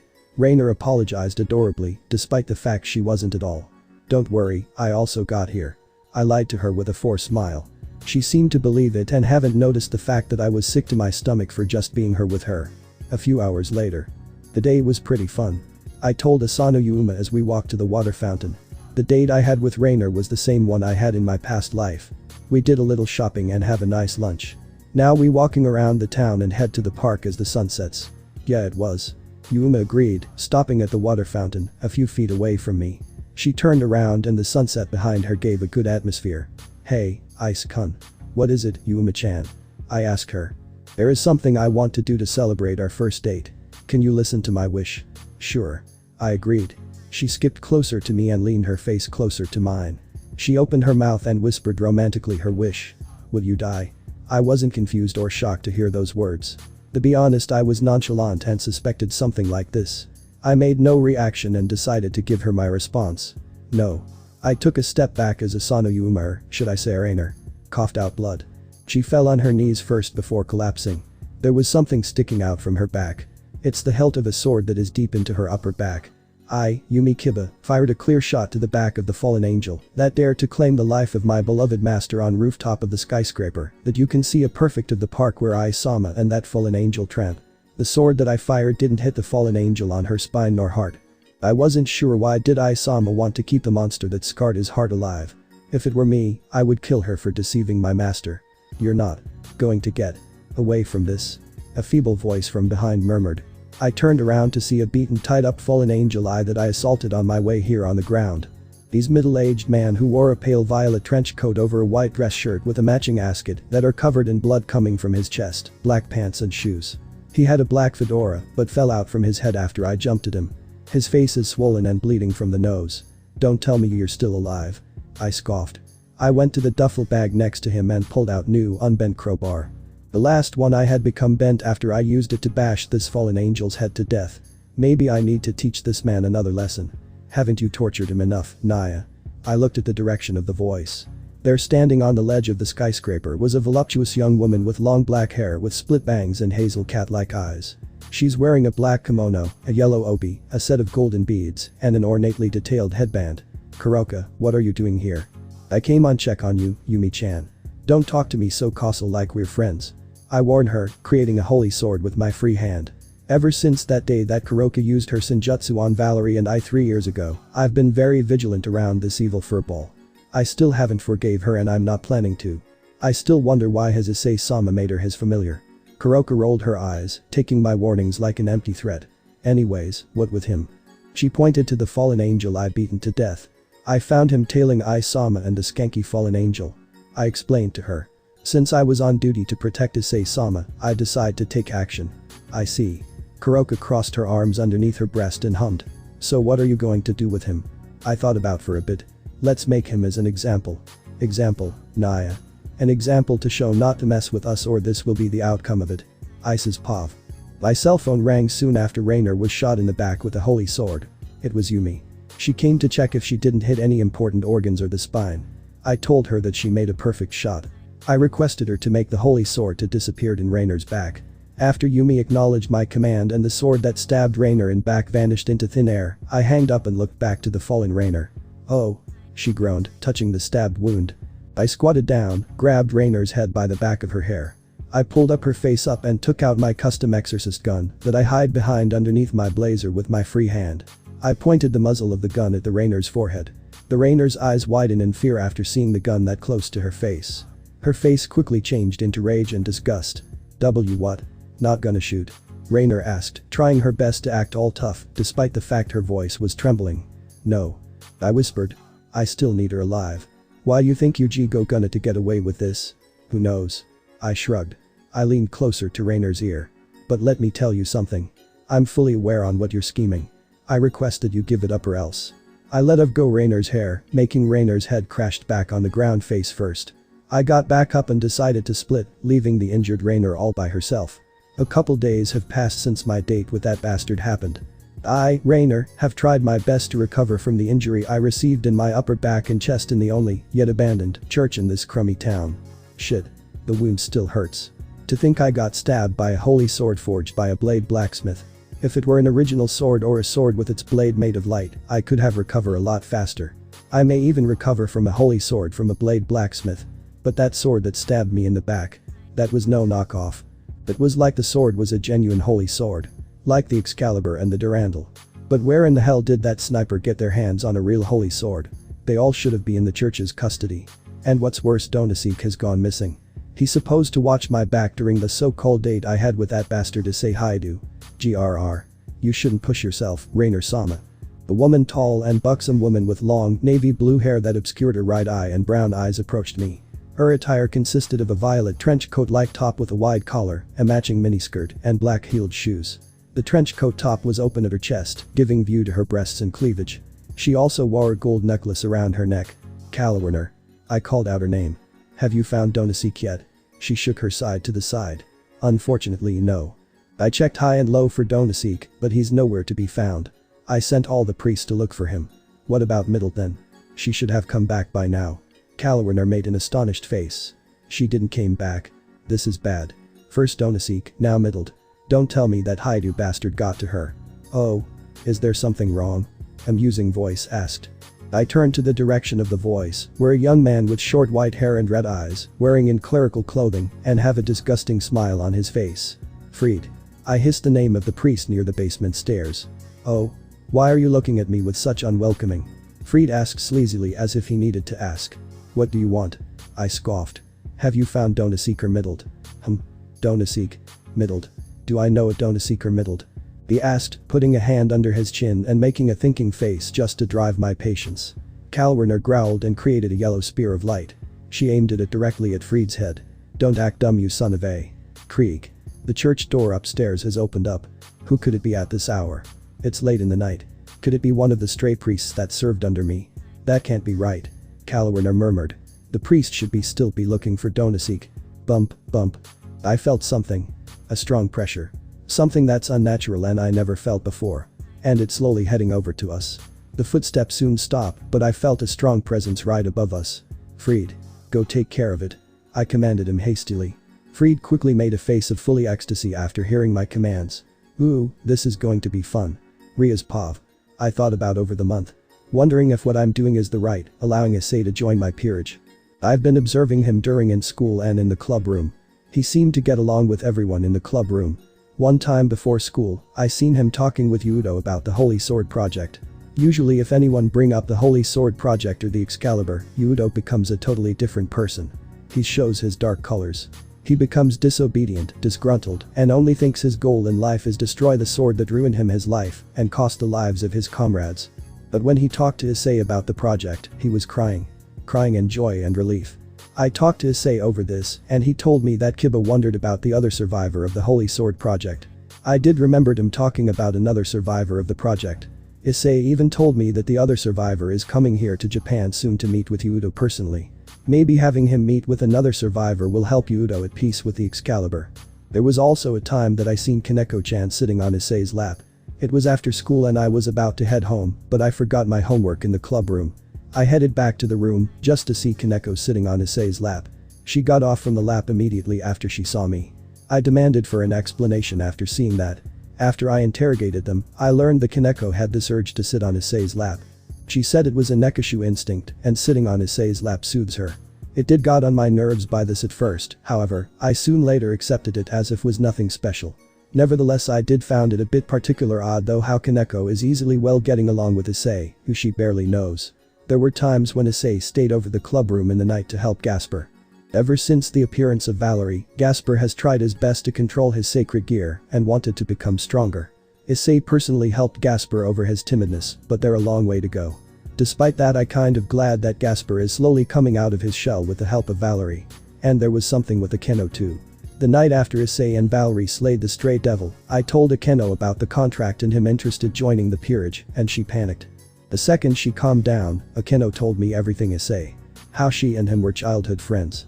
The time she confessed his feelings to him even though he was in love with someone else. She even the night that her life changed. However, she wasn't aware that Issei possessed a sacred gear or even knew of her secret of being a fallen angel. Out of all the people I needed to consult of making this decision with, it was Akeno. I told her that if she's uncomfortable of making Issei my servant, I wouldn't make him into one. After some time has passed, I was able to get a response from Akeno about Issei joining the peerage. I put my signatures where I needed to sign. Double check if I didn't miss anything, decided to call over my peerage the news and tell them to go meet me at the Haidu residence. Issei's POV. I walked into the abandoned church where the only light that came into the room was the moonlight that entered through the windows and stained glass. I went up to the stage where the preacher and got on my knees. I clasped my hands together and pretended to pray. Excuse me, young sir. I heard a young man's voice to the side. He sounded a bit eager and impatient in his tone. He also couldn't the excitement in his face when I looked at him. Can you tell me why are you here? You must be the one in charge of this church.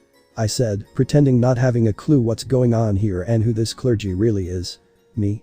In charge of this church? The man began to laugh as if I told him a very good joke. Yeah, I'm the father of this church. Are you here to tell me you came here to repent your sins? No. I confessed, shaking my head to the side. I came to do the opposite. I'm here to sin. Huh? The young man asked, astonished to my respond. He became aware the moment I put a hand to my custom exorcist guns around my waist. He retaliated by pulling his gun, and I countered by pulling mine. We both pointed to each other. Bang Life 04. Life and Death PT2. It's been a long day. I've spent over 10.5 years searching wherein the error within the original timeline and its system. So far I've found no clue how the error became to be in the system or find a way to fix it. And since I can't fix the system, I can no longer see the future so clearly as I used to. There are right times I can see the future but it's terse and ambiguous. I can't tell what's really going on. I recognize the people in vision, however, I don't understand how they get into a situation or what they're actually doing. And these visions are mostly about Issei Haidu and those close to his heart. They are all about his friends, allies, lovers, and even his enemies. There are even bad outcomes that I don't want to happen. I may need to remove the curse ahead of time before reconnection happens. I hate to admit it, but the bond between the Op-Eye Dragon and Switch Princess isn't like any relationship I never seen before. But there's no way I'm going to let Issei Haidu off the hook so easily while I suffer from disturbance of space and time from his time-traveling spell. Maybe I'll think of a dangerous alternative for him. But what kind of torture will I put the boy through to get even with him? Father Sama. My auburn hair maid called me. The voice of my maid broke me out of my trance, and I realized that I was in the fancy living room of my mansion, sitting on my beloved leather chair. Oh, what does she want?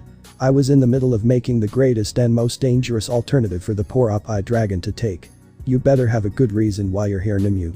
I chided, glaring at the only person who can put up with me. You have a guest. Nimue said to me as a magic circle appeared in the center of my living room. What came out from the magic circle was a young man who was shrouded by a mysterious black coat-like cloak. I couldn't see the face of the young man due to his face being covered by his hood, however I didn't need him to verify his identity. I already know who he is. Ah, that's right. I remembered, making a sound with my tongue in annoyance. Don't tell me that you're not happy to see me. The hooded figure asked, sounding offended from my attitude. You were the one who called me right. I know. I sighed in annoyance. I just had a rough day today, and I just want some time to relax before consulting with you. Haven't found a way to fix the error was made into your system. The hooded figure concluded in amusement. I'm an observer, not a repairman. I retorted defensively. Whatever. The hooded figure shrugged. So why did you call me in the first place? I'm in the middle of something important. I would appreciate it if you return me back to my world. Take a seat. I told him as I got from my own. I headed over to the wine rack stand and picked up a nice bottle. I poured a cup of wine into a glass. I went back to my seat with the bottle instead, leaving the cup of wine alone on the stand. There's a reason why I called you here. I told him before I drank straight from the bottle. It's about our favorite time traveler. Even though I couldn't see his face, I could clearly tell that he's vexed. I see. Is there any reason why you're telling me this?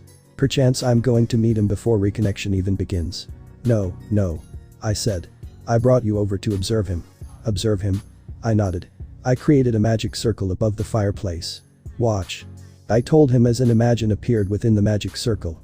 The imagine shown is the inside of an abandoned church late in the night. There were noise of thunder in the background, signing that a storm was coming.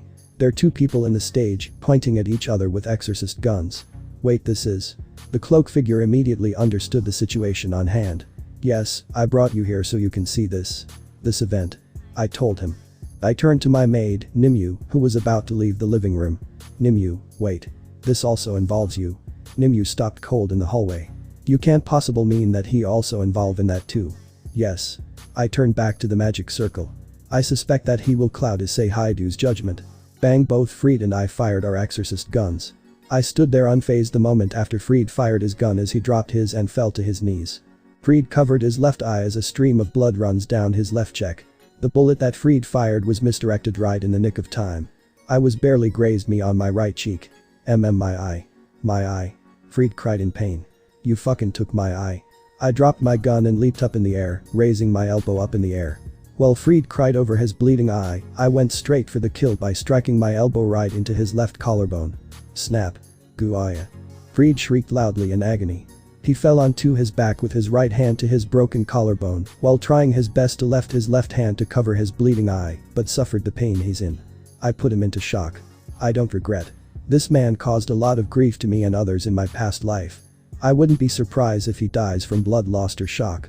We, the members of the Occult Research Club, except for Gasper who back in the club room with Valerie, and I, Kibayudo, head to the front step of the house of our future club member, Issei Haidu Senpai.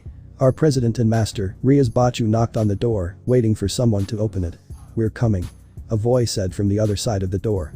It sounded like a middle-aged woman. The door soon opened up to show it was a middle-aged woman who appeared to be the right age to be Issei Senpai's mother. Hello.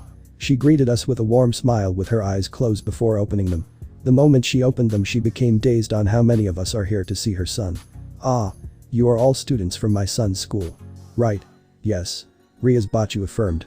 We're members of the Occult Research Club and we want to talk to your son about joining our club. Perchance he's here? Oh yes. Our son is here. Please come in. Issei Senpai's mother insisted. We all walked into the living room and sat down on the couches, waiting for Issei Senpai to come down here from his room, where his mother is getting him. Soon she came back downstairs with someone behind her trail. There she brought this person to the living room and he stood there in front of us. Issei Senpai's mother told us that Ise Senpai isn't home at the moment, so she brought this person with her and then excused herself to allow this person and us to talk alone in private. But this person she brought. Who? Oh, you must be from the House of Gunmare, no? This person asked. There standing in front of us was one small black hair and grey-eyed girl dressed in a Galita fashion clothes. Her body gave out a deity-like aura which also had dragon traits all over it. My name is Ophis. The small girl greeted us with a small bow. I'm the employer of Haidu Issei and Valerie Teeps. Out of top 10, Issei Sanapi's employer was none other than this little girl who turns out to be the Infinite and the Ouroboros dragon, Ophis. Sadly my employee isn't here right now. The Ouroboros-sama informed us. But since we're here, should we discuss about the contract involving him and the evil pieces then? Ice's Pav.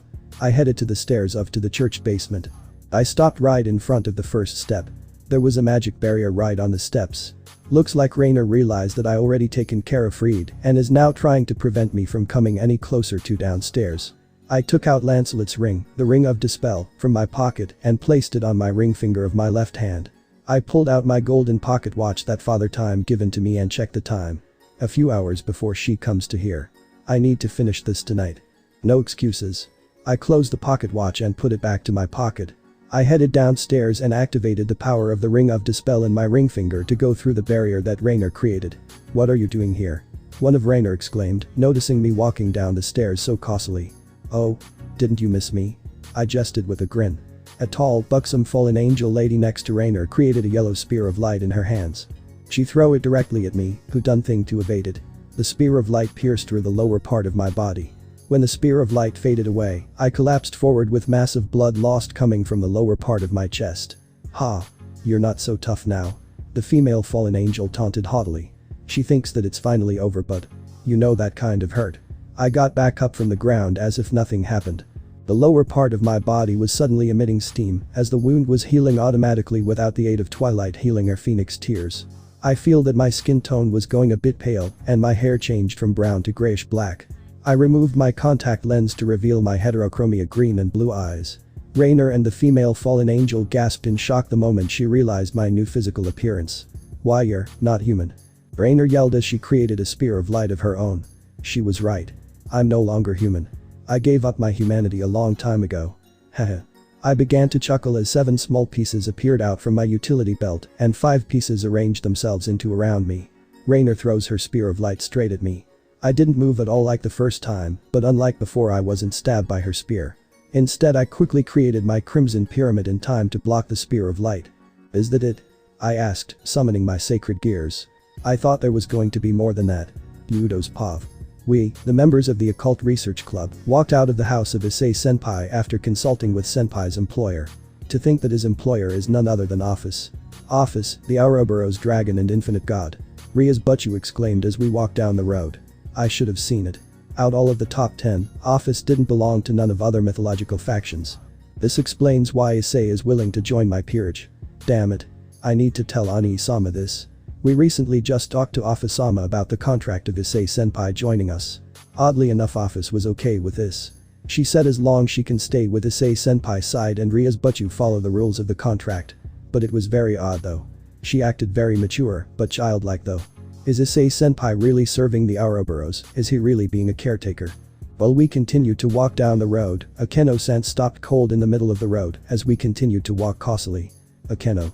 Ria's Butchu asked, realizing that Akeno-san wasn't following us. We walked back to Akeno-san to see what wrong. I saw her. Akeno murmured, leaving us confused. Akeno, what do you mean?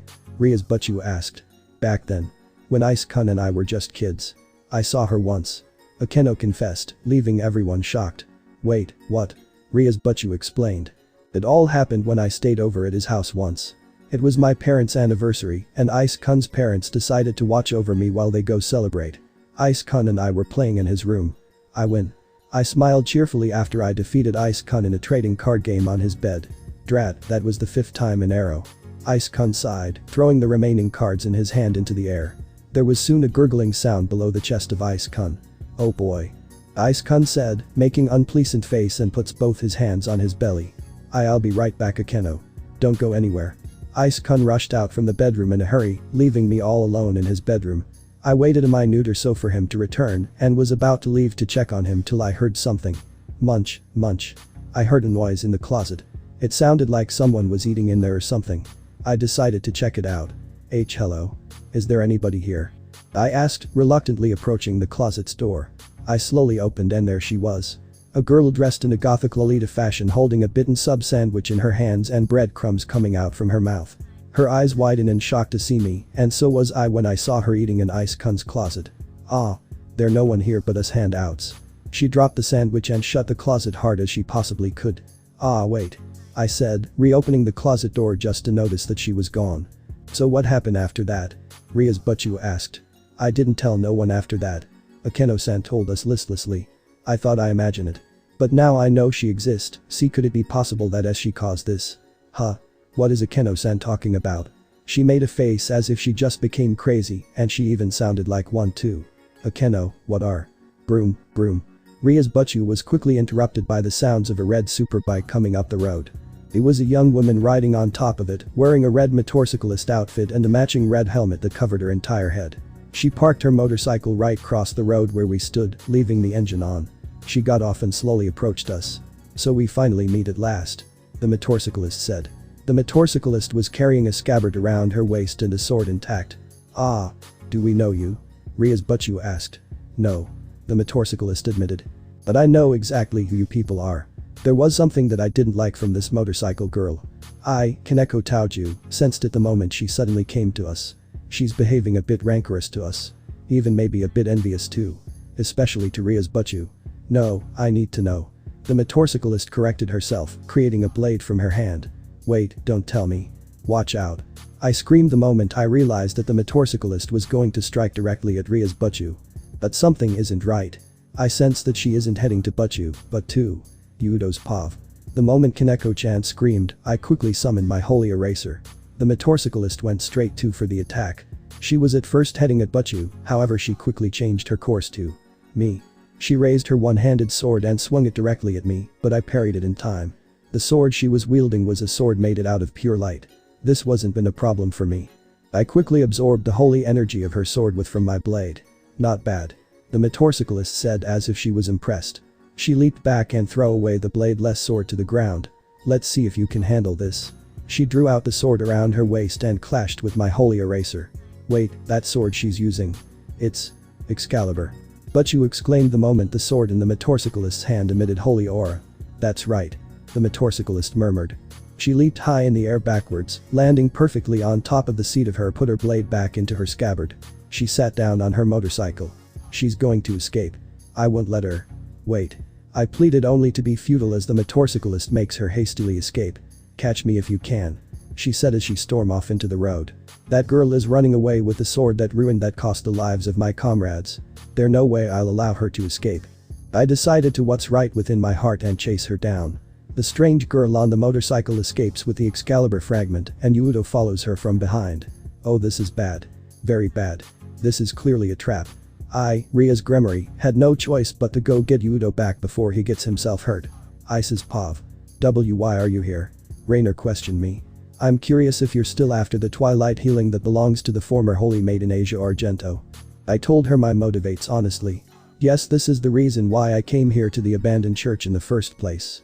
Tonight is the night before Asia comes to Japan. There was no way I was going to let Asia suffer through that ordeal a second. This was what everything about. Asia died once because I was too weak to save her, but everything is going to change right here and right now. Rainer made a face that truly showed that she was flabbergasted from what I just said to her. How did you know that? I cracked a grin. I have more sources. I snapped my finger, and 2 teleportation circles appeared right in front of my crimson pyramid. A badly beaten fallen angel came out from each teleportation circle. They were tied up from the back of their hands and legs. They were unconscious from the beating that Yumi have given to them. Donhasik. Midlet. The fallen angel next to Rainer screamed their names the moment she realized who they were. What did you do to them? Rainer asked. I did nothing. I confessed the truth to her. It was my sniper who fired the holy sword directly your back who did this to them. You think telling us this will let you off the hook? The female fallen angel scoffed as she creates another yellow spear. You're going to pay for hurting our allies. She charged directly at me and my crimson pyramid barrier, raising her spear to jam it to my pyramid of crimson light that I'm currently within. I scattered the evil pieces with mind, causing the pyramid of crimson light to vanish. Ascalon. Sword. The blade of my legendary holy sword drew out from my left gauntlet. I dashed forward to the enemy with harnessed holy aura of my Ascalon, avoiding the tip of the spear of light of my enemy by pushing it aside with my blade. I quickly went for the offense and swing my Ascalon. The female angel quickly retaliated by using the spear of light to parry with my Ascalon as a shield, but snap. I sliced the spear right in the middle before the spear scattered into many particles of light. Both Rainer and her fallen angel companion were dazed on what just occurred. I withdrew my blade back into the gauntlet. My opponent is off-guarded. I went straight for the offense and delivered a punch with my right hand into her gut, knocking the wind out of her lungs. Divide. I pulled back as Rainer's only comrade as a wide aura surrounded her, depleting half of her strength. She bent forward with her hands on her gut. I delivered the final blow by hitting her on the back of her head, knocking her out in the process. 3 down, 1 to go. Without even turning to my back, I can sense Rainer heading to the stairs. I pulled out my exorcist gun from my utility belt. I fired my gun without even looking at her. AAHHH. Rainer screamed, hearing her collapsing on the stairs and drips of blood. Looks like I hit her. I released the gun after firing it directly at Rainer. I fell on my knees and inhale and exhale air violently. I placed my hand on the wound where that fallen angel companion of Rainer stabbed me. Damn it. I thought my modified body's hidden ability would have taken care of the wound completely. Unfortunately, I'm wrong. I could have avoided the spear of light before she could have stabbed me. But I decided to allow her to stab me to see the reaction on her and Rainer's face. It was totally worth it. Now back to that hidden ability I have. I discovered this ability soon after I awoken from my Kai modification and began my all-new training. It happened after days after Yumi left on her secret training and before Saraerg could even tell his members of his peerage. Saraerg, Ophis, his lion, Azazel Sensei, and I all teleported to dry climate region of a fake dimension created by the same system that is used for raiding games. So let's test out your new modified body of yours. Sensei said as he pulled out a pen from his clipboard he carried around his arms. It was a few days after I woken from my deep slumber from my Kai modification. Since I'm the first person who survived the Kai modification ritual, Sensei wanted to check if the Kai modification left any after effect to my body.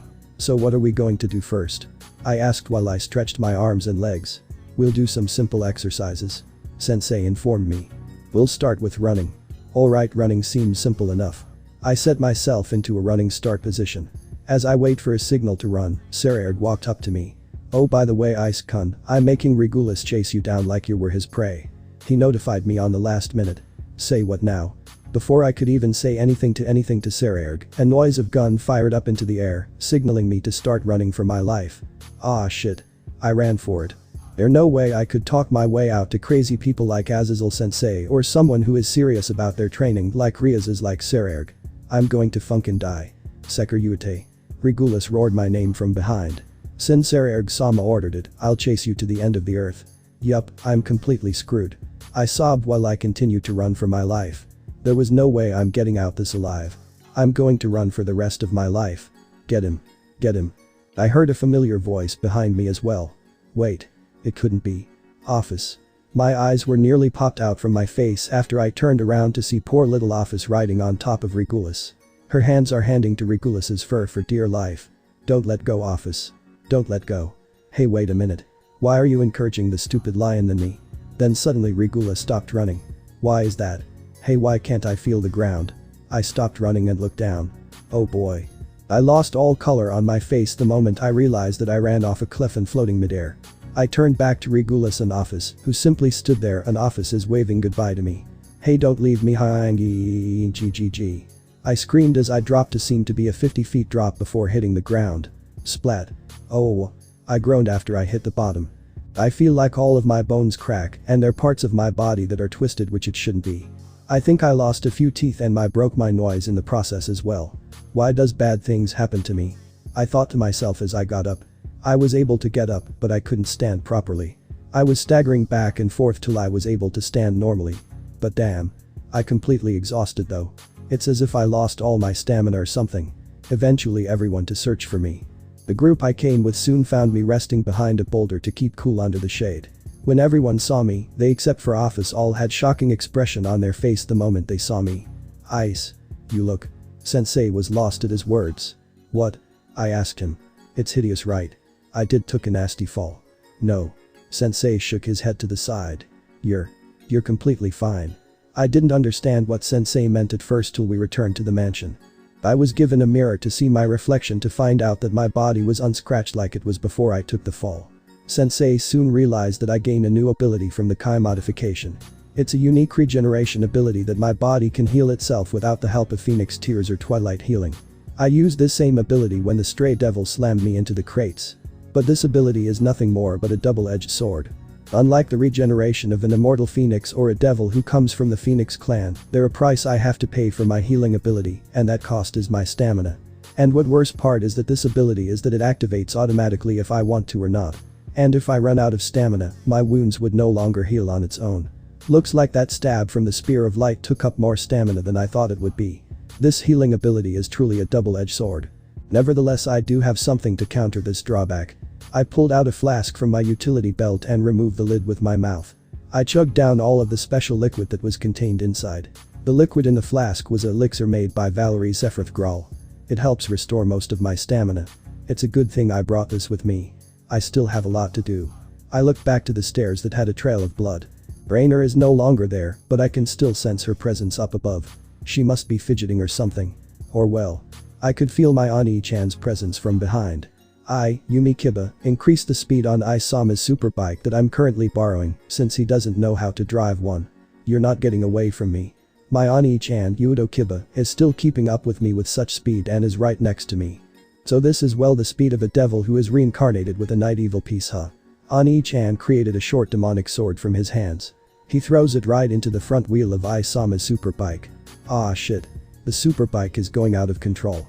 I leaped off the superbike as it crashed into a metal telephone pole. I landed perfectly fine by creating 2 holy swords of wind to help me levitate to the ground. My eyeballs nearly popped out the moment I turned to the wreckage of Isama's superbike. Oh boy. The superbike snapped into 2 pieces and parts of the engine are scattered everywhere. The good wheel is running down the street and the entire body is on fire. What will Isama say if he finds out about this? Achoo. Issei Haidu sneezed and shuddered out of the blue. I have a terrible feeling that something happened to my superbike I received for my birthday. I already lost my lost savings thanks to Ophis. If anything happened to my beloved superbike, I really don't know how to feel actually. I never did have the time to drive one and I'm not one of those people who treats their cars as if they're child. So I really don't care what would happen to the superbike. Yumi's Pav. I ran into the park, abandoning the superbike in the process. I'm going to pick up later and fix the superbike all on my own. I need to hide all evidence that it was destroyed in the first place. I don't want get Isama upset with me because I took his superbike without his permission and destroyed it in the first place. You're not going to get away from me. Oni-chan is coming closer to catch me. Looks like this wild goose chase has came to an end. I stopped running at the uninhabited playground of the park. I pulled out my Excalibur Nightmare and buried it to the mulch. I crossed my arms and leaned my back to the dome playground, waiting for my Oni-chan to arrive. Ha! There you are. Oni-chan found me in a matter of seconds. He had a dark face full of ecstasy. Is he that happy that he encountered an Excalibur fragment? Yudo. The red-hair heiress of the Gunmare and her servants appeared behind Oni-chan. The heiress seemed to be relieved that neither of us have started fighting, but the moment she lay eyes on me, she gave me an austere look. You there? I, Ria's Gunmare, the heiress of the Gunmare clan and the devil owner of this territory, demand that you identity yourself. Oh. Haven't Isama spoke to about little old me? I asked in a playful tone, leaving everyone puzzled. Yudo's Pav. Has I-senpai spoke of this young woman? I don't recall it, but I have a bad thought in my mind the moment I had idea of who she was. The motorcyclist took a few steps away from the dome and stood right in front of the Excalibur fragment. The motorcyclist put both hands underneath of her red helmet and slowly removed it. No way. She's Ria's Pav. The only thing I could only do was to gawk speechlessly as the motorcyclist removed her helmet. When she removed her helmet we could see long, beautiful blonde hair going down her waist that had the same shade as Yudo's and saw her light-toned face with matching light blue eyes as my knight. If I didn't knew better this could be possible that these two are blood relatives. Siblings even. Don't be so shocked, Oni-chan. The young woman referred Yudo as her Oni-chan, with eyes getting all watery. I suspected you to be taller. I looked to Yudo, who appears to be the most bewildered to see this woman who looks a lot like him. He looks like he was going to have a cardiac arrest. I never seen him so shocked in my life. Why? He finally spoke up with voice all scratchy like. Why do you have the Excalibur? It was a gift. The motorcyclist replied. She created a sword in her hands. It gave out a light and beautiful holy aura. Wait a second, that sword is a sacred gear. If I remembered correctly, that sacred gear is Blade Blacksmith, the holy sword version of Yudo's sacred gear, Sword Birth. It's ironic, isn't it? The motorcyclist asked, letting go of her helmet and the holy sword she created from her hand. The sword dematerialized into thin air before it could even touch the ground. We're both survivors of that wretched holy sword project, however, look at where we are. You're a failure of the experiment who became Avenger and still lives in the past, and I'm also failure, yet I, who also a survivor of the project, am able to wield the holy sword Excalibur, and I already moved on from my past. I'm lost for words. The holy sword project should have been a failure, however there this girl right in front of us, who clearly isn't lying to us about being a survivor of being the holy sword project, who actually looks like she could wield a holy sword. She pulled out the Excalibur fragment from the ground. She raised the tip of the blade up in the night sky. The Excalibur fragment began to emit an enormous amount of radiant holy aura from legendary sword fragment. Yudo's Pav. I can still remember what happened that night. The night I escaped from the institution. I remembered the Securitate came out of nowhere to warn us about the Archbishop Valper Galilei was going to dispose of us and we needed to escape. Then Galilei came down with masked men carrying machine guns and tried to dispose us with the Securitate as if we were trash. The Securitate tried to save us while we escaped by shielding us from the bullets. I can still imagine seeing my comrades getting shot down one by one while most of us tried to escape. A very few of us made it out from the institution and into the forest, but were soon followed by Galilei and his men. We tried to stay together as a group and hide away from Galilei from his men. Unfortunately, he was able to find us all when we tried to search for help and end up a dead end near a cliff. We all decided to jump since there was a running river down below. Fire. Galilei shouted the order immediately after we splashed into the freezing cold river. The masked men were able to kill most of us in the river, nevertheless only 2 of us were able to survive. Me along with one other comrade of mine were able to swim our way out of the running river to shore and continued running. Oh no you don't. Galilei pointed directly at us to his masked men. Oh no. I cried the moment I tripped over a rock and crashed harshly to the snowy ground. I completely worn out. I couldn't go on any longer. I felt like it was finally my time and that I was going to join with the rest of my fallen comrades in heaven along with God. I closed my eyes as the guns fired and for a moment I thought I was dead, but when I reopened them, there my comrade was in front of me, shielding me from the bullets. Go. He coughed out blood as he fell on top of me. I looked at him in incredulity while he tried his best to smile. Go. He repeated. At least you survive. Those were his last words he ever said to me before he went where my other comrades were. I wanted to stay there and die with him, but something told me that I had to keep living on, and I felt a great boost of energy into my body. I reluctantly abandoned my comrade and continued running. The masked men continued to fire me and I was shot right into the arm. I ignored the pain and kept on running till my legs gave out and I passed out. Eventually I was found by my master Ria's Gunmare and reincarnated to a devil that night. Ever since that night I swore that I was going to get my revenge on the Excalibur. I'll stop at nothing to get my revenge on the sword that cost the lives of my comrades, and I'll eliminate anyone who ever wields the sword. But everything is different now. And it's because of her. The other survivor. I could clearly tell that she's a survivor of the Holy Sword Project from the look into her eyes. There's no way she could lie about being in the Holy Sword Project. When she spoke about being a holy sword wielder, I can see that a familiar dark look into her eyes. A look that I can clearly relate to, like she suffered the same thing I did. I also remembered that there was a child who looked exactly just like me too during my time in the institution. My comrades and I had our memories erased before becoming test subjects for the project. I don't remember what was my real name or the family I used to have before entering the institution. All of us were like that. We were all given numbers for names and acted all lifeless and empty since we had no past to remember.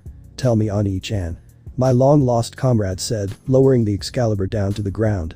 Do you hate me? Hate her? I wasn't sure how to feel about that. I thought that meeting my lost comrade should have given me some sort of closure, but now that I see her able to wield the Excalibur, I'm not sure how to feel about it. Rain suddenly to pour down heavily as my long-lost comrade slowly approached me with no intent to harm me. She reached out for my wrist and pulled it closer her. She wrapped my fingers around handle of the Excalibur fragment. If I give you the Excalibur, would you feel closure? She asked, leaving me completely dumbfounded. I thought that whenever I got my hands of the Excalibur, I would have been more than thrilled, overjoyed and relieved that I can finally avenge my comrades for the pain we've been through. But now I have this in my hands, that all changed. But why? Ria's Pav. I'm completely stupefied on what just occurred. This girl just gave the legendary sword Excalibur to Yudo like it was nothing special to her. She parted away from Yudo, who's completely in a state of shock, and headed over to me. She bowed her head as if she was sorry for something she did wrong. Please forgive for me for almost assaulting you and dragging you and your peerage all over town. She apologized, lifting her head back up. Huh? I asked, sounding a bit awkward since I didn't know what to say. I never suspected for her to apology to me about this in a polite mannerism. Well, it's alright, I guess. The main thing is that no one got hurt in the end. She gave out a sigh of relief. Well, that's good to hear. Oh, by the way, Gunmare-san, may I request something from you? I cocked my head. A request. Rainer, crawled on the floor, leaving a trail of blood behind me. When I was a couple walking steps to the door, I got up on my 2 feet, lurching to the door. My unsteady body movement caused me to fumble and hit my face to the wooden door. I ignored the pain while I tried to open the door, but it won't open. It's pointless. A cold voice behind me said. My heart skipped a beat in fear as I heard footsteps draw near me. I sealed the door from the inside out. I slowly tilted my head to the side where I saw something that I couldn't unsee. There were supposed to be my ex-boyfriend Issei Haidu, stood a young man all dark medieval armor. Father's times Pav. Oh. What's this? My cloak guest asked, noticing the dark ominous aura around Issei Haidu that took form of black armored knight. Asked Nimue. I suggested, turning to my maid, who observing the black knight through the magic circle regrettably. She's the only one who raised it. Ice's pav. Rainer is truly terrified of me. Her body is trembling of fear in every step I take. She turned back to the door, trying to open it by banging it with her hands. I could hear her murmuring this isn't happening repeatedly. Hahaha. Good, this is what I want to see. I want Rainer to experience pain. I want her to experience fear. I want her to experience all the suffering I went through in my heart. Boost. I went straight for the attack. I grabbed Rainer's wrist and threw her entire body. She landed right into the benches, snapping some of them into two. My back. My back. Rainer cried in agony. I don't want a filthy low-class devil like you talking to me. I should have stopped from there, but I didn't. I walked right back to her. I used my leg to tumble Rainer to lay on her front. I sat on her lower back and put my hands on her fifthly black wings. Boost. I leaned my head over to Rainer's ear and whispered into it. You have lovely wings, you know. Too bad I have to remove them. Ahahaha. Yeah, you are right. It was a very royal date. Thanks to it, I was very bored. And no. Please stop. I'm sorry. I'll stop. IWW won't go after the nun.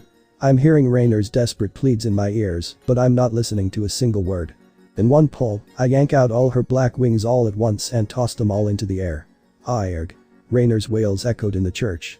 After pulling her feathers out I could listen to Rainer's mixed voice of panting and sobbing. I got back on feet, glaring down on the poor beaten fallen angel. Is kun. I don't want a rotten brat like you calling my name. Don't you dare call me by name. I kicked Rainer right into her gut. I don't want trash like you talking to me so casually. Rainer coughed out blood after being kicked repeatedly. Rainer's body started to shiver when I finished kicking her. I rolled Rainer to lay on her back. I sat down on top of her with my hands wrapped around her neck. Ice kun. Please save me. This devil is trying to kill me. I love you. I love you so much. That's why, let's defeat this devil together. Who think Lowry is to kill you? I could have spared your life if I wanted you, but for what you've done to Asia and me. All the mental and psychical pain you gave me. Because of you. I made Riaz cry. Because of you I was afraid of getting closer to another woman. That's right. Kill her. A fiendish voice said. Who's that? I checked around the church for anyone else, but I can't see anyone. All of Rainer's fallen angel posse should still be in the basement. Kill her for using you. Kill her for manipulating your feelings. Kill her for causing the sorrow in your heart. The voice is coming somewhere inside of my head.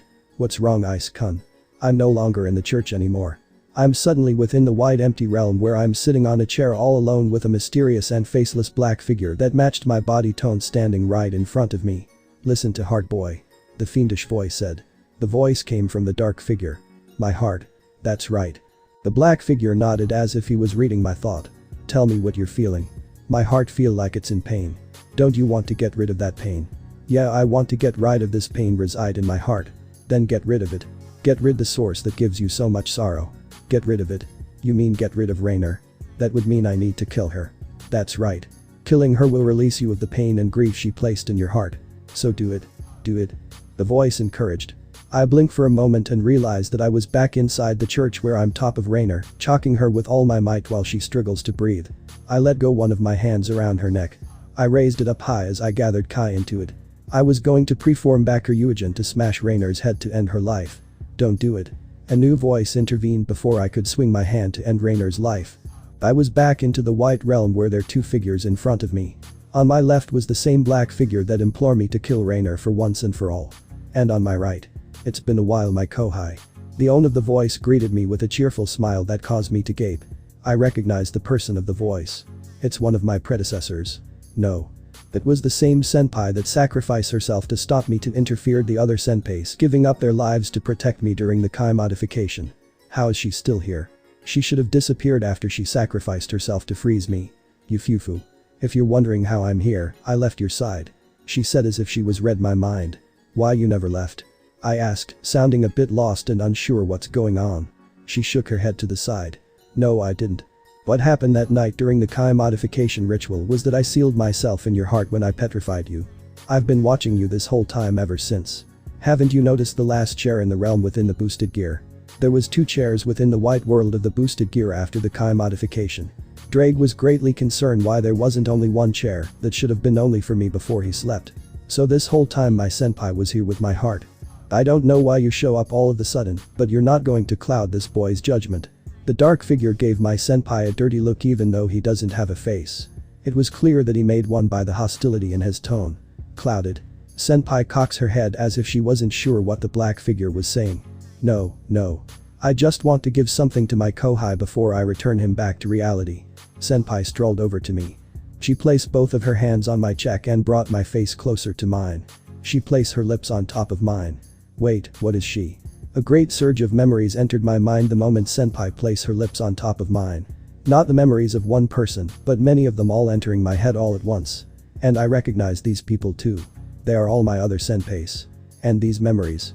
There are memories they had when they were the Sekyute of their generation. Senpai pulled her lips back.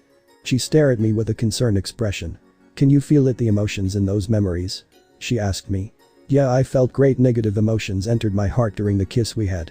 I felt pain, rage, sorrow, greed, betrayed and so much more as these memories enter my mind. I can see the heedless violence and rash decisions that my senpai made. I could feel what they felt. I can sense all the rage built in them and letting it all explode by using the juggernaut drive. I can feel the regret they received as they died and got sealed up within the boosted gear. Do you want to know why we didn't help you in your goal to master the power of the boosted gear? Senpai suddenly brought with a sad face. It because we were afraid. Afraid. Yes. We were afraid you'll end up like us if we help you. Senpai's body began to fade away into crimson light. So please. Don't let your rage get the best of you. Don't be like us. Don't listen to Issei. The dark figure yelled. Don't let her words affect you. Don't forget the trainer is the reason why you couldn't open your heart up to Ria's Gremmery. If it weren't for her, you wouldn't have that curse. No, that's completely irrelevant. It was Shalba who killed me with Samael's curse in the first place. I dubiously believed that removing Rainer's wound in my heart could change that. I would have died from the curse, and Ophis would properly save me by sending me to the past. I would still receive this punishment from Father Time. I closed my eyes and took in a big breath. I reopened them and take a glimpse on my fading senpai, who will fade away and join with the rest of my other senpais. Hey kohai. Yeah. Zip zoom Zion. A crimson light soon flashed in my eyes. When the light was gone I was back on top of Rainer with my hand full of kai ready to hit Rainer in the head. I closed my eyes as I decided to take a swing with an open hand to the ground. I heard a loud thud sound after the kai in my hands collided with the floor of the church. There's a small crater right next to Rainer's head. I loosed my grip on Rainer's neck, allowing her the chance to breathe. I stood back up and stared down to the ground where Rainer laid.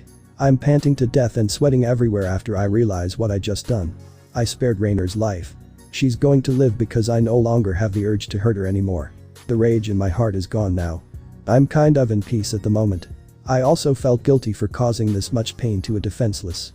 After realizing that I have no urge to hurt Rainer and clearly telling that Rainer is no longer after Asia, I decided to split. But before I could take on step to the exit, the door was slammed open. Ah. Shit. I murmured, realizing who it was at the church's doorway. Much to my dismay, there standing at the doorframe was none other than Ria's, Akeno, and Kaneko-chan, who all having an appalled expression. Ice's Pav. Rainer is truly terrified of me. Her body is trembling of fear in every step I take. She turned back to the door, trying to open it by banging it with her hands. I could hear her murmuring this isn't happening repeatedly. Ha. Good, this is what I want to see. I want Rainer to experience pain. I want her to experience fear. I want her to experience all the suffering I went through in my heart. Boost. I went straight for the attack. I grabbed Rainer's wrist and threw her entire body. She landed right into the benches, snapping some of them into two. And my back. My back. Rainer cried in agony. I don't want a filthy low-class devil like you talking to me. I should have stopped from there, but I didn't. I walked right back to her. I used my leg to tumble Rainer to lay on her front. I sat on her lower back and put my hands on her fifthly black wings. Boost. I leaned my head over to Rainer's ear and whispered into it. You have lovely wings, you know. Too bad I have to remove them. Ahahaha. Yeah, you are right. It was a very royal date. Thanks to it, I was very bored. And no. Please stop. I'm sorry. I'll stop. IWW won't go after the nun. I'm hearing Rainer's desperate pleads in my ears, but I'm not listening to a single word. In one pull, I yank out all her black wings all at once and toss them all into the air. Erg. Rainer's wails echoed in the church. After pulling her feathers out I could listen to Rainer's mixed voice of panting and sobbing. I got back on feet, glaring down on the poor beaten fallen angel. Is kun. I don't want a rotten brat like you calling my name. Don't you dare call me by name. I kicked Rainer right into her gut. I don't want trash like you talking to me so casually. Rainer coughed out blood after being kicked repeatedly. Rainer's body started to shiver when I finished kicking her. I rolled Rainer to lay on her back. I sat down on top of her with my hands wrapped around her neck. Ise-kun. Please save me. This devil is trying to kill me. I love you. I love you so much. That's why, let's defeat this devil together. Who think Lowry is to kill you? I could have spared your life if I wanted you, but for what you done to Asia and me. All the mental and psychical pain you gave me. Because of you. I made Riaz cry. Because of you I was afraid of getting closer to another woman. That's right. Kill her. A fiendish voice said. Who's that? I looked around checked around the church for anyone else, but I can't see anyone. All of Rainer's fallen angel posse should still be in the basement. Kill her for using you. Kill her for manipulating your feelings. Kill her for causing the sorrow in your heart. The voice is coming somewhere inside of my head. What's wrong, Ise-kun? I'm no longer in the church anymore. I'm suddenly within the wide empty realm where I'm sitting on a chair all alone with a mysterious and faceless black figure that matched my body tone standing right in front of me. Listen to heart, boy. The fiendish voice said. The voice came from the dark figure. My heart. That's right. The black figure nodded as if he was reading my thought. Tell me what you're feeling. My heart feel like it's in pain. Don't you want to get rid of that pain? Yeah, I want to get rid of this pain reside in my heart. Then get rid of it. Get rid the source that gives you so much sorrow. Get rid of it? You mean get rid of Rainer? That would mean I need to kill her. That's right. Killing her will release you of the pain and grief she placed in your heart. So do it. Do it. The voice encouraged. I blinked for a moment and realized that I was back inside the church where I'm top of Rainer, straggling her with all my might while she struggles to breathe. I let go one of my hands around her throat. I raised it up high as I gathered Kai into it. I was going to preform Bakuryujin to smash Rainer's head to end her life. Don't do it. A new voice intervened before I could swing my hand to end Rainer's life. I was back into the white realm where there were two figures in front of me. On my left was the same black figure that implored me to kill Rainer for once and for all. And on my right. It's been a while, my Kohai. The owner of the voice greeted me with a cheerful smile that caused me to gape. I recognized the person of the voice. It's one of my predecessors. No. It was the same senpai that sacrificed herself to stop me to interfere the other senpais giving up their lives to protect me during the Kai modification. How is she still here? She should have disappeared after she sacrificed herself to freeze me. You fufu. If you're wondering how I'm here, I left your side. She said as if she was read my mind. Why you never left? I asked, sounding a bit lost and unsure what's going on. She shook her head to the side. No, I didn't. What happened that night during the Kai modification ritual was that I sealed myself in your heart when I petrified you. I've been watching you this whole time ever since. Haven't you noticed the last chair in the realm within the boosted gear? There was 2 chairs within the white world of the boosted gear after the Kai modification. Ddraig was greatly concerned why there wasn't only 1 chair that should have been only for me before he slept. So this whole time my senpai was here with my heart. I don't know why you show up all of a sudden, but you're not going to cloud this boy's judgment. The dark figure gave my senpai a dirty look even though he doesn't have a face. It was clear that he made one by the hostility in his tone. Clouded. Senpai cocks her head as if she wasn't sure what the black figure was saying. No. I just want to give something to my Kohai before I return him back to reality. Senpai strolled over to me. She placed both of her hands on my cheek and brought my face closer to mine. She placed her lips on top of mine. Wait, what is she? A great surge of memories entered my mind the moment senpai placed her lips on top of mine. Not the memories of one person, but many of them all entering my head all at once. And I recognize these people too. They are all my other senpais. And these memories. There are memories they had when they were the Sekiryute of their generation. Senpai pulled her lips back. She stared at me with a concerned expression. Can you feel it, the emotions in those memories? She asked me. Yeah, I felt great negative emotions entered my heart during the kiss we had. I felt pain, rage, sorrow, greed, betrayed and so much more as these memories enter my mind. I can see the heedless violence and rash decisions that my senpai made. I could feel what they felt. I can sense all the rage built in them and letting it all explode by using the Juggernaut drive. I can feel the regret they received as they died and got sealed up within the boosted gear. Do you want to know why we didn't help you in your goal to conquer the power of the boosted gear? Senpai suddenly brought with a sad face. It because we didn't want you to end up like us if we helped you. Senpai's body began to fade away into crimson light. So please. Don't let your rage get the best of you. Don't be like us. Don't listen to Issei. The dark figure yelled. Don't let her words affect you. Don't forget the trainer is the reason why you couldn't open your heart up to Ria's Gunmare. If it weren't for her, you wouldn't have that curse. No, that's completely irrelevant. It was Shalba who killed me with Samael's curse in the first place. I dubiously believed that removing Rainer's wound in my heart could change that. I would have died from the curse, and Ophis would properly save me by sending me to the past. I would still receive this punishment from Father Time. I closed my eyes and took in a big breath. I reopened them and take a glimpse on my fading senpai, who will fade away and join with the rest of my other senpais. Hey Kohai. Yeah. Zip zoom Zion. A crimson light soon flashed in my eyes. When the light was gone, I was back on top of Rainer with my hand full of kai ready to hit Rainer in the head. I closed my eyes as I take a swing with the open hand to the ground. I heard a loud thud sound after the kai in my hands collided with. Rainer is no longer struggling to breathe. I no longer can feel her pulse. I let of her throat and got back on my feet. I stared down to the lifeless body of my ex-girlfriend while feeling regret. The pain in my heart didn't go. It got worse. Knowing that I killed her, I pulled out a match from my utility belt. I ignite the match and tossed to the one of the wooden benches. I headed out as the fire started to spread rapidly through the church. Goodbye, my love. I said to Rainer as I stood at the doorframe, watching Rainer's body burn in the flames. I walked out into the rain, washing off the regret all over my body.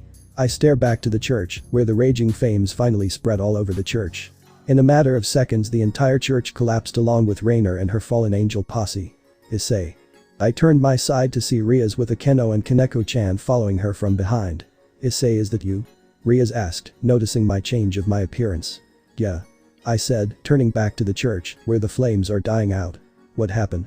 Riaz gasped as she noticed the burned out church. I decided to remove the pain from my heart. I told her out of remorse, placing a hand on top of my chest. But it turns out it only gotten worse. New life. Shit. My hooded guest threw one of my leather chairs above the fireplace. It snapped on impact and fell on the ground. He didn't stop there. He picked up more of my expensive furniture and threw it above the fireplace. Father Time, just him go on his little rampage and allowing him to destroy my furniture in my living room while I drink my bottle of wine. That bastard. How dare he spare Rainer. He should have killed her. He bawled, slamming my wine rack into the floor. If it were me, I would have killed her after torturing her. He destroyed my beloved wine. Now he done it.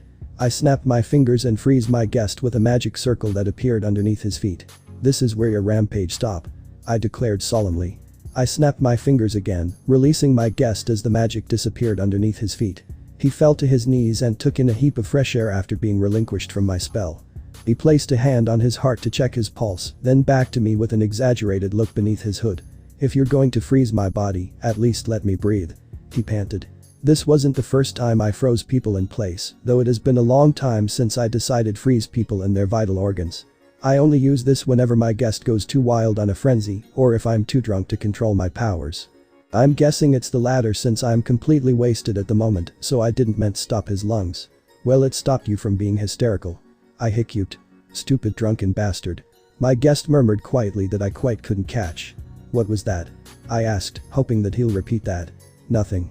The hooded figure hastily got back up from the floor and stared above the fireplace, where the Imagine on it disappeared. So it's finally it, huh? We've completely changed. We're no longer one of the same. I can tell he was clearly dispirited in his tone. That's right. I stood up from my seat. I calmly advanced to my guest and placed a hand on his shoulder. Issei has become a new different person. Maybe even a better person than yourself. What is that supposed to mean? My hooded friend jerked my hand off. He sounded as if I offended him. I sighed before began explaining my explanation. He never meant to hurt the girl. What? Issei Haidu was originally going to disquiet without going to get too psychical. I paused for a bit to allow this to process in my guest's mind. However, things didn't go too well when he used it to get through the barrier. That way the curse darkened his mind to a greater limit. So we're completely bipolar opposites then.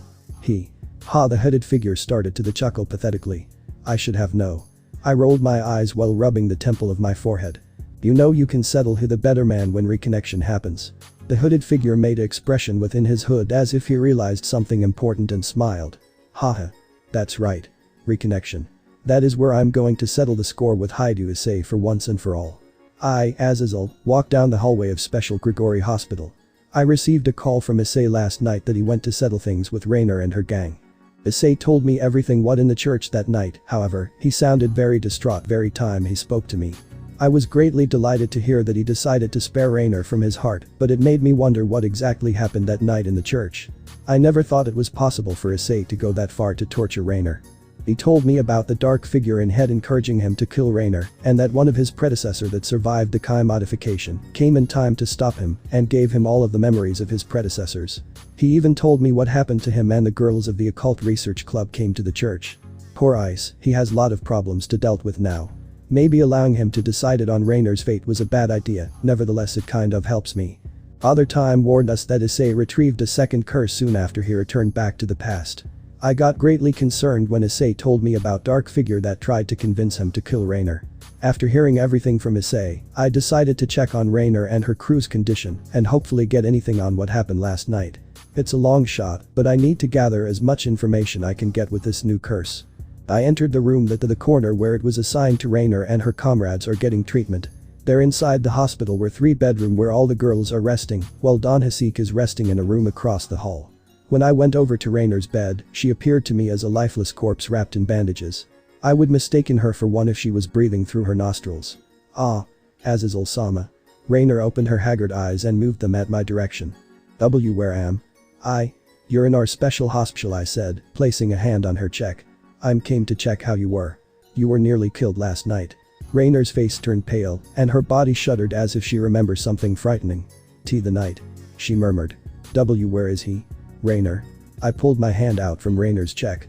Rainer rose up, recoiled in fear. She swiveled her eyes frantically, looking for this night. He's somewhere here. Isn't he? He's going come after me. He going to kill me because I wanted to take that girl's sacred gear. Beep, beep, beep, beep, beep, beep, beep, beep. Rainer's heart is beating very fast pace from seeing the heart monitor next to her. Crap, she's freaking out big time. Rainer, please calm down. I wrapped my arms around Rainer to see if it would calm Rainer down. Rainer jerked me off to the ground. She placed her hands on top of her head, began to rock her head back and forth. I am sorry. I won't go after her. Please stop. I couldn't help but to gawk at what I'm witnessing. Rainer is completely in a state of hysteria. And what is this night is she referring to? Doesn't she remember that it was all Ice doing, not this night she's referring to? I was only following orders. So please stop this. A night. A curse that was placed soon after Issei returned to the past 10.5 years ago. I have a terrible thing what the curse that Father Time once mentioned to me might be. I just hope that I'm wrong. It was morning after my attack at the abandoned church. Issei Haidu, decided to skip school today due to the events that happened last night. Man, I couldn't believe that Rias and the other girls came to the church at the worst of time ever. I can remember very single detail that happened that night.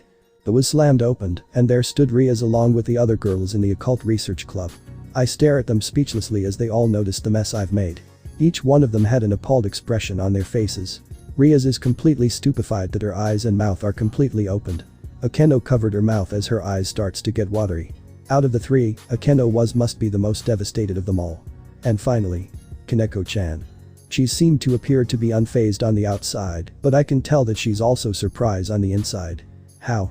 I managed to speak up my first word after a moment of complete awkward silence between the four of us. How did you manage to find me? Sama.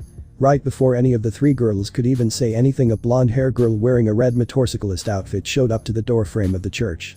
The pretty boy blonde hair that had the same shade as the blonde girl appeared right behind her. Yumi.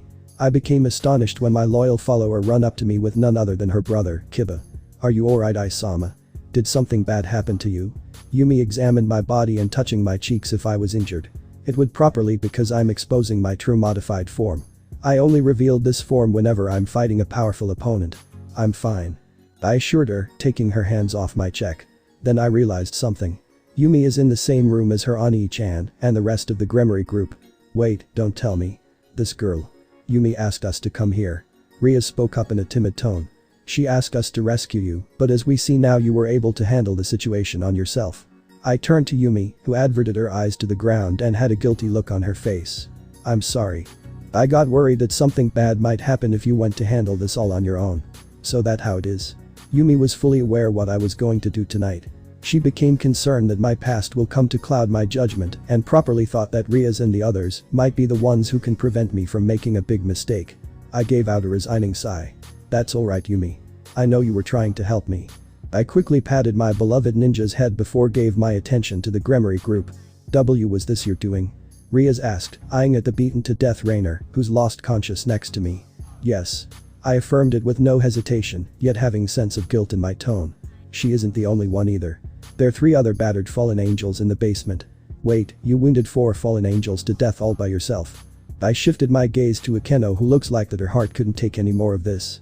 She wrapped her arms around herself and is in a delirious state. I breathed deeply through my nostrils, decided to end this charade for once and for all. Yeah, I caused all this. Ophis, Valerie, or Yumi played no part in this. Yumi did injure 2 of Rainer's fallen angels, but that's because I ordered her to seize any fallen angel that affiliated with Rainer she sees, even if she requires to use force. Knowing Yumi and the loyal person she is, she would follow my orders absolute. She was nothing more but a tool I used for my personal benefit. Knowing that I used an innocent girl like Yumi to do my dirty work is only making me feel even more guilty than before. I don't deserve a loyal subordinate like her. Isama. Yumi was aware that I was taking the whole blame for this. No, wait, I have no regret what I did. I added, interrupting Yumi before she could confess anything. A master is responsible for the action of their servants. That the first thing I picked up from Rias and other high-class devils. Everything that Yumi did was committed by me. I caused pain to all those fallen angels. It was I who beaten one of them to death with a crowbar and the taught other in a trap that I set up a few minutes ago. If I offend you, I'm sorry, Himejima no. Akeno. There is no point in hiding it anymore. I'm done with this act. I thought I could keep up with this act, but if I continue with this any longer, I might ended up losing everyone I love about. I'm sorry for everything I did to you. I'm sorry for deceiving you. I'm sorry for hiding all the secrets I should have told you back then when we were children. What are you talking about? Akeno asked, confused and frightened on what I'm trying to say. I gulped all the saliva in my throat. Hey Akeno. I don't know how to say to this, but it's been good to see you again after 8 years have passed. I never seen Akeno's eyes widen like this before. She truly flabbergasted. She realized that I never lost my memories of her. I can tell that this was too much for her to handle. I just took one step before Akeno slowly back away. She hastily make a break for it before I could even say or do anything. I narrowed my eyes to the ground and shaken my fist in regret. I knew this was going to happen. If I'm going to reconcile my relationship with anyone in the occult research club, it has to be with Akeno first.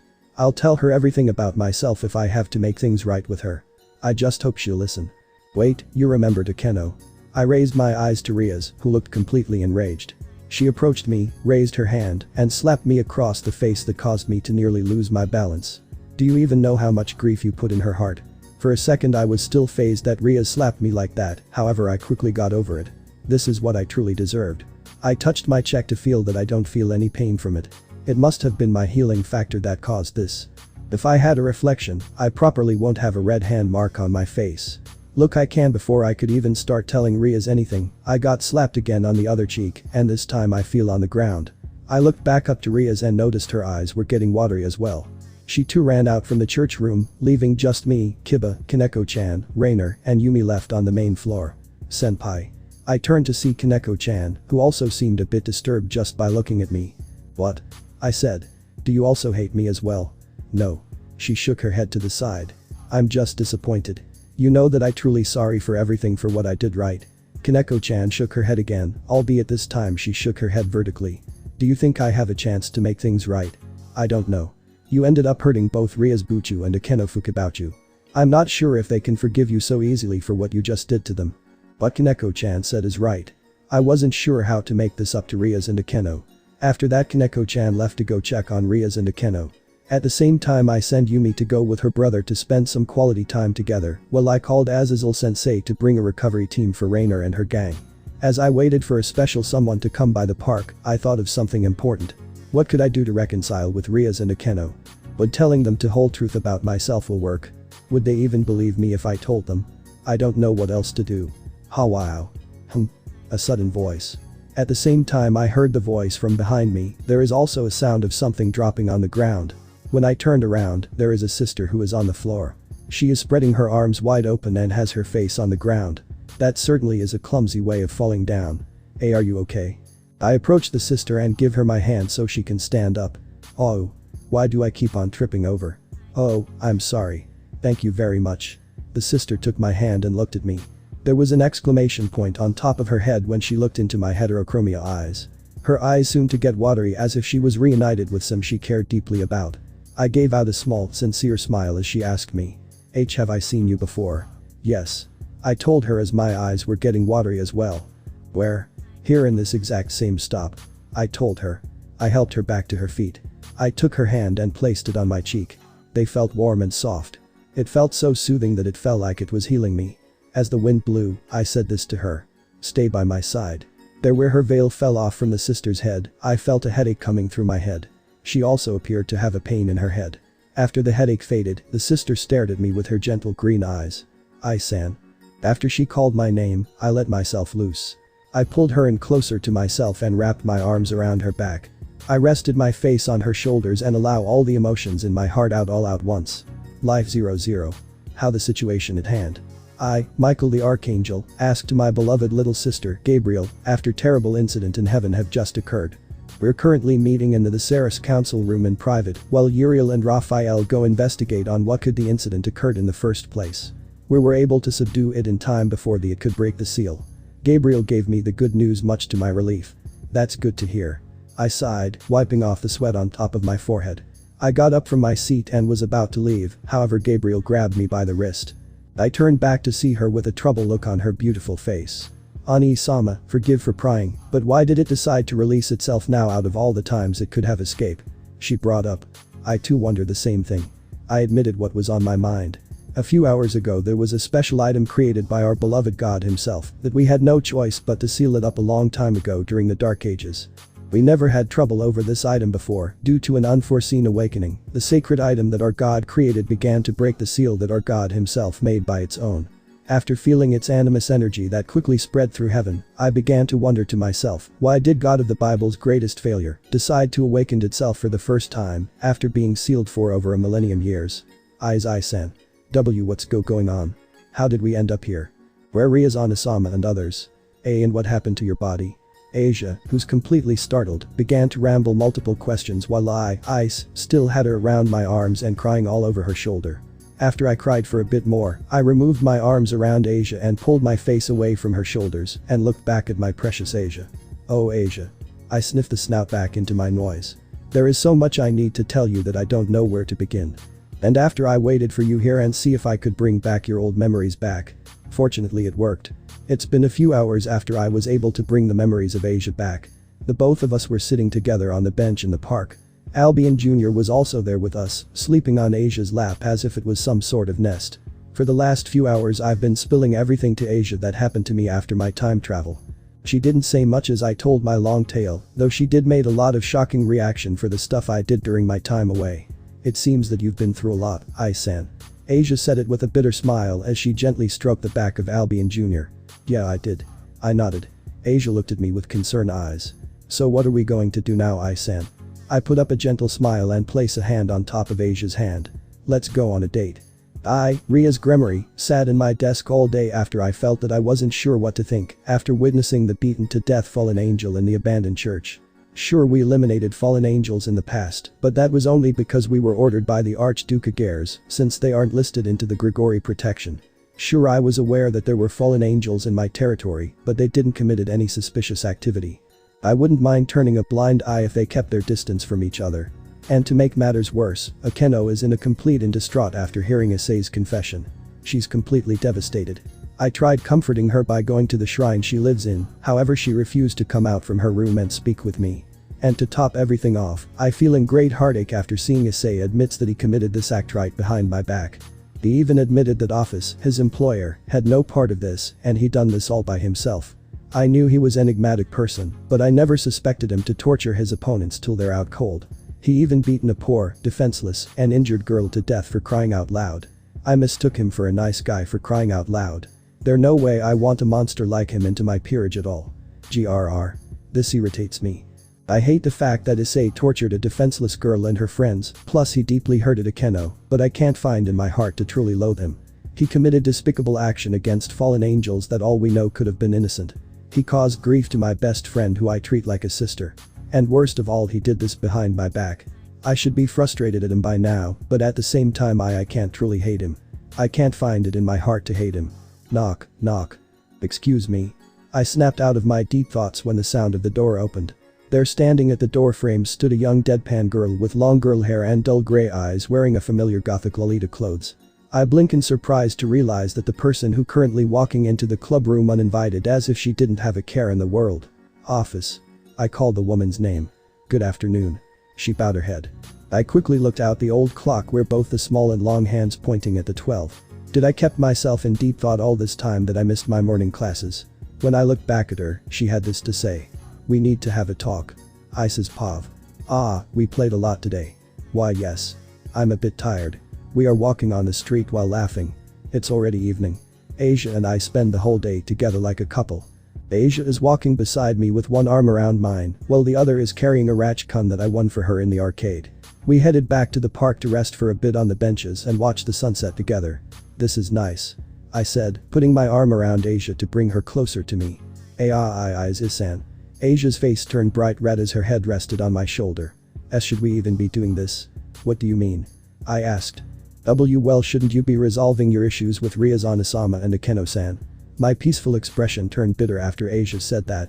I should be going to Ryaz and Akeno to beg for their forgiveness, except I doubt that they want to talk to me after what happened the night before. I ended up hurting people behind their backs, especially beat up an injured girl no less. I doubt they want to talk to me right now. Ai-san. Asia raised her head up to see me who thinking deeply of Ryaz and Akeno. Huh? I snapped back to reality to see Asia with her worried eyes staring at me. Are you alright?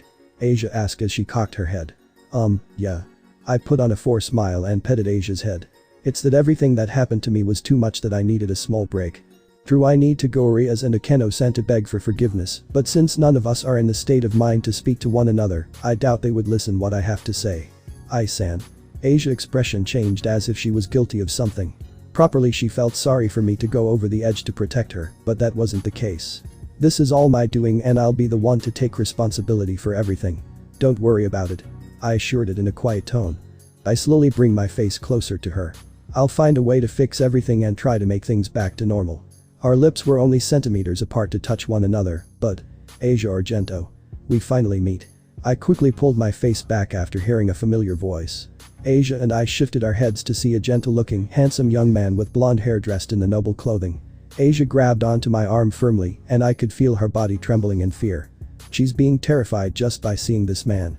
Diodora Asterisk. I hissed in displeasure. Asia, I came to meet you. Diodora smiled. I apologize that I couldn't greet you at the airport. But, I think the encounter between you and I was destiny. I want you to be my wife. I love you. He had proposed to Asia right in front of me like he did in my past life. I had it. I got back up and slowly approached Diodora. Ai-san. Asia, please close your eyes. I implored her all gentlemanly like. Okay. Asia obliged, shielding her eyes with her hands. I quickly summoned my boosted gear and Albion Jr. Oh hello there. Diodora greeted me. He put his hand out. You must be Asia's escort. Boost. I quickly made the first move and kicked him in the jewels. Divide. A wide aura surrounds Diodora as he bends down and cupped his jewels.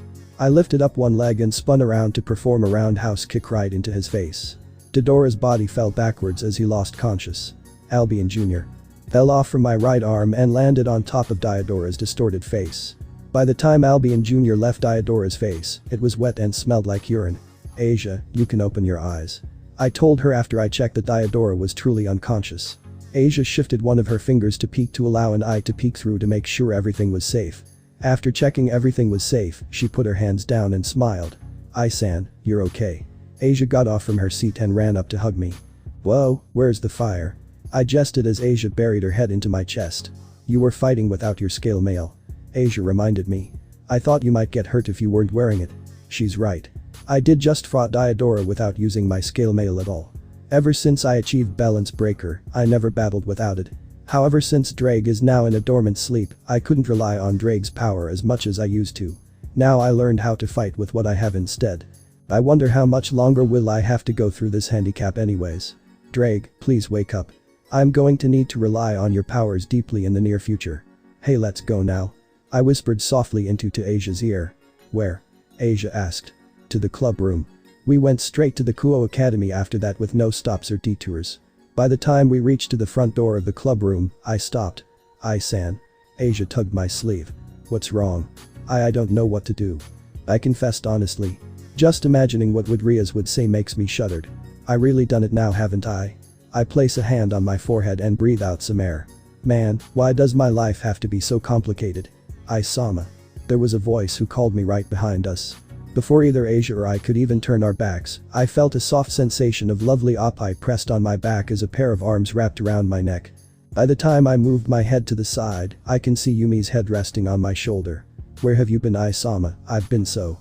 Yumi paused when she sees Asia, who gasped at the sight of the unfamiliar girl clinging onto me so cosily. Who in the hell are you?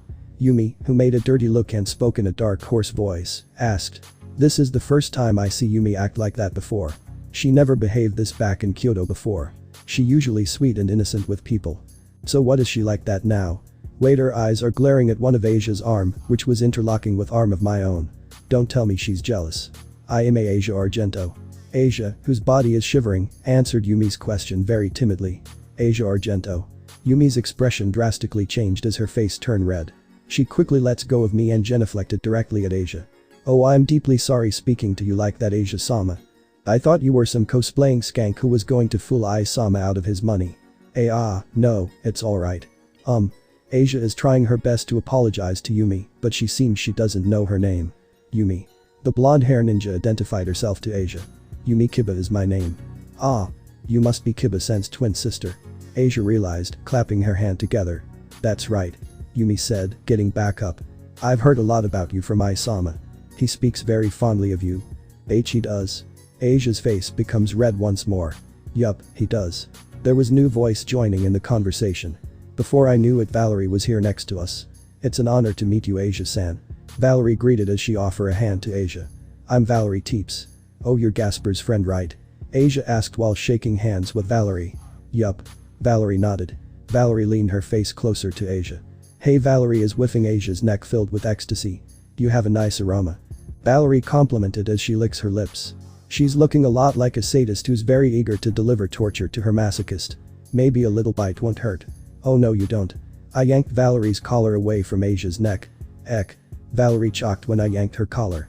The moment I released her collar, Valerie caught her breath while rubbing the back of her neck. Hey, what gives? I was only playing around. Yeah, playing. I retorted skeptically, rolling over her eyes. So what are you guys doing here anyways? Shouldn't you guys be with your loves one? Both Valerie and Yumi looked at one another before looking at me and Asia. You haven't checked your phone lately? Huh? No. I kept my phone off the entire time I was with Asia. I haven't used it since calling Azazel-sensei to take Rainer and her friends to the hospital to the Grigori. I take out my phone then turned it on. Oh, here it is. I said, noticing a new message on my cell. And it's from Ophis too. I wonder. I turned silent as I read the message. My nonchalant expression turned puzzled after reading it. Ise-san, what's wrong? Asia looked at the message of my phone. I'm going to speak with Ria's Grimoire. Ise-san, what was that supposed to mean? I don't know. I shrugged. Why does Ophis needs to talk to Ria's? I heard from Yumi back in the church that Ophis spoke to Ria's in my house involving the master-servant contract. So what would Ophis need to? I realized something. I put my eyes directly at Yumi. You talked to Ophis, didn't you? Ah. No. Yumi replied sheepishly, who averting her eyes away from me. Yumi. I raised my voice a bit inadvertently. I'm sorry. Yumi bowed her head apologetically. It's because I brought Ria's Grimoire-sama and her peerage to the church at the wrong time. I thought telling Ophis to help you two would talk Ria's Grimoire to convince Ria's Grimoire to not hate you. Please don't hate me. Yumi appeared to be apprehensive due to her tone in her voice, and for the matter of fact as her body is trembling. Was this because I raised my voice perchance? Yumi is very fragile girl, so I need to very careful what I say to her. She depends on me deeply for psychological support and trust my full judgment. I forgive you. I said after let out a sigh. I stroke a hand on top of Yumi's head. You only looking out for my best interest, right? Oh, Ise-sama. Yumi, wait. Yumi quickly pinned me down on the ground, ignoring my desperate pleads. She has her arms wrapped around body, crushing my spine with a strong grip. How did this girl get so strong? Oh, thank you, thank you, thank you. Yumi repeated her gratitude, strengthening her grip on me and crying down on my chest. I think I heard something cracked on my back. Hey, you're breaking him. Get off. Asia grabbed a hold of Yumi around the waist. She's trying to get Yumi off of me. How? It was hard enough to deal as it is with Ria's one Isama and the rest of the girls in the occult research club. Now I have to deal with her too. How much girls do you need to please yourself, Ise-san? How would I know that? It's not like I'm getting girls to fall on purpose. Oh no. I can feel my spirit leaving my body as it turned white. I am seeing a white light. Come to the light. A familiar voice said. Is that my grandfather? Am I interrupting something? All of our eyes gazed on Kiba, who opened the entrance door to the old school building. He's staring directly at Yumi and I with his body develop an ominous black aura with a forced smile, while one of his brows started to twitch. Holy crap, Kiba's completely pissed. I never seemed him this pissed before in my past life before. Is because Yumi is showing her affections to someone so lecherous like myself. Oh hey Ani-chan. Yumi greeted Kiba causally despite the position we're in. You need something? Why yeah. Buchu and Office-sama want to speak with you. Now. There's definitely hostility in his tone. Is it me or is Kiba giving me the evil eye? Finally. Yumi said, releasing her arms around my body. She got back on her 2 feet. She quickly fixed herself and straightened out the clothes on her. I'll see you later, Ai-sama. She winked at me before entering the room. What exactly is going on? I had to ask. It all started by Ophis going to speak with Rias and now both girls want to with Yumi. I don't understand at all. Rias Gunmare-sama and the members of the occult research club are discussing either or not you could join the peerage or not. It was Valerie who told me that. What are you talking about? I asked. It's what she said. Kiba said. Buchu is having second doubts about you joining the peerage after what happened the night before. Right now she's talking to Ophis and the girls in your team to see if they could convince her why you shouldn't join her peerage. So it's about that, huh? Maybe I should have suspected this after Rias slapped me twice in a row. You know I never seen Buchu or Akeno-san so hurt before. Kiba brought up. I can tell those girls felt betrayed. I know. I sighed. Is Akeno in the club room perchance? No. Kiba shook his head to his side. Then where is she? Buchu told me she locked herself in her room. I see. I said, clutching my hand into a fist. After looking down in the ground for a bit, I finally decided to do something right. I lifted my head to have Valerie in my line of vision. To more precise, I was staring at the purple gem that hang around her neck. Hey Valerie. Yeah. Valerie cocked her head. Do you think it's time for a mother to reunite with her daughter? Yumi's pav. I walked into the club room where Rias Gunmare-sama sat at her desk while Ophis and her rook, Kaneko Taoju, and her bishop, Gaspar Vladi, sat on the couch. My Ani-chan soon came back to the room after a few minutes to start this meeting. For some reason Ani-chan appeared to be completely tense as he came in. He headed to his master and whispered something into her ear. He's going to do where to do what? Rias Gunmare-sama jumped out from her seat with a bewildered expression on her face. She was about to march out from to the door, however. Where do you think you're going? I came in between Rias Gunmare-sama and the door. Move it. I need to leave right now. A dangerous red aura surrounds Rias Gunmare-sama's body as she coldly glared at me. If you don't, I'll force you to move. Aura, how frightening. I made a fearless smile. A small magic circle appeared behind my right hand. I my hand inside of it and pulled a dagger within its leather sash. I would love to move, however we have the matter on hand with Ai-sama joining the peerage. That isn't important right now. Rias Gunmare-sama scowled. And why do you care if your beloved leader joined the peerage anyways? I thought someone like yourself would be thankful for him not being the slave of a devil. Trust me, nothing will make me more happier than Ai-sama not joining your peerage, however. I closed my eyes as a faint memory flashed into my mind. The touching memory where it was just Ai-sama offering me his hand. I remembered those exact words he spoke to me that gave me a reason to live. My entire existence is to serve Ai-sama blindness and help in anything he wants. So if Ai-sama wants to join your peerage, I'll do anything in my power to make that happen. Your point? Rias Gunmare-sama asked, who sounding a bit impatient with me. So if you want to leave immediately, then accept my proposal. Proposal? Gunmare-sama raised a brow. What kind of proposal? I took in one last breath before stating my ultimatum. If you allow Ai-sama to join the peerage, I, Yumi Kiba, the ninja of Issei Haidu, will also join your peerage with no strings attached. Everyone in the room had an astonished expression on their face. Well, Gunmare-sama. I continued. Will you accept my proposal? That's it, guys. Hopefully you guys enjoyed it. With that, take care.